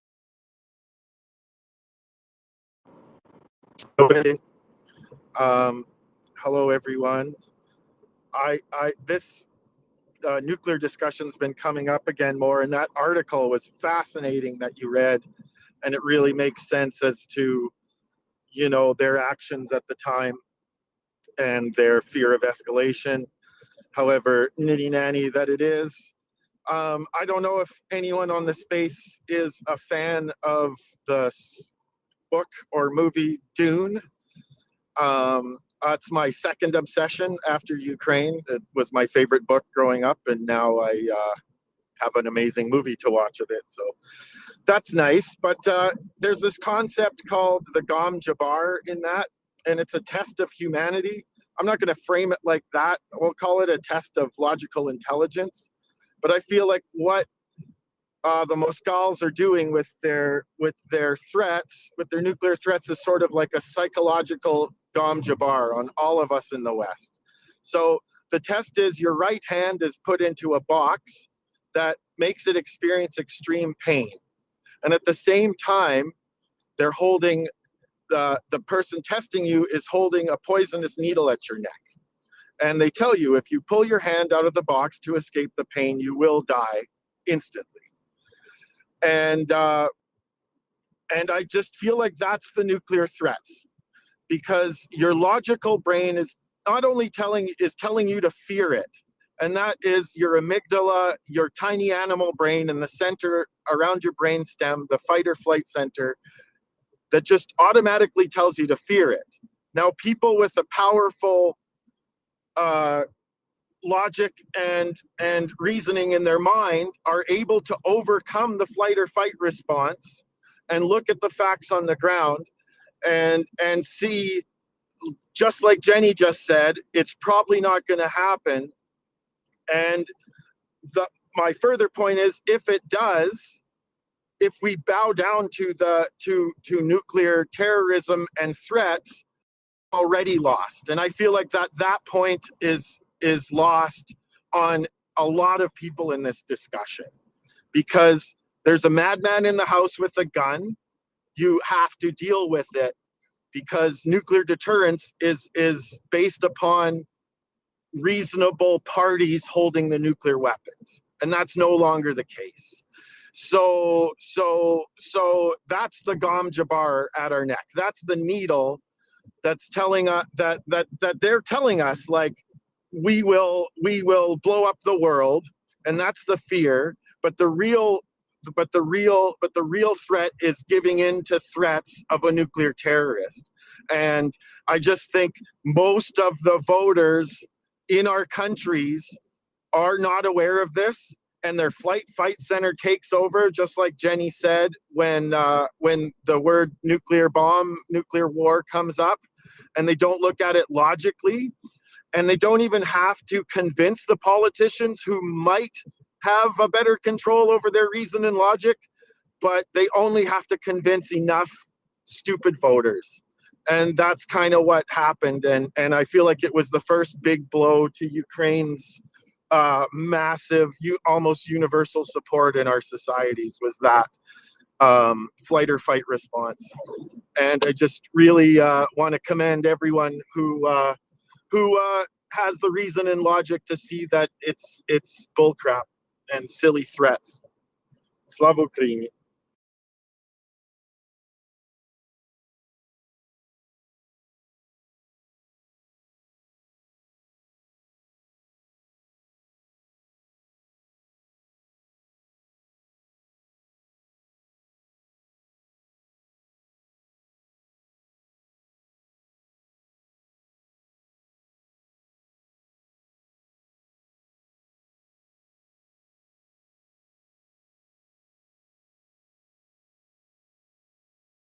And good day, everybody. Can you all hear me? Give me a wave. Hello, Jenny. Please go ahead. I hear you perfectly. Yeah, it's the it's the you have to think logically about the nuclear weapon, and Tim has said it before that the country that uses it first loses. It's kind of like a chicken race at this point, and I don't think that the West will lose this one. I don't think that Russia will use nuclear weapons either. And another thing that nobody really talks that much about is that it's not one person that decides. It's several people. I think the chain of command is like 6 or 7 people that have part of the code. So no one person has the entire code, launch codes to the nuclear weapons and access to them or something like that. So it's not like somebody wakes up in the morning, didn't get the coffee, and the cat took a massive poop on the living room floor, and that the day is going to be shit, and then you're like, oh, you know what, screw it, I'm going to just end the world today and then press the nuke button.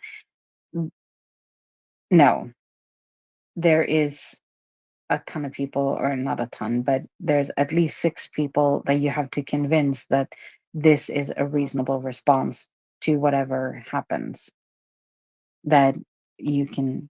So it's not an instantaneous thing. There you have to convince more than 2 people that you have an excellent idea when you're going to send nukes somewhere. Just wanted to mention that too. So it's somewhere between 6 and 10 steps that you have to pass before you can do it. And you have time to calm down before you reach that last step. Thank you. Thank you, Jenny. Yeah, there are all those steps. You're absolutely right. And, I think, if anything, these latest ICC warrants for those generals, even though one of them has supposedly, left this land, the Black Sea Fleet Admiral, of course, I'm talking about. I think those things and that recent genocide charge, even though it's really for the incitement part of genocide, so it comes with a lesser charge, unfortunately. These things to me are deterrent, and they tell those people in that chain that you're talking about that they will be made to be responsible. They will have to pay the price. They will have to face justice, and that's becoming increasingly more a realism, I think, for these people. So they're going to have to pay that price. They will have to pay that price as well. So there's that consideration, and as you mentioned, it's got to go through all those change. Anyway, coming back to the original point, which I think that everybody's making, and I really like how you put it, Adam, because this is how I say it. They engineer. Even have disinformation engineers. That really tells you with the title, the insidiousness of it. For how can you have a disinformation engineer? What kind of a job title is that? It's not like you can go around bragging about it, is it? But unless you live in Russia, of course. But I think coming back to the point that Adam and others have made, and I completely agree, is that these things are engineered in many cases, not just to have an emotional reaction, but to act on people's primal fears, such as, when people react differently when they're when they're in fight or flight mode, and when they're pushed to that emotional point where they're having that response. And that's not something that you control, that's nature. So once you're pushed into that point, and this is why Russia likes to terrorize Ukraine and Ukrainians like they do, because they like to terrorize them, so they're living on the edge of the nerves, and then push all that propaganda and all those narratives in there to try and emotionally upset them and destabilize and demoralize them, and all the rest of the things that we know that they do. But I do think a lot of it is designed to act on primal fears, such as the way people act when they think that they're going to be starving, or they're going to be under extreme stress. People react in different ways, and so that's how I see it with this nuclear threat, saber rattling, as I like to call it. So, Christopher, hello. Do you have any comments that you would like to have here? No, everybody seems to be plugging along. It's a again, it goes back to the campaigns of the Soviet Union during the 70s and 80s to sow disinformation in disinformation and doubt and false information about nuclear power, about nuclear war, and all of that was designed to interdict in a non-kinetic way the West's, the free world, the United States, their interdict the abilities for them to ramp up the defensiveness, the defense. And now you have to look at this too. The classical thing is between superpowers is going to be, or even between smaller states, right? So somebody's defensive moves are going to be seen as by somebody else as an offensive threat. So Russia always had an agenda. Russia, now Soviet Union, now Russia, always had an agenda to create a bad man, right? So fascists, dictators, and there always needs to be somebody that they can use to as a cudgel for the control of their population, because it's always somebody else's fault. It's never the fault of the people. It's never the fault of the state. It's never the fault of the dictator. The dictator is the one that can fix things, and that in order to create that, you have to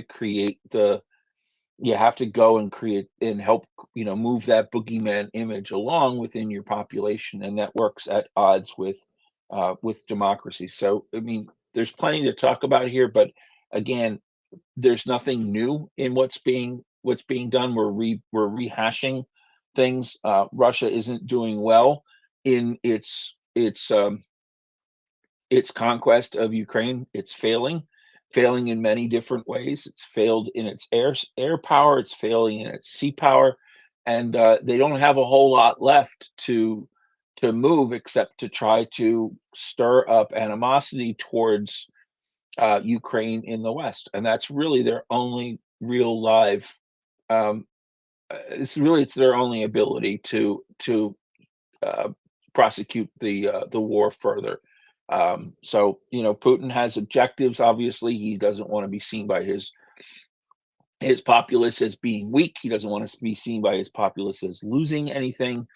And certainly within the oligarchical society within Russia, I'm sure that there are tensions about how everything is going, and that's probably not good for Putin's long-term survival. Not that he's 70, not that he's going to survive much longer just through natural attrition, but we would certainly like to see him move on to greener pastures and to the great beyond as soon as possible.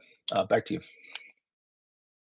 Thank you. That's a very good way to put it, Christopher. And actually, you reminded me of something when you were speaking. Then that what was that saying in that phrase that they used in somebody had said in the it was reported in the book Active Measures by Thomas Rid. So of course he was looking at a lot of official information over periods of time as well, and he'd said that. I'm paraphrasing now, but basically they were saying we don't have to destroy freedom from outside. We can destroy freedom from inside. And this, of course, is one of the ways that they try to do that. Adam?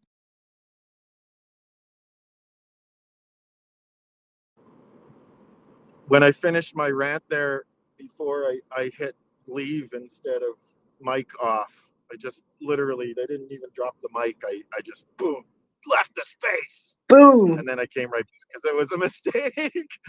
But I know it's a bit of rehashing, and I'm not the one bringing it up, Christopher, but I did learn something yesterday when we discussed this, and you taught it to me.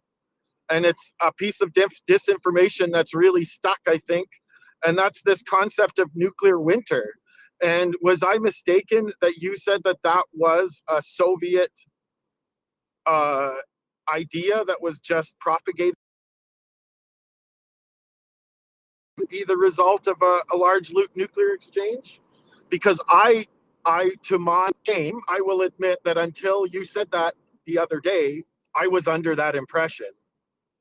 And so it's a good idea to rehash this stuff because there's little pieces of active measures sometimes just stuck in our brains years later. And I don't think I'm alone. Like, so it's a question for Christopher. Was I correct that that's what you were saying the other day? Yeah, that's correct. Thomas Rid has done the extensive research, and it was probably one of the most successful psyops that the Kremlin had, that the KGB had put forth. They basically took, they infiltrated sort of the scientific community, not sort of. They infiltrated the scientific community by creating a false and a misleading set of scientific papers, which were then accepted and validated by people like Carl Sagan, who at that time was probably one of the better known public intellectual science kind of guys, except for, of course, Bill Nye. Bill Nye will always be, I think, in my mind, number one, because he's the science guy, especially when he lights the earth on fire. That's very good. Find that YouTube video. It's very funny. But yes, absolutely. So this was a psyop from beginning to end. And one of the things that and Mockers and I talked about this probably 5-6 weeks ago, when this thing the trope came up again, and she talked about being a young woman, a young person in her teens, and reading about and being sort of terrified into the narrative of the complete and utter annihilation of everything on planet Earth, right? And a very dystopian, and with the dystopian tropes, you can, Fallout 4 is basically the game. If you play the games, Fallout 4 is one of those. It's also one of my favorite games, but because I like those story kind of things more so than just a straight up first person shooter. It's permeated, and one of the things that it would be interesting to do, and I'm sure somebody has done it, because I can't be thinking of this because I'm not that bright. I'm not the person that's going to be thinking of this.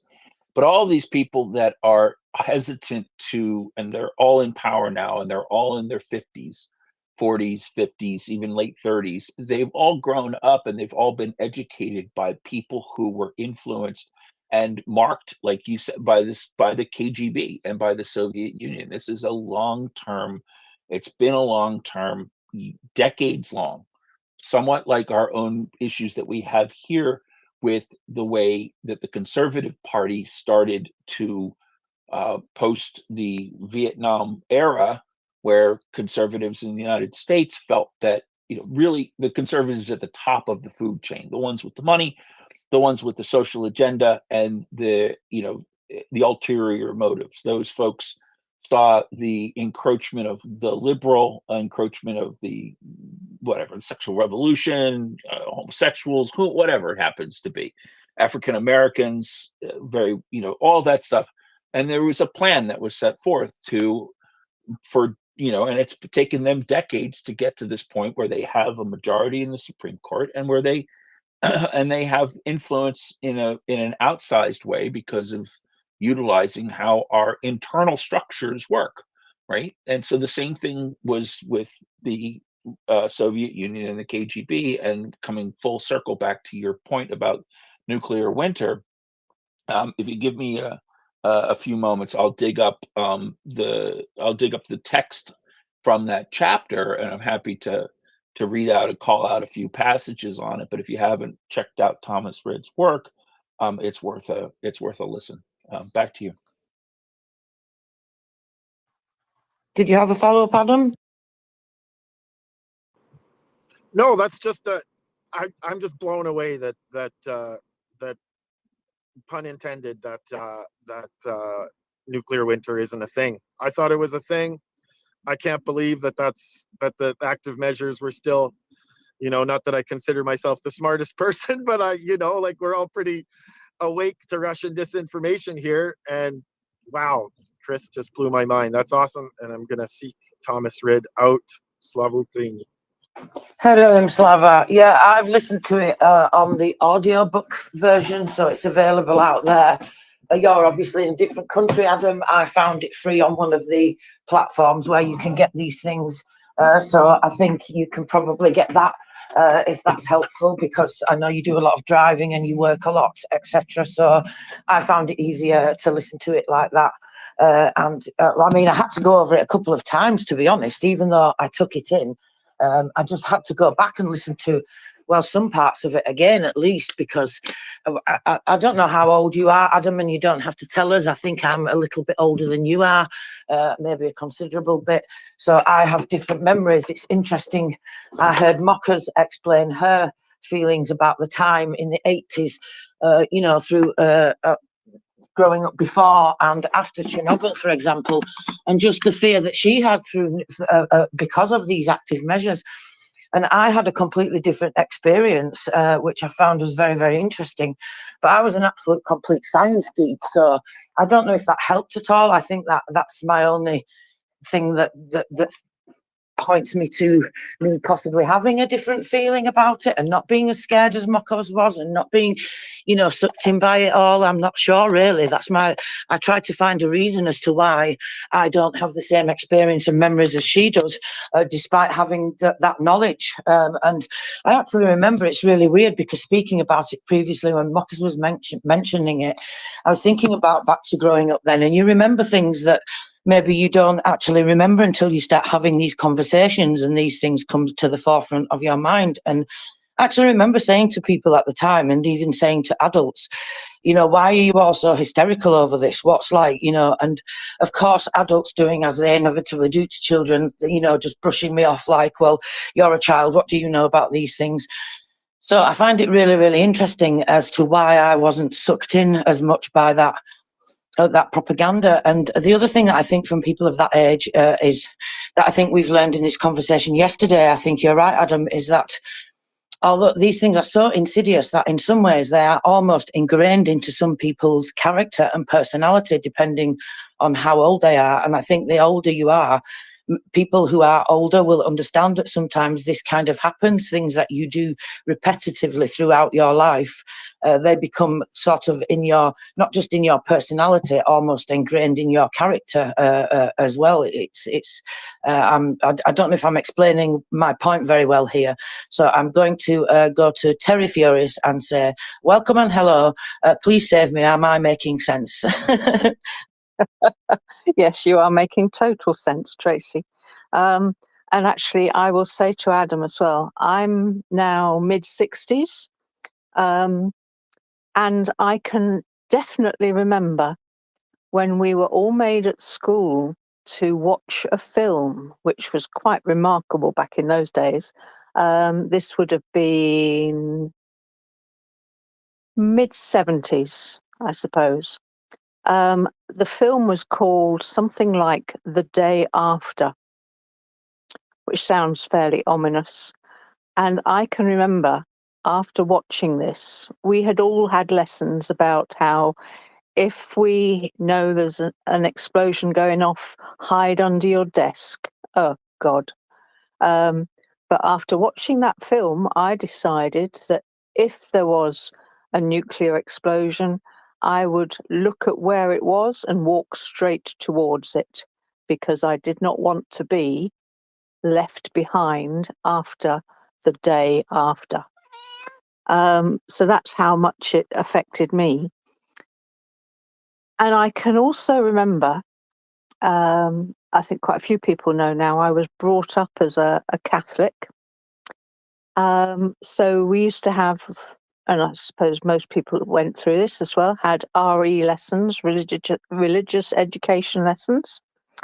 And at the same time, because I know I was also 15, we were asked to write an essay about the book of Genesis. And I had recently heard about the theory of evolution. Darwin's theory of evolution. And so in my mind, I could very easily see that the story of the book of Genesis was actually a bit like a fable, a way to get it across to people easily. But it wasn't actually 7 days. It could have been 7,000, 7 million years or whatever. So I compared each day with the theory of evolution. And I also finished off by saying, and at the end of the day, so there's a couple of things in this. Some things people might be a bit shocked at. One is that back in those days as well, it was quite acceptable to call people mixed race. But I believed that because of this theory of evolution, that we would all end up mixed race, that we wouldn't need to think of one race or another because we would all be a lovely mixture. So, okay, my phraseology would not be acceptable today, but I still think the principle is nice, that we just all mixed together and we just got on really well. But I also said that I thought the world would end either by the sun blowing off its axis or something and we'd all be destroyed, or humans would destroy the world themselves. And by that, I was actually referring to the Big Bang. The end Big Bang, as it were. Mother Superior gave me 0 for that essay. The fact that I remember it 50 years later shows you it did have quite an impact on me. But yep, I got 0 because it was totally, totally unacceptable. But yeah, the Big Bang side of it, the day after was considered. I'd not heard the phrase nuclear winter, but yeah, that film was horrifying. And so people around my age, and probably for quite a few years to come, would have been made to watch that film. Horrific it was. It's only actually through listening to MriyaReport that I've come to realise that there are tactical nuclear weapons and strategic nuclear weapons. So, yeah. Fascinating how these things can be seeded in our minds. Thank you, Terry Feller. I think that's really, that's fantastic. Thank you for explaining that.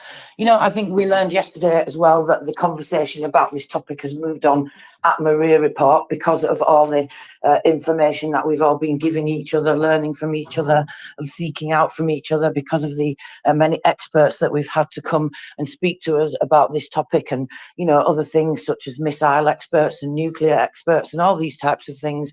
So the conversation has moved on here, which is, of course, fantastic. That gives us the ability to then push that out further. I think what I'm learning from yesterday and today's conversation is that this topic in particular of the fear that people had of a certain age and remembering these things, that's now actually brought us to a point where we can look at that, I think, and say to people, well, you know how you felt like this all your life, and now we know that that's not actually the case, that this is the case, and that we were basically all, you know, panicking and worrying unnecessarily, and looking at the wrong information and looking at things in an incorrect way, taking things out of context and all the rest of the things that the misinformation, disinformation and propaganda does. I think that's a fantastic example to open that door for the conversation. We've spoken about several times how difficult it is sometimes to explain the tentacles of the propaganda and the whole network and the whole concept of it, and that bird's eye view to people who have not been engaged with the topic at all or very little. And that's, I think, what I'm learning is a wonderful way to be able to show people that comparison, and start there and then take it back and say, okay, well, this is how that happened. This is how you can then explain that whole jigsaw, how it all fits together, and why we are where we are today. So I think, thank you very much, everybody, because I learned that the last 2 days. Arya, welcome. Please go ahead. Good morning or good evening. Can people hear me? I'm using a wired mic. Yes, loud and clear. Okay, thank you. So two things, right?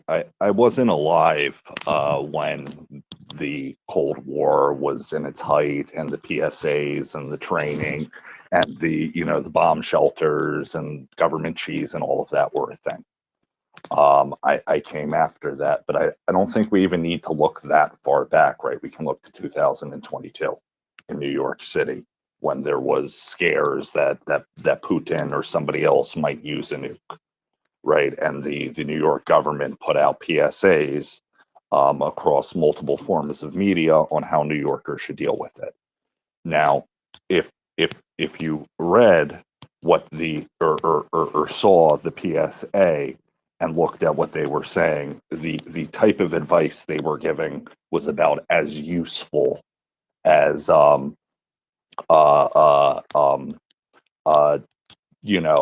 and cover. Their advice was literally go inside, stay calm, and wait for updates on the on your phone or the computer or TV. If a nuke goes off in New York City, that's not going to help you. It wasn't even advice like go to the second floor of the building, or go if there is an underground area, block air vents, so on and so forth, take water and put it, and store it as far away from any, open area and such. The list can go on basic things you can do, right? That will slightly increase your chances, assuming you're not in the blast area, or it's not, thermonuclear war and, mad going on. And, they did the same thing. And I don't think you need to look that far back on how we deal with these types of issues. And many times it's not good and it's a joke. And just one other thing I wanted to say, you had brought up the last speaker. I'm sorry, I forgot who it was. Had brought up, when they were a kid, realizing that in the book of Genesis that the 7 days of creation are not literal. And all there are great debates within Jewish theologians on how long it was and so on and so forth. Even going back to biblical times, we didn't believe that was a literal 7 days. There are very few Jewish rabbis through history who have held such a belief. And almost every single one of the ones we find authoritative or that are followed are otherwise on that. So I just thought that was interesting that you brought that up, that you came to that, thought process organically, that wasn't a literal, but that was a figurative way of conveying a message. Thank you. Thank you very much, Maria. Welcome, Gunny. Hello.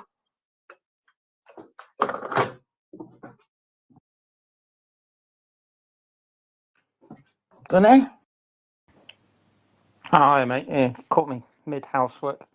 Yeah, I'm going to be a bit of a dissenting voice here. I think anyone who doesn't think that you live in a far more dangerous world at the moment is deceiving themselves a bit, and I kind of get that. I do. When you're worried about something, it's very hard for people to come out and say, I don't think we should support Ukraine because there's a real danger of a NATO-Russia confrontation and we may all die. Because what you're basically saying there is, I'm a bit of a fucking coward, to be honest, and I want problems to go away.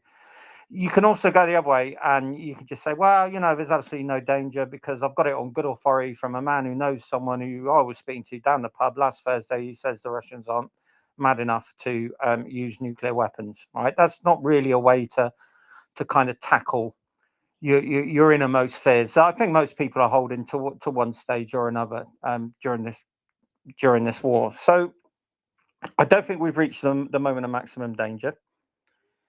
Yeah, I think that moment of maximum danger comes when he decides that he's got very, very few dice remaining, very few throws of the dice remaining, and he's going to have to do something to break the deadlock. Otherwise, he's going to be dead. Dictators like living as much as any other person. The only difference is, whereas in a democracy, a leader can decide on a bad course of action and either be dissuaded from it or removed through legal means for the good of the nation. If a dictator's surrounded by like-minded people, they'll just crack on through with a bad course of action no matter what. I would beware friction in this between the Russians and NATO. A Russian fighter let go an air-to-air missile in the vicinity of a Royal Air Force RC-135.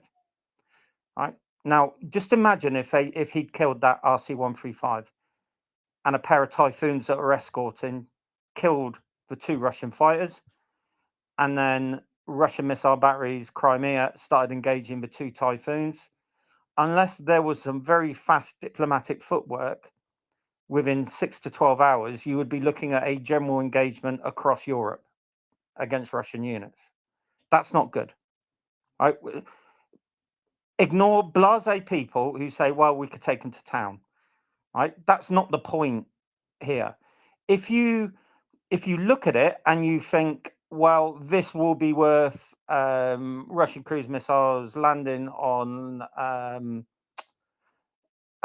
French, Belgian, UK naval bases, American Air Force bases like Lakenheath, landing on Faslane naval base where our nuclear deterrent is.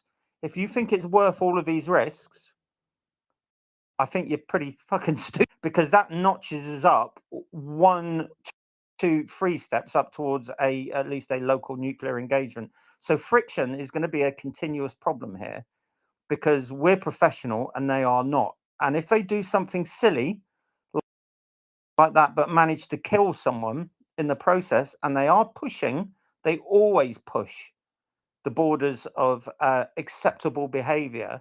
Before this even started, they were flying low over NATO warships at 600 knots with warshots on the rails, right? Which, by all measure, is an act of war. But we're sensible. We don't go shooting down Russian aircraft just because they're dicks and they want to fly over us at 100 feet at 600 knots, right? But now tensions are ratcheted up. You've got to be careful of the friction, the potential for friction in this, which can spiral out of control, really. So, look, if you want to sit there and convince yourselves that the world's perfectly safe and there will be no possible repercussions from actions A, B, C, or D by NATO, all right, you crack on. Right? And lovely for you. I would like to live in that little fantasy world. I think there are 2 types of politician in the West at the moment. There are those who accept that there is a degree of risk we must take to stop this happening again in the future. And there are those who are weak, and they are being advised that sitting on their hands is the best option. And that's the course that they're going to decide to take. Right now, we don't know what individual intelligence is being given to individual national leaders. There will be a degree of cooperation. NATO will be sharing intelligence. We're not going to be party to it. There are going to be assessments on the man in the Kremlin's mental state. We don't even know what those assessments are. We don't know what the assessments are of his inner circle, what their personalities are, what level of mental instability he has, or his circle of little sycophants have. We've got none of the data coming in. So I would say sometimes it's a little bit unfair that we judge national leaders, because we forget that they may be getting intel that says be very cautious. I think where that falls down is where you get other leaders in NATO who are clearly getting intel and they're saying, well, fuck this, we need to send more. I don't think this applies to the States. I think in the US, it's just a political system that is not performing probably how the founders envisaged it. But, it is what it is. We're just going to have to rely on the American population and the IQ test end of the year. But, just be aware, there are 2 nations at war here. One of them has a substantial CBRN stock. And on the other side, there's a collection of nations supporting the defender who also have a substantial amount of CBRN stock, right? That's a bit of a cause for concern, to be honest with you. And if the Russians do something absolutely silly, we might see things escalate really rapidly. They know that. We know that. But you're not at the mercy of the Russian Ministry of Defense. You're at the mercy of Pavel Spanknovich, right, in his cockpit, who panics because he's not very well trained, because he doesn't get stick time in, because his threat warning receiver goes off because an F-15 flashes him and he lets off a pair of air-to-air missiles. And then we're going to be in kind of uncharted territory. I think probably everyone across the board accepts that there needs to be a level of deconfliction. But when things like this, when tensions are this high, look through the Cold War, ships were running into ships, submarines were running into submarines. A Russian destroyer fired a torpedo at HMS Ark Royal in the 70s in the middle of a fire. Right, so these things happen, stupid things happen. So just you know, as I say, if you want to ignore the threats, great. Personally, I think we're not at the pivot point yet, and the pivot point will be when he realizes that the game's over and he's got very few options left, and then we will have to see whether he's dethroned by people around him who retain a little bit of common sense, or whether he pushes the envelope to the max, uses something, doesn't have to be nuclear, could be chemical or biological, and he waits for NATO's response. And I think then it's going to be all eyes down on Brussels and Washington to see what the response is. I fear that there might not be much of a response, and that will push him further. Hopefully I'm wrong. What that response from NATO should be, well, we'll have to wait and see. Certainly, Her Majesty's government have made it clear their opinions on it, but would we be willing to start sinking Russian ships because 100 Ukrainian infantry were killed in a Novichok strike on a battalion post? Well, you know, we'll have to wait and see. The good news is we would see indications that the threat matrix had altered straight away. The minute you see Ukrainian dismounts running around with webbing and with packs that are obviously NBC kit, then you need to start thinking maybe intelligence is suggesting the Russians are looking at other options. But so far, to be honest, it's not been seen. Ukrainians are running around quite happily just with body armor, webbing, day sacks, that kind of thing, and as long as that continues, it's all tickety boo, isn't it?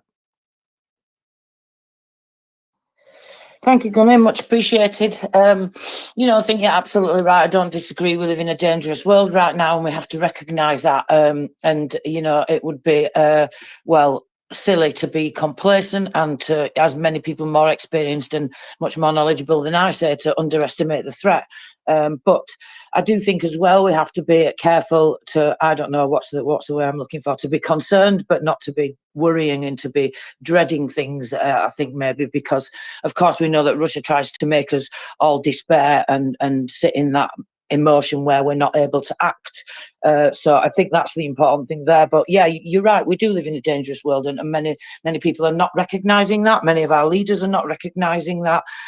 You know, this is why we need to obviously keep continuing to give Ukraine everything that we can so that they can trick the Russian army as much as possible, as we all say here. But yeah, absolutely. I think, I mean, I don't have no military expertise or anything like that, but you know, I just think that Russia's going to inevitably push us to that point with those continued provocations. And as you say, something's going to go wrong eventually. I think it would be daft if NATO weren't fully preparing for that. And, you know, people like yourself know about these things. NATO clearly knows about these things. I think it's always important to remember, as you said, that there's much more going on that we're not privy to, that we don't get to find out about. And of course, if we're talking about all these things, absolutely NATO and all the military leaders have considered these things. You know, NATO, it's like the EU in some ways, isn't it? That's the problem with the political thing, that there are so many different voices in so many different countries. And unfortunately, that can sometimes take time, and that can sometimes be our negative. But I think sometimes also our negative points can also be our positive points as well. You know, it's like this thing that we are slow to act, but when we do act together, we are able to do much, much more. But yeah, we just need to continue. I keep down this path. I keep thinking I'm going to stop waffling anyway because we have a few hands. Arya, did you just want to follow up there before we go to everybody else? Yeah, I'm not sure it's a follow-up because I don't think that was in response to me. I wasn't talking about anything pertaining to that. Gunny, I appreciate you. You know, you've come up several times that I've heard and have beaten that point in, and I appreciate it. These people need to hear it, even, you know, if we know it, it needs to be reminded. The one caveat I would give to what you said, and I agree with what you're saying, is there have been some dictatorships through history and currently, that I do think that while self-preservation is a goal, if they are able to achieve their end results, right? Take the Ayatollahs in Iran. I do think that they would start, their attempt at making Armageddon in order to bring upon their religious beliefs. I do think there have been communist regimes in history that you can look back on that the leader was survival for political ideology. I agree with you in most cases, right? That's why North Korea will never use nukes first. It's a self-defense strategy. But I just think that that's an important caveat to bring up. Otherwise, I agree with everything you had said, unless there was something I missed. Did you want to add anything there, Gunnar? No, just we're very much at the mercy of one small bald midget. He was a ruthless bastard. But we don't know his mental state. That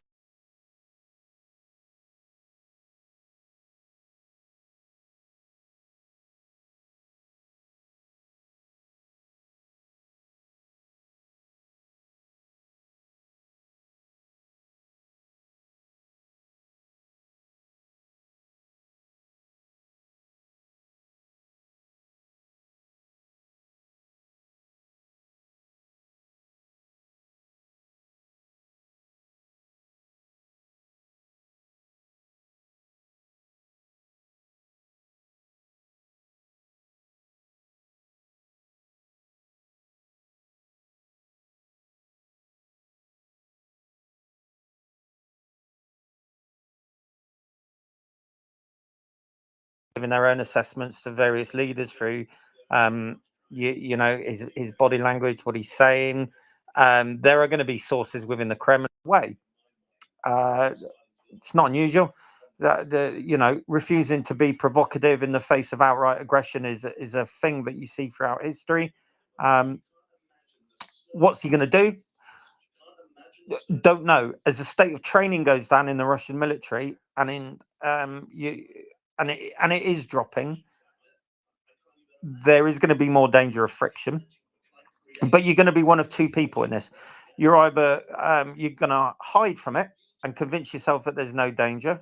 Fantastic. Or you're going to be aware that the world is very dangerous.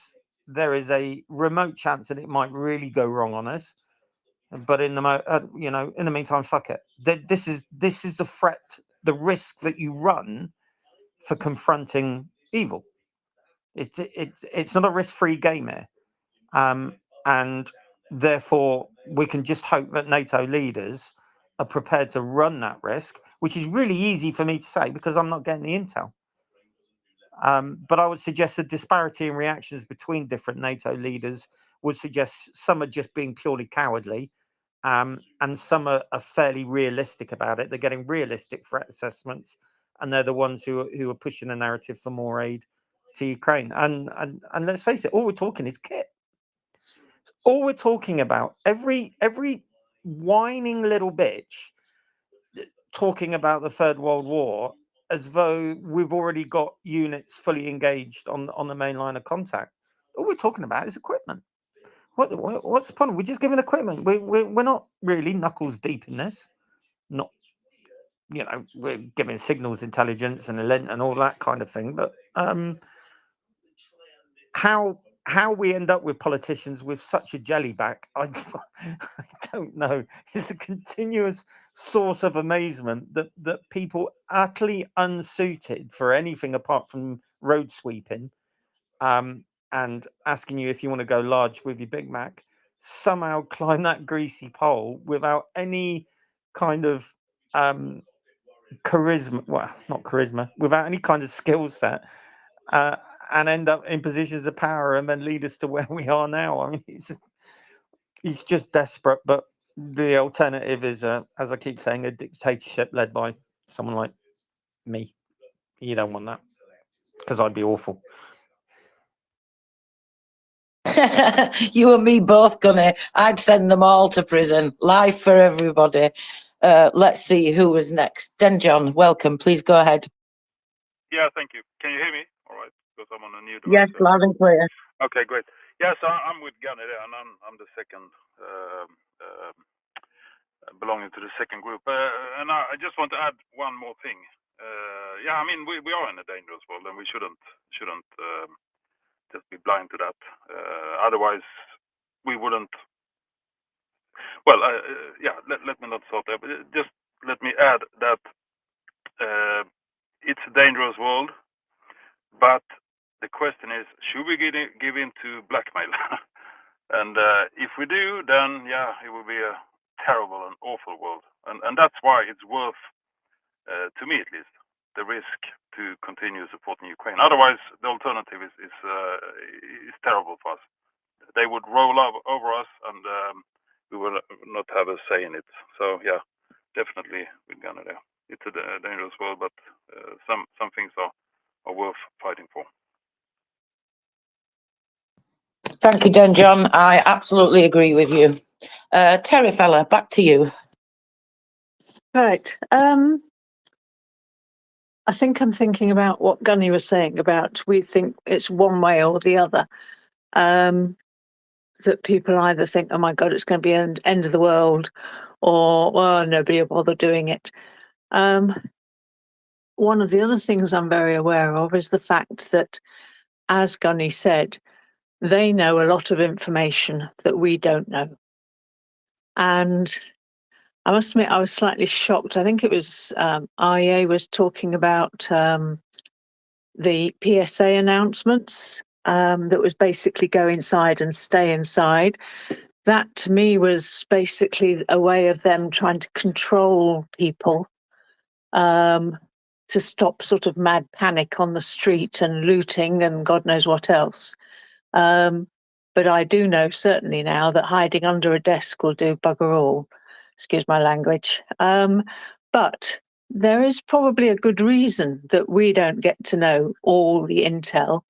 But I do think that any top leader around the world should have been made aware of what the actual risks are, what the outcomes could be, and therefore the likes of anybody Scholzing around, not that I'm naming anybody, should be considered completely ridiculous. They're sort of keeping this idea of the end of the world alive. The only people I think that do keep that theory alive is probably the Russians, because their TV is all about how they are going to blow up all of New York City, or set off a tidal wave that will bury the UK underwater for the rest of its years. And whether they've actually convinced their own people that such a thing would bring about the end of the world.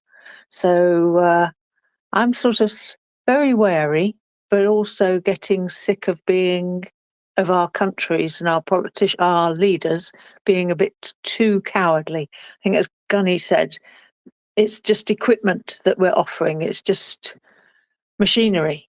We're not offering really to go all in there. And in my view, well, if the Russians could march up and down the borders for a year, why can't NATO wander up and down its own borders? So I will stop before I get carried away as well. There we go. Thank you very much, Terry fella. Go ahead, Aria. So I think there are two things, right? I do think there is a possibility of it eventually escalating to a point like that. I don't think we're anywhere near there. It'll look like some red lines which we have crossed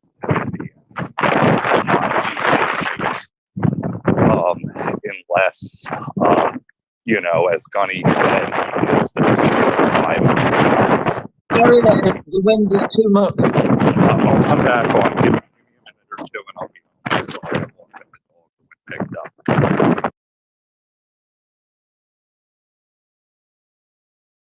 Thank you so much, Aria. Apologies for that. It was really loud and we couldn't hear what you were saying. Please try again if you can get to a less windy place. Thank you. Okay, before we go on rattling about everything else, and we'll give Ari a chance to come back to a less windy place. Christopher, how are you doing over there? Yeah, I'm good. Thank you. Not a problem so much. I'm finding out the chimney needs a little bit of tender love and care, to the tune of several thousand tender loving greenbacks. But then again, I guess I'll be able to cook my barbecue inside, because I can't, for some reason, the management association does not allow for barbecues outside. Seems really retarded, but I've dealt with a lot of retarded stuff in the last 2 years, and this one is very, very low on the priority list. So it's interesting that Aria said something about the PSAs in New York City. Now, I had absolutely I went and Googled it, and it's actually a thing. It shows me how much paying attention I'm doing in that respect to the Office of Emergency Management at this point in New York City, or back then when the war had just taken off. But apparently, I see that I scrubbed through the 90-second video. It's curious that it's out, or it was put out. But the Office of Emergency Management in New York City is top notch in terms of the quality of personnel that are there. And I guess with a city as large as we are, that in general, that it's always better to err on the side of giving people as much information about their options when it comes to preparedness for things that could happen. They did a very good job, and they've done a very good job after post 9/11 and getting them, and even post Sandy in 2012, which were both sort of watershed moments for the mayor's office and emergency management in general in New York City. And there was a lot of money that came in from the feds, and there was a lot of it became sort of an incubator for how to deal with large scale disasters, if you will. So I don't know what to think about it. I haven't dug into it. Like I said, I had absolutely no idea it existed, because it just didn't hit me. It wasn't part of my consciousness. And maybe I wasn't tuning into the right channels, or maybe I wasn't the target audience necessarily. But I think that this is interesting to continue to discuss and talk about this a little bit further. There's and I don't know anything about who these people are. I've never heard of them, but they're the International Physicians for the Prevention of Nuclear War. Now, I don't know if Adam is still up and around, but I'll DM Adam in the background and give him some information on the background for what Thomas Rhoad was talking about with the disinformation campaigns that were being promulgated during the 80s and the peace movement in the United States, and the infiltration of that movement by the Soviet Union, by the USSR. There were KGB officers that were charged with getting in and being part of that movement for the United States American Communist Party. Apparently, some of the quotes that Rid uses is that they were just absolutely delighted how easy it was for them to begin to schedule events, the Communist Party to begin to schedule events in the United States. And so there's, I just get a little bit nauseous when I read all of this, because it all happened basically under my watch, and it produces a lot of self-navel gazing, I think, for myself. And what do I need to do now as somewhat of an international relations scholar, but on the cybersecurity end of things? And what do I need to be doing to ensure that we try to unravel this, as people like to use the idea of tentacles, and we try to pull out the roots. I like the dandelion metaphor myself, where if you don't get all of that dandelion root, it's going to come back. And if that's fine, if you want to keep harvesting dandelions, they're delicious to eat if they're young.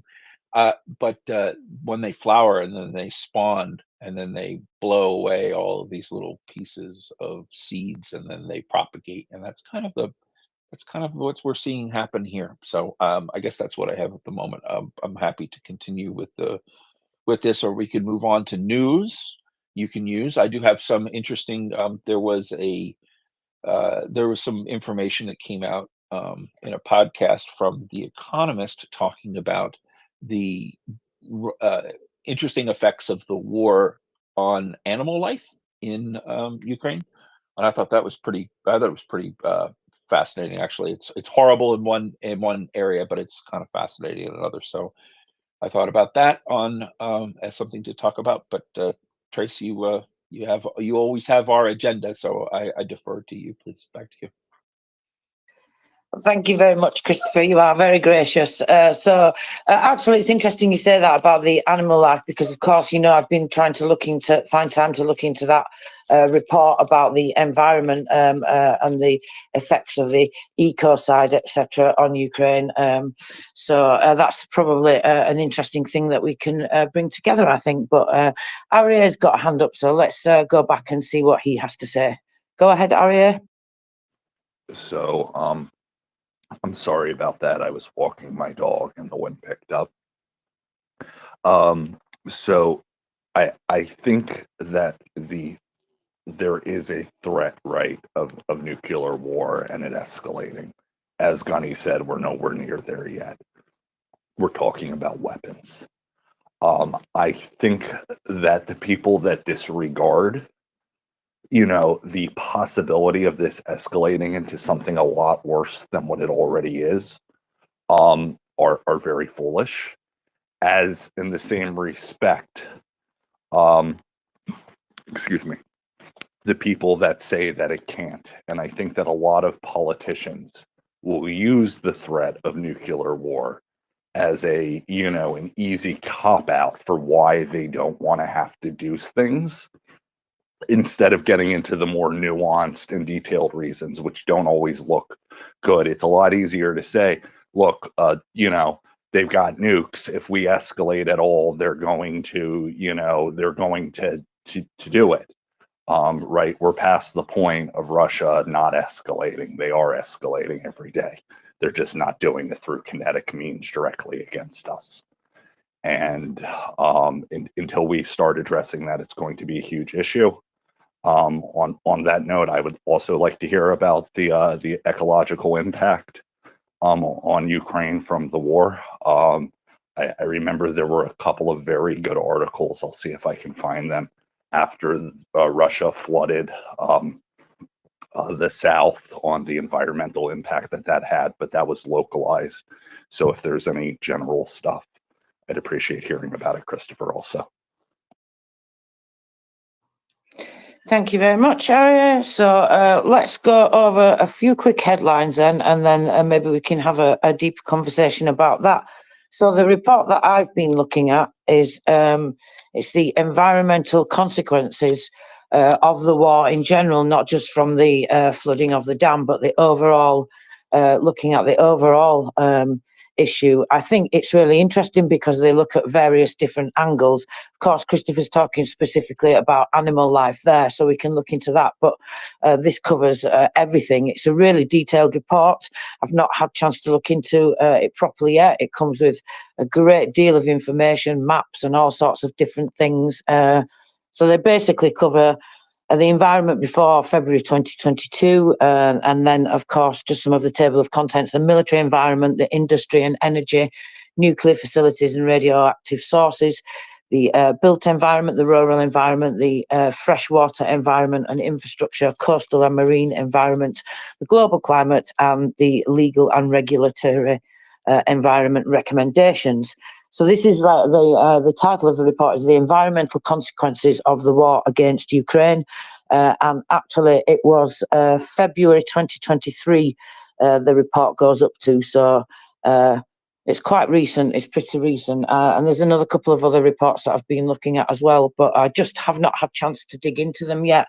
And we can try and maybe look at some of them live on air and try and pick out some information, some data, some numbers, that type of thing, if that helps. But so whilst you get ready, Christopher, I will go over the numbers of the day. So we've no Air Force report today, so straight on to the general staff numbers. 920 eliminated invaders, 8 tanks, 24 APCs, 33 artillery systems, 1 MLRS, 2 anti-aircraft warfare systems, 59 UAVs, 74 vehicles and fuel tanks. Goodness me, that's gone up even since yesterday. Surely we have to be at our record now. We need Prince Heather here to tell us this information.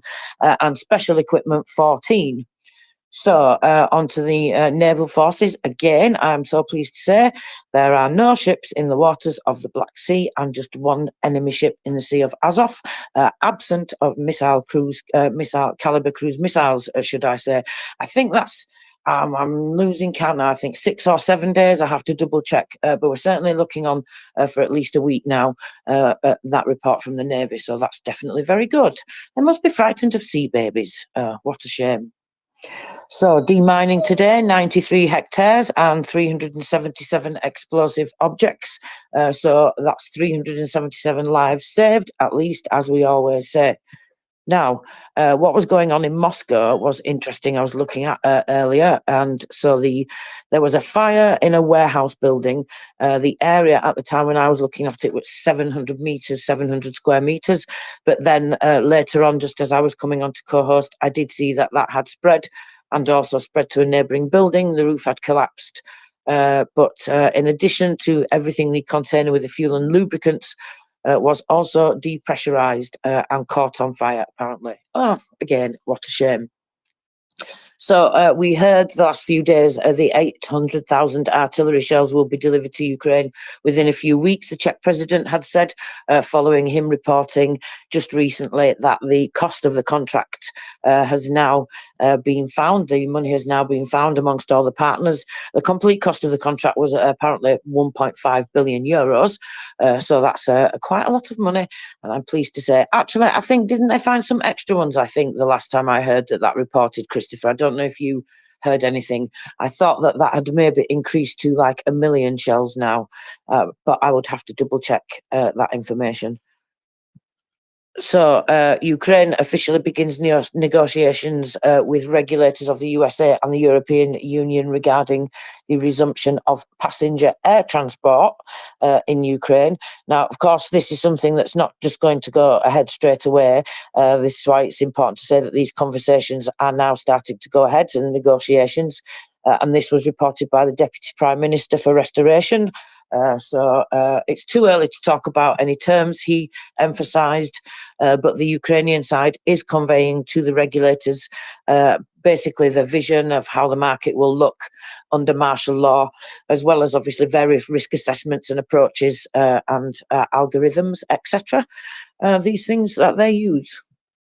So what's NATO been saying? What's Czech been saying? He's been quite vocal, actually, this guy recently.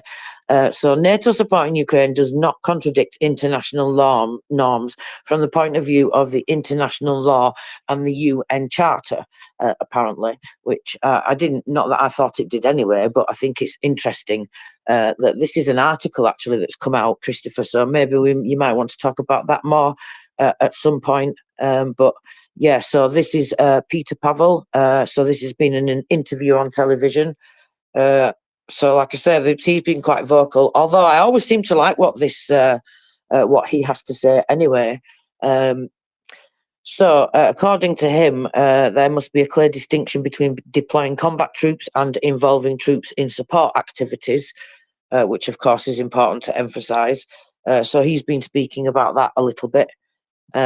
And of course, then I don't know if anybody else has heard the reports or if it's been talked about this morning, because I wasn't here. I would imagine it's been mentioned about the CNN reports of Russia producing 3 times more artillery shells than the United States and Europe.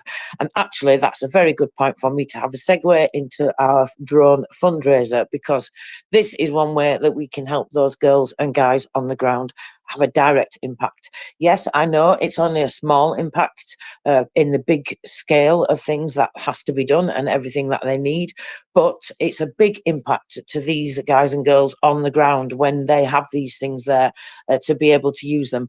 All these things that we can raise for them, whether it's drones, whatever it's all non-lethal, of course, but it is tactical. These drones give them eyes in the sky, not just during the day, in the nighttime as well, because they're thermal drones. And so these are reconnaissance drones, and this means that they can spy on those pesky Russians and let the armed forces of Ukraine know when they are, well, being attacked, or, well, many other things as well, and what those pesky Russians are up to, and how to get rid of them, and how to direct, well, I don't know, maybe other forces, even artillery. But yes, let's get them help them get reconnaissance drones. We heard how useful these were when we raised funds for, I think it was one of them we tried to get before, and we ended up getting 3 for Scruff's air reconnaissance unit. And so we can do the same again. These things also find mines. This is what we heard, and Scruff came and explained that in great detail, as well as many of the other wonderful guests that we have to get to have from Ukraine, from these units that we help, and the connections that we make. So let's get loads of these. I think we can do more than 3. Do you think we can get to more than 3? I mean, we have very, very generous listeners here, Christopher. This is a very generous community, and we've done wonderful things before. So you know how it works, guys. Get your spare coinage out, get your spare dollars, your spare wonga, whatever you want to call it, and chuck it across to MriyaReport.org. But of course, only your disposable income we are asking you to consider sharing. It's dead easy, and this is my thought anyway. I don't expect anybody else to think this way, but I just personally try to do everything that I can, whether it's donating time or money, because, as well as Ukraine having an existential fight for themselves, they are holding back Russia from the rest of the democratic world right now. Arieh? Did I come too soon then to you? No, you're fine. It just takes a second. You're 100% correct, right? People's time is money, unless you completely mentally incapable and physically incapable of doing something. Your time is valuable, and even then, it is also valuable, right? So when people spend 5-6 hours contacting congressmen or calling friends and family and doing advocacy, it's not the same thing as giving, but it's also, they are giving their time, and they could be making money during that time. They could be spending it on something else. That's why people will use services, to have groceries delivered or food delivered, is because time is valuable, in many cases. So, I just wanted to say that. I raised my hand just because I wanted to acknowledge the Czech people and the Czech government. I have the utmost respect and admiration for them, which I will say I do not say this about very many countries. They have consecutively been on the right side of history, standing up for various people getting attacked, and in the face of authoritarian dictatorships, even when the rest of the world refuses to have a backbone. Whether it's the Uyghurs in China or Ukraine or Israel, they are the one country that I have seen consecutively, regardless of the political winds, in my lifetime, do that. And even under communism, they tended to go very far away from the communist bloc when it came to various actions. So I just wanted to applaud them for leading this initiative and what they have done. They broke several taboos with the Ukraine war, right? They were the first country to give tanks when nobody else was, because if they gave tanks, the Russians were going to attack them, and we couldn't have that. They gave large amounts of armaments, and they've given a large amount of economic and humanitarian aid. So I just, they are a moral example that I think the rest of us need to look to on how we deal internationally with other countries, because they will do things that hurt them economically because it is the moral thing to do. And I have the utmost respect for that in a world where morals seem to be going out the window faster than shit through a goose. So thank you.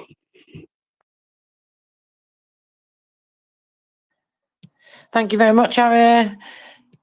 So a couple of other things to cover very quickly, and then let me see, I will have a notification that I will have to give to you all, but that will be coming up shortly. We have a bit of a way to go before that. So let's go back to a couple of quick things. So the Southern Defence Forces are reporting the main goal of the enemy is to knock out units from their occupied positions on the left bank of the Dnipro. After a 2-day silence without assaults, having gathered minimal forces, they managed 4 assault attacks. They've suffered irreversible losses and retreated to their original positions. Ukrainian soldiers continue to hold their positions and take measures to actually even expand the bridgehead. And the occupiers keep up the pace of active aerial reconnaissance, press with artillery fire, use a large number of strike drones in various modifications, and with, the way that they put it, impressive elements. So again, more reason why we need to get those drones and everything else. And then just something that President Zelensky has been saying. So unfortunately, as well, a notification from Kubarov again. So this is about Poland, actually, before we go on to what Zelensky's been saying. Police and protesters stopped buses with Ukrainians on. According to the Minister of Infrastructure, this happens both at the entrance to Poland and the exit. Passengers are detained without explanation. He's called this unacceptable in relation to the citizens of Ukraine. During the war in Ukraine, the passengers of such buses are usually women with young children, socially vulnerable segments of the population, and military personnel who are returning or going to study. An attempt to make them hostages of protest looks inappropriate for the civilized world, said Alexander Kubarov. So that's unfortunate, not good news to be having to hear there, but hopefully that will get sorted out soon. And then President Zelensky has been talking about fortifications. So 2,000 kilometers of fortifications in 3 stripes. This has been at the headquarters of the Supreme Commander-in-Chief. He's been hearing detailed reports on the situation on the battlefield, providing the front with everything necessary, of course, in the arrival of shells. Another important topic, as I said, is the fortification. So he's been speaking to the Prime Minister about that. So Denis Simhal. So just a few updates there, Christopher. So are you ready to talk about what's unfortunately happening to the animal life in Ukraine? Maybe I came to Christopher without any notice, and that was the wrong time. I thought you were going to waffle for a little longer. Give me a few minutes. I can waffle if you like. Yeah, just a couple minutes, please. Thank you.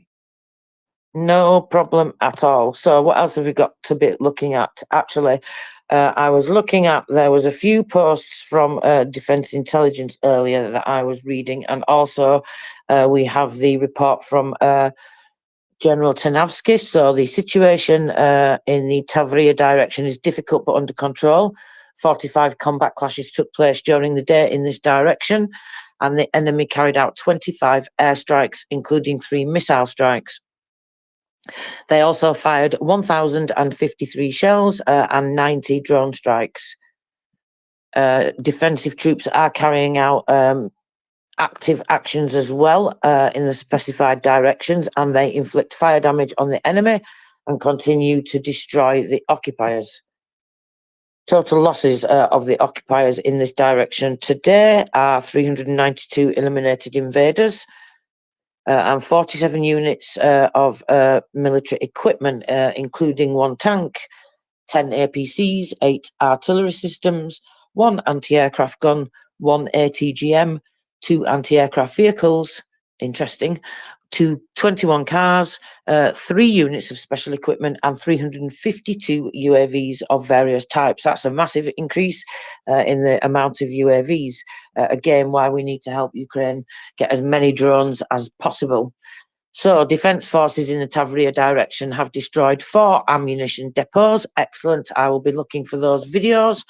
Some of them may even be on, well, we've got our drone drops from Ukraine to release, haven't we? So we'll do that at some point as well. So you'll have to see if some are on there. Look for ammo depots and a command post, including dugouts. Among the destroyed Russian weapons in the Zaporizhia direction are the Buk M2 anti-aircraft missile defense system, the Palantin KEW complex, and the Leia EW station. Lots of EW taken out in the Tavria direction today, Christopher. EW complexes that they are as well, not just, you know, much more complicated than just EW. I like it when we see that. And that Buk air defense system, I'm so glad to see that taken out as well. Of course, we know that that was one of the things that's responsible for taking down the MH17. So let's see what 3rd Assault Brigade have got to say today, shall we? We have some lovely pictures from them.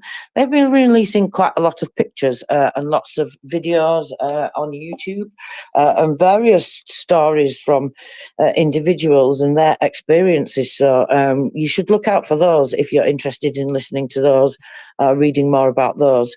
I think it's always, well, we should always highlight these experiences. You know, it wouldn't be incredible if we could get them all to come on MriyaReport, but there's so many of them. We would just end up spending the whole time telling their stories, wouldn't we? Which, I don't know, I wouldn't mind doing that as such, but of course we are here to help Ukraine as well. So let's have a look. They've released lots of videos today. Have we got the General Staff Report? I think it's a little bit early for the General Staff Report. So let's go back to military intelligence, shall we? And we will see what they were talking about today. Oh, that's a new, sorry, I just noticed something completely new then and I got distracted. I apologise. The commander of the Air Force has changed his picture on his Telegram and it threw me for a little moment. So what's he saying today? Thanks to the pilots of the successful combat work. Oh, I saw this video actually yesterday as well. And I'll release this video. I'll post this for people to have a look at. There's a video that he's given of the shooting down of one of the drones. It's quite dramatic. It looks like an aircraft. I mean, you know, I don't think we understand sometimes, certainly I don't until I look at these pictures, just how big these things can be. You know, it looks like they're taking down of an aircraft. But anyway, they've also, Defence Intelligence has released today some new unique footage. This is from the chest cameras of the GUR fighters of the Ministry of Defence. So this is special operations.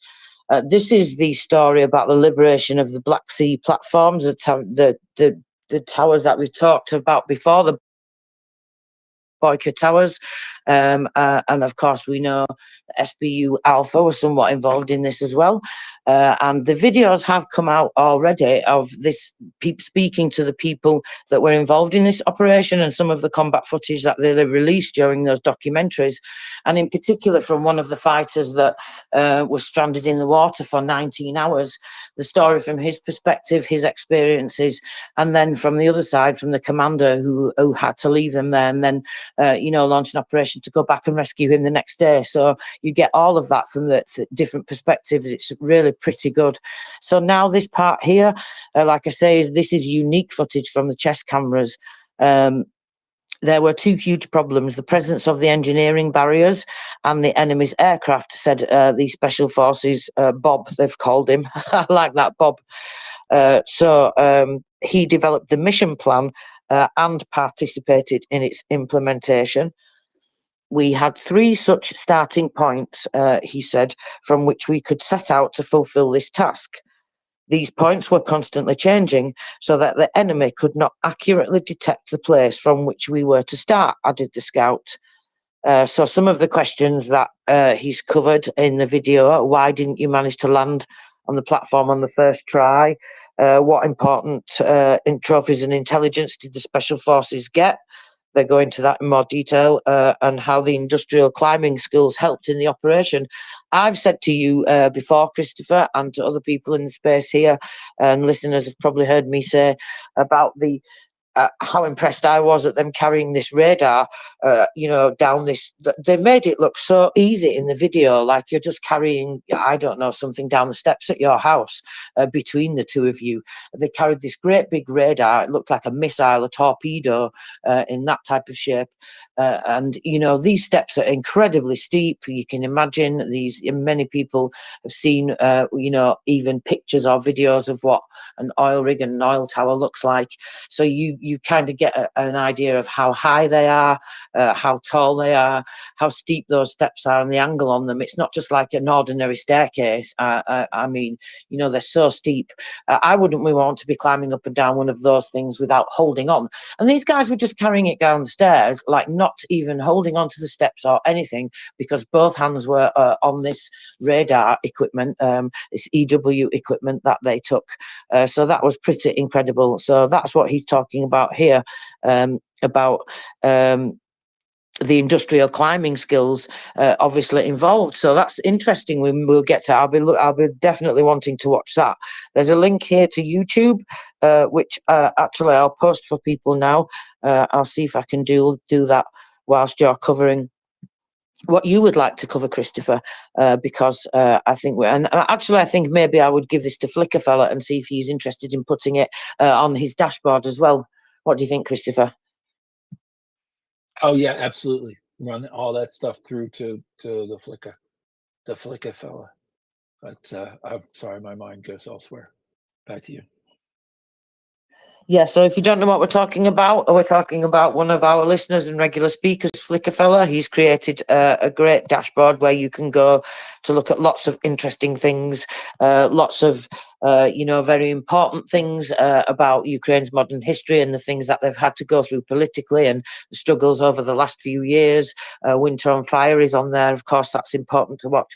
And then there's lots of documentaries on there as well, GUR documentaries, SBU documentaries, various interviews from different people in different positions. There's a film on there about some of the people that died in the air disaster, in the Ministry of Internal Affairs, and the deputy when that happened. Was that last year now, I think? Yes, last year it was. In fact, actually, it's more than a year ago because we just had the anniversary, didn't we, of that unfortunate accident. And of course, many people were charged with negligence because of that. So there's a video on there from, information just about who these people were and some more detailed information about things that they did and how they affected change within Ukraine as well. So very important. Go ahead and follow Flickr fella if you're not already, and check out, that's pinned to his profile. It's NAFO Club TV. I think it's NAFO _ Club TV. I think something like that to be precise, but check that out because it's certainly very interesting. So what else have Defence Intelligence had to say today? Our actions in the Black Sea are preparations for a serious operation in Crimea. So this has come from Mr. Budanov.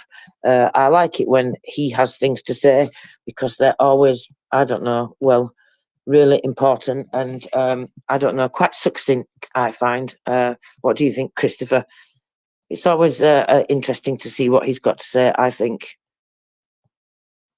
So he's been speaking on YouTube anyway. Well, okay, so just so you know, Will Deal and I have a bit of a man crush, so it's probably not fair to ask us what we think because we're biased. Back to you. So you've got a man crush on Budanov, whilst I have just a general crush on SBU. But we do try not to be biased here in the space. Of course, this is just our subjective opinions. We can give you objective opinions too. Right, Christopher? Okie dokie, yes. Christopher agrees with me. That's what I'm sticking to anyway.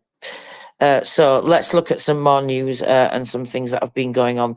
There's lots of interesting videos for you all to see. So I'm going to have to release lots of those. What's happening here? So I'm just looking. This is just coming out, this information that I'm seeing about the Polish border. This is, SBU. This has just come quite recently, I think, Christopher. So it's not good news, is it? Of course, it's just more nonsense to try and stir up more trouble. But so, and of course, 20 Days in Mariupol, we cannot forget to mention that. That's won the Oscar, hasn't it? You know what? I really hope that this means that it gets a lot more coverage on, I don't know, like mainstream media again. It did get a bit of coverage, didn't it, when it first came out? But like, more constant coverage, I think, and I hope the profile of it gets raised a lot more. Do you think it might get shown in cinemas? I'm thinking there's a good chance that it may get shown in cinemas, but what do you reckon, I don't know. Christopher? I mean, there are a lot of art house kind of cinemas here in New York City that would take that on. I think the problem with anything that you show in cinemas and people who are in the industry or in the business understand that the distribution part of things is really the kind of difficult stuff. You got to get, either you have a lot of money of your own that you can start screening and hopefully somebody picks you up, but to get it out in that, it's kind of it's a little bit closed, a little bit of a closed atmosphere there to try to get films out, because if you think about how many hundreds of thousands of films are made and what small fraction of them actually get onto the screen, unless of course you're in India and in Bollywood, and in which case films just keep flowing like the water, or like that colorful dust that is going up at this time of year into the air. Anyway, back to you. Thank you very much. So I'm just looking at more information about what President Zelensky has been saying about. So the Prime Minister is tasked with creating these 3 powerful lines of defensive fortifications that he's been talking about. So we'll find more information on that. Go ahead, Arya. I just wanted to add, in regards to 20 Days in Mariupol and it winning the Oscars, while I have a lot of issues with the Oscars and a lot of celebrity culture, I think it is very important to remember that there are a lot of people that do care about that. And I think there are a lot of people that we all know that might be receptive to now watching 20 Days in Mariupol if you start the conversation. Oh, did you hear they won the Oscars? Yeah, I saw it. It's great. You need to watch it. You can convince people, I think, that otherwise would be extremely hesitant or not willing to watch something like that simply because it won that award. Right. And I think that it's important that we use that opportunity to get more people to watch it. Thank you. Thank you very much. Yeah, I absolutely agree with you. Like I say, it just helps to raise that profile and, put it back in everybody's minds. Of course, get it back with people being speaking about it, get it in the media, etc. And as you said, that's a really important factor, is that hopefully now it's going to reach many, many more people that it hasn't been able to reach up to now, I guess. So that is always, of course, really, really important. Now, we've been joined by Flickerfella. Are your ears burning? We've been talking about you. All nice things, of course, Flickerfella. Welcome to the panel. Hi, Tracy. Hi, Christopher. Thank you for the opportunity to come up to the speaker panel. Thank you for hosting this wonderful space.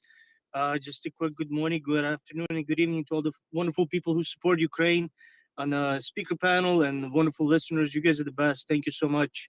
Yeah, I saw the news. I was really excited about that. And it is a very difficult movie to watch, I think, right? But this is one that you kind of have to. And to be honest with you, I've noticed that some of the people who support Ukraine, but they don't follow the conflict as closely as possible that I know, right?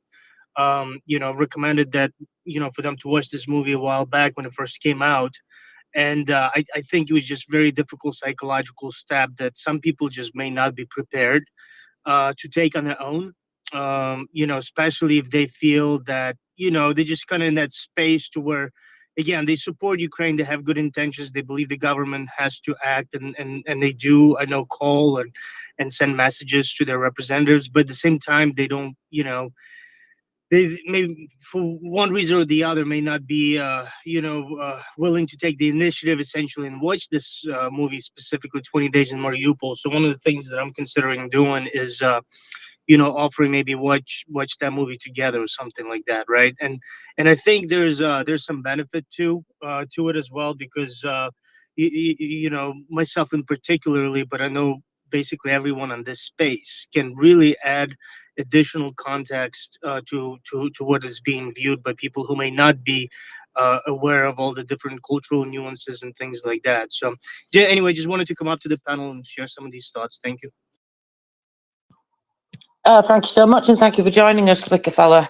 So just a quick public service announcement. This has actually been one of our longer running spaces, so we need to do a scheduled restart, and that will be for everybody's benefit, ours as well as yours.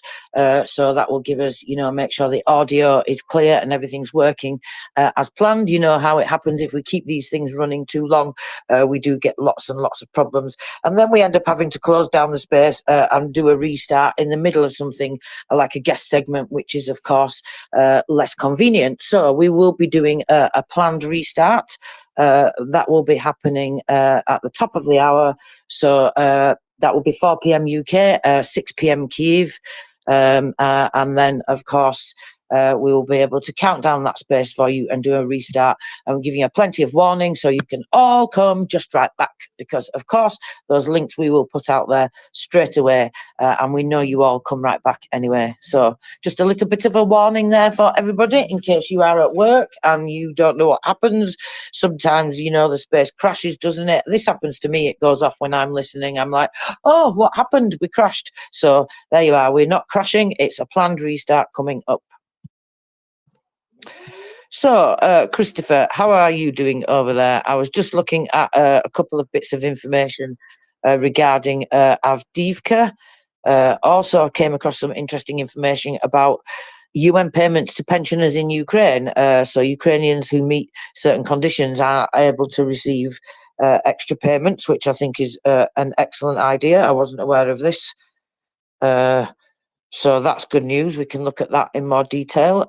Also, just from Avdiiv, so looking about some people that have been rescued from there. Of course, we've got the regional news to go over at some point. Maybe we'll do that after we come back after the restart. I think that's probably a good idea.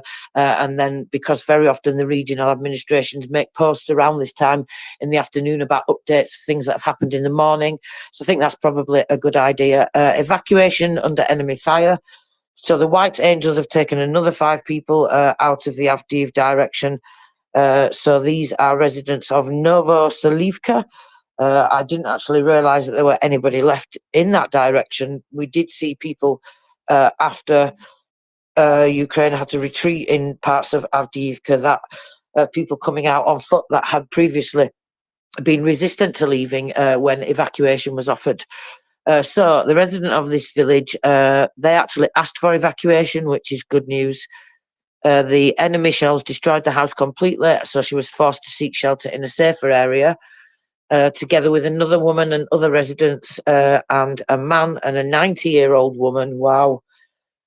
I mean, I can't imagine, some 90-year-old people don't really go very many places at all. But to leave their places, to leave their home under these conditions, under shelling. An elderly couple from the village had a large household. However, continuous Russian attacks in recent days prompted them to evacuate. They're also with dogs, chickens, and ducks. Goodness me, they even took out the dogs, the chickens, and the ducks under enemy fire. I mean, I don't know why I'm saying goodness me. I'm not surprised. I've seen them do these things all the time, but it just never ceases to amaze me each time they do it. It's incredible. There's a video. I'm going to have to post that. Now, you know what? I'm making a list now, so I need to post that. I need to remember to post all these things that I'm telling all you listeners about. Otherwise, that would not be very good of me, would it? Terry fella.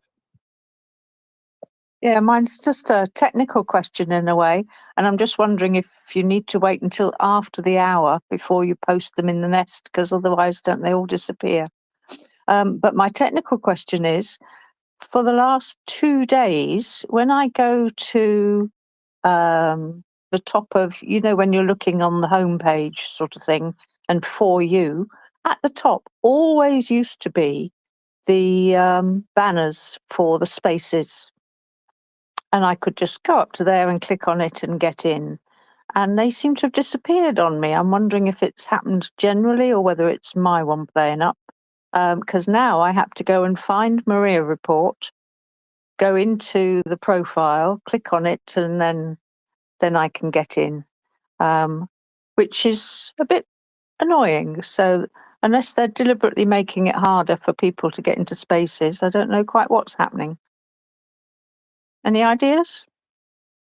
Well, this is something that's happened to me on and off over the last couple of years anyway, and increasingly more and more recently, I have to do exactly the same, go to the MriyaReport page and either see the link that they've posted. Sometimes that even doesn't show up to me, and I have to click on the purple ring around the avatar, the profile picture, which you can do for anyone that's in the space, of course. But absolutely, I've not seen the spaces bar. Oh, I don't know. I can't remember last time I see those floating spaces things now. Do you find them? It used to be so easy that it was just always at the top of the For You section, and then you've got following.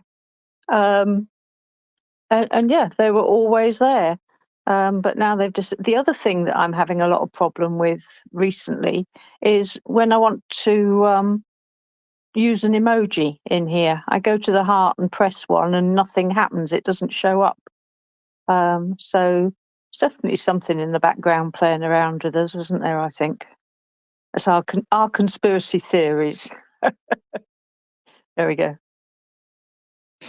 You know what? I just always say, well, let's just make these algorithms work for us. And of course, this is one of the reasons why we say retweet, reshare. But don't do that right now, because we are going to have a planned restart, and then that link will be not working. So we would like it if you would consider waiting just a little bit until we come back. And as do we have a time on that? Do we have a time? I haven't checked. I'm sorry, I haven't checked the back channels. I'm noodling Top away of with the Oh, other hour, things. Christopher.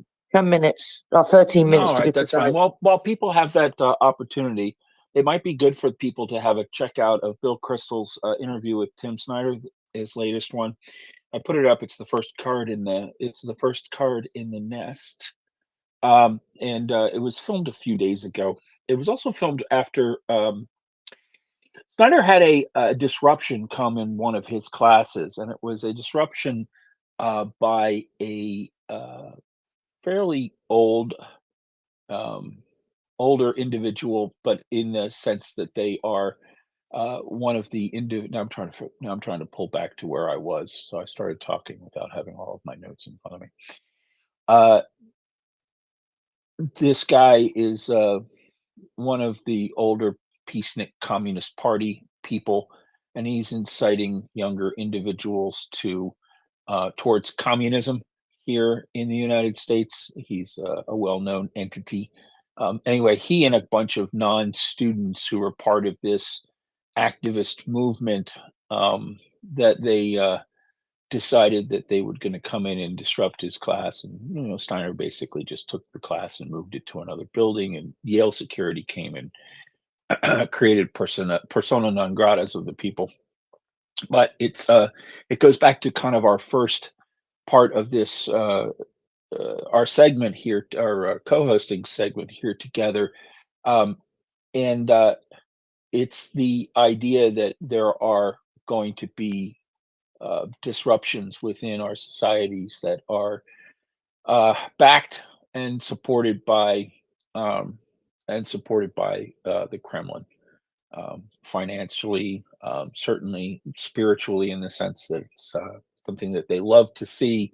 And of course, in the interview with Kristol, he talks about how Russian, and he mentions Julia our translator, right? The one I can't remember her last name at the moment. Again, not enough coffee, not enough notes. But he mentions her as being a good place of information to watch if you want to understand what the Kremlin is pumping out in terms of its TV propaganda. The other thing that he mentions is how that they describe both Tucker and they describe the former president. And the former president is kind of described as, and I'd be interested to hear if people scrub through and get to that part who are native speakers can kind of give it a, because Snyder does a good job. I mean, he's fluent in both Ukrainian, Russian, and some others languages, but he's sort of struggling with it because it's kind of like a cutesy term that you might use for your child. Something like Trumpkin, like a Trumpkin dumpling, like my little dumpling, and as a piece of cutesiness that they believe that they have Trump as a very well heeled patsy on their side. So it's a very interesting interview. And basically, if you listen to it, I listened to it, I was just like, well, this is just basically a culmination of everything that we've been speaking about here at MriyaReport for 2 years. So Snyder goes ahead and summarizes everything pretty well. It takes us all the way through to the present. So it's one of his more succinct and gratifying interviews. The other thing I will say that is he and this is not a dig, but I mean, he's in a Vishivanka, but he has noticeably, in my opinion, aged throughout this conflict, and it's he's not that much. He's a little bit younger than I am, not by maybe a year or two, but it's evident that the things that he has to deal with and grapple with, and what he feels like he's wearing it on his face. So I hope he's doing fine. I hope he's well. If you've read of his books, he's also at one point in time a few years ago came really, really close to death, and wrote about that experience. So anyway, big fan of Tim Snyder's, another one of those man crushes. And anyway, I thought that would be a good little interlude for people if they wanted to while we were coming and repopulating. But of course, come back and repopulate. But while we do that, take a look at it. This guy, what's his name? Revcom's Disturb the Decorum at Yale. This guy is it's on YouTube. Revolution Books, New York City. It's let's see what he says. This is they brought in, I don't know, the guy's railing against the capitalist imperial system, and he stands at the back of the class and basically makes an ass out of himself for the sake of trying to gin up something. I'm not sure what his exact motivations are, but it's to disrupt. He's obviously seeking attention because of Snyder's his public intellectual persona is pretty big, and it's one of those ways to be able to gin up attention now. But my question in my mind is, why is this guy's been banging on for 40 years?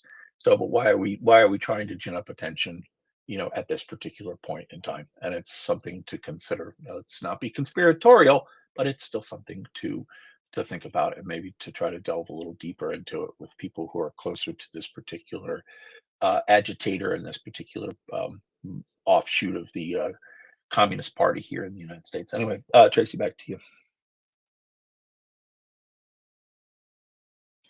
Thank you, Christopher. Actually, I really appreciate you posting that. I watched that yesterday. I found that really interesting, and he was very succinct. You're right. And yes, the Trumpkin dumpling, I found that rather amusing. So if you want to know what we're talking about, go and check that out, because I think it's very important. I thought it was interesting how he was trying to describe it, because there's no direct translation, as he was saying. But like you say, he was trying to describe that it's like something almost a cutesy way that you would describe someone, but as an insult as well at the same time. So he works for us, but I don't know. It almost reminds me of when Southerners say, "Oh, bless your heart," in that type of a way. I don't know if I'm correct in that, or if you got that kind of No, thought. 100%, Tracy. That's definitely it's sort of like that offhanded, backhanded compliment that really is, the secret insider joke that we all share, meaning the audience of who are those? I don't even know those people's name. All I know is Belova Hova Felova. That's the only one I remember. But she isn't a spokesperson in that way. Anyway, back to you. Lavova fell over, yes, her. And I think Julia Davies is who you were mentioning before. She translates a lot of that nonsense Russian propaganda. Yes, I couldn't think of her last name, but yes, that's correct. Yeah, she brings us these things from the Soliolioliov, as Mockers likes to call him, and the nonsense things that they say on Russian TV. Cleo, thank you so much for waiting. You have 5 minutes before we have a planned restart. Welcome to the panel. I just wanted to explain. Someone was talking about the lozenges that go across for the open spaces. Do you remember that back 15 minutes ago? I can't remember who asked, because I can also DM her if you want. But what you do is the first thing that drops down is usually something that shows an update for three different people that are going to be on your friends list or forward list. So you just touch that to update it and wait, and then the lozenges drop down for the spaces. So even though you didn't want to see the newest things on your for me list or whatever, go ahead and touch that, and it will update it, and then the spaces will drop down, and you can choose your space. Usually MriyaReport is the first or second across. That's it. Well, thank you so much, Cleo. That's very useful. A great tip. Thank you. Sure. Bye. Thank you very much. I hope you have a good day. That's a lovely tip. I hope that helps, Terry fella. Yes, it does. I just sent Cleo a quick thumbs up and a heart just to let her know that it was me and I got the message. So, yeah, I shall go and try that during the planned update. How long will you be planned to be out for? How long can we expect to have to wait? Any idea? It's just a restart, so it will be just the same way it is when it's a crash. We'll come back very quickly. All right. Okay. I shall keep an eye out for it. Thank you. Thank you, and thank you for asking.